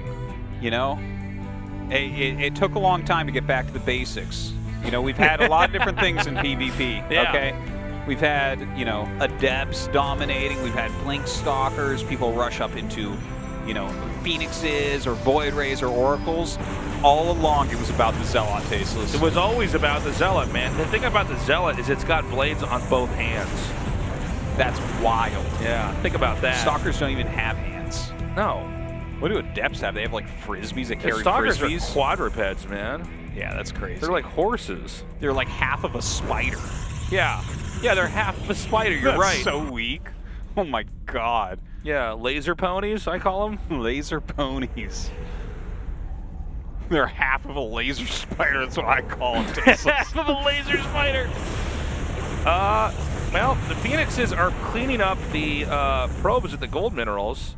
Well, surely there's more Phoenixes on the way, right? Surely, right? But no. No. The Zealot made sure of that. Yeah.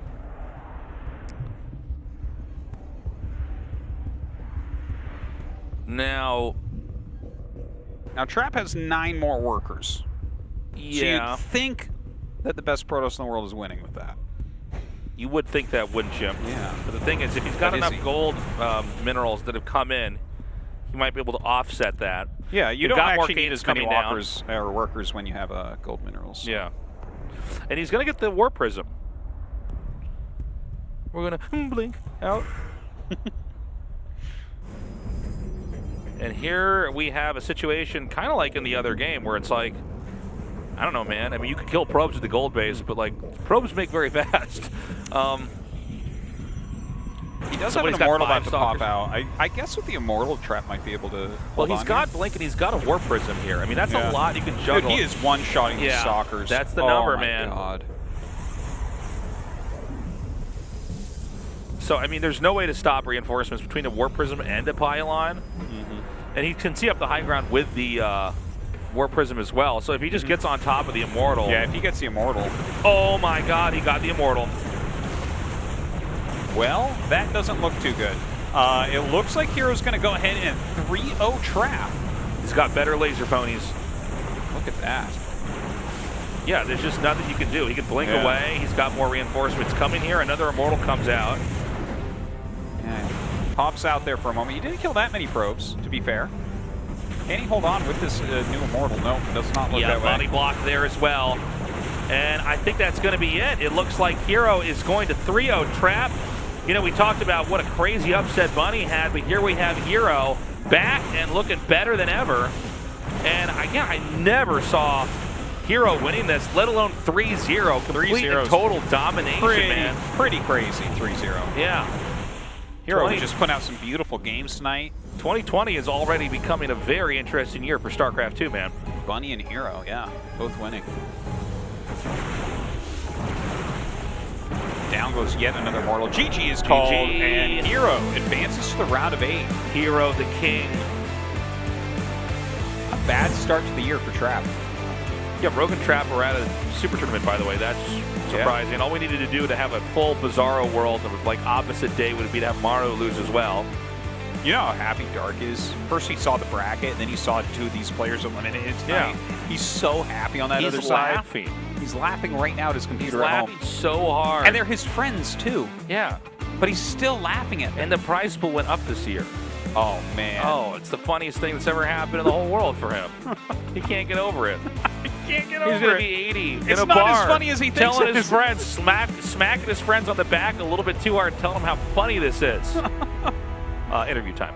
Take it away, Andy. 네, 오늘의 마지막 Wow, 8라운드 Hero 출전. pulls off a clean sweep against Trap, and he moves on to round of 8. 축하드립니다. Congratulations, Hero. Thank you. 정말 엄청난 경기력이었습니다. Wow, what a performance, 초대 Hero. 챔피언답게 전역 후 2연속 Definitely worthy of one of the Super Tournament winners in the past. So how do you feel today, Hero? 오늘 조성호 선수가 너무 잘하는 선수기 때문에 Well, you know, Trap is a really strong player. 좀 힘들 거라고 So I knew that today would be really difficult for me. But Super Tournament, when it comes to Super Tournament, I am clearly different. 좋은 폼을 보여주고 계십니다. You've been showing great form these days. In various online tournaments, you've been showing great results too. 너무 잘한다. And today was an exceptional day for you. 폼좀 어느 정도로 올라온 거예요? So right now, how do you rate your form?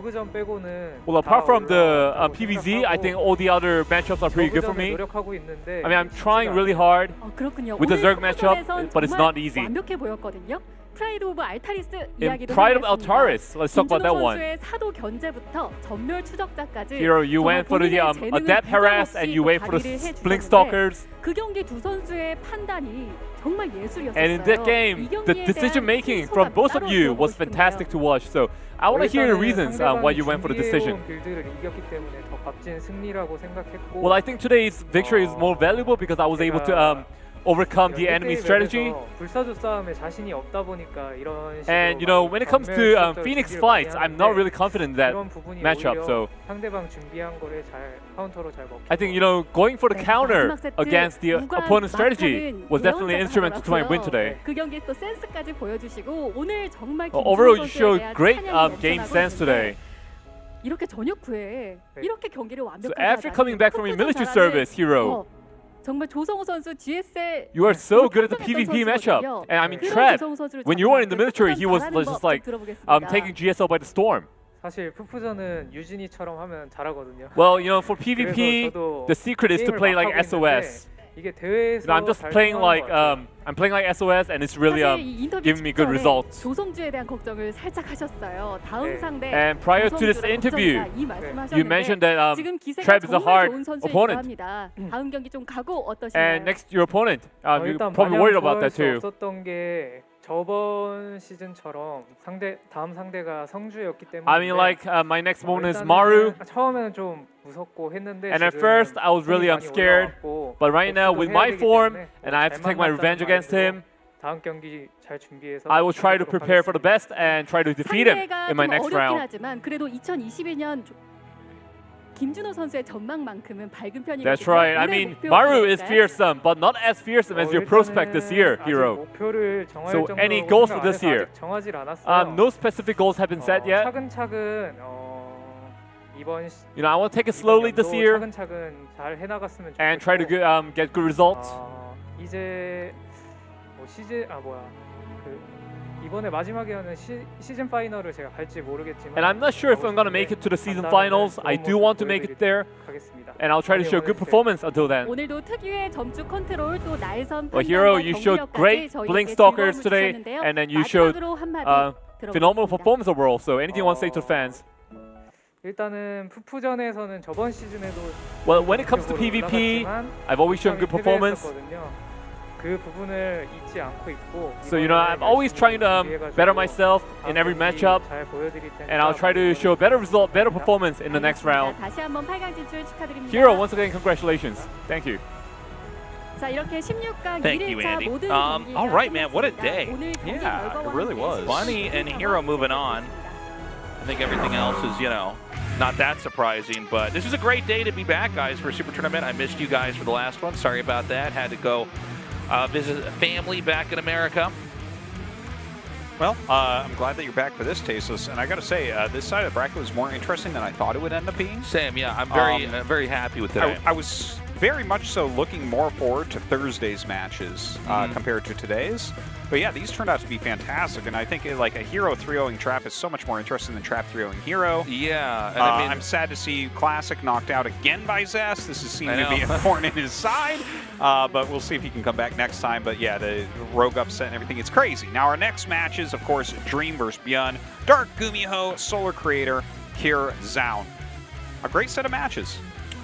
Yeah, it's going to be a lot of fun, and we'll be back Thursday. Again, guys, we're always on Monday, Thursday, if we're on at all. Yes. Yeah. So if there's StarCraft 2 happening, this is, you know, if you're watching this live, make sure you always set a reminder so you can join us. And definitely set one for Thursday because, I mean, especially for me, I just can't wait to see what the based Gumi God has in store for us against Dark. Like, yeah, and is has he going to have that totally, again? Yeah, that totally, you know, our Cyclone's going to be the best thing again. I don't know. Yeah, who knows? Who knows?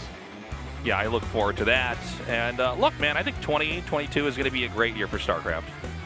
Yeah, it's looking like it. We did announce our new schedule and everything, guys. Like the new way that we're doing it. 3 GSL Quid. We have a new format now. We're spicing it up. Yeah.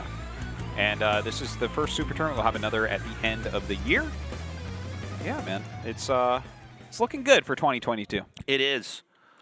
I'm excited about what's to come here for StarCraft 2. And again, really exciting results. I mean, when you have somebody like Rogue get eliminated right away, it does mean that, you know, people are still grinding out new strategies.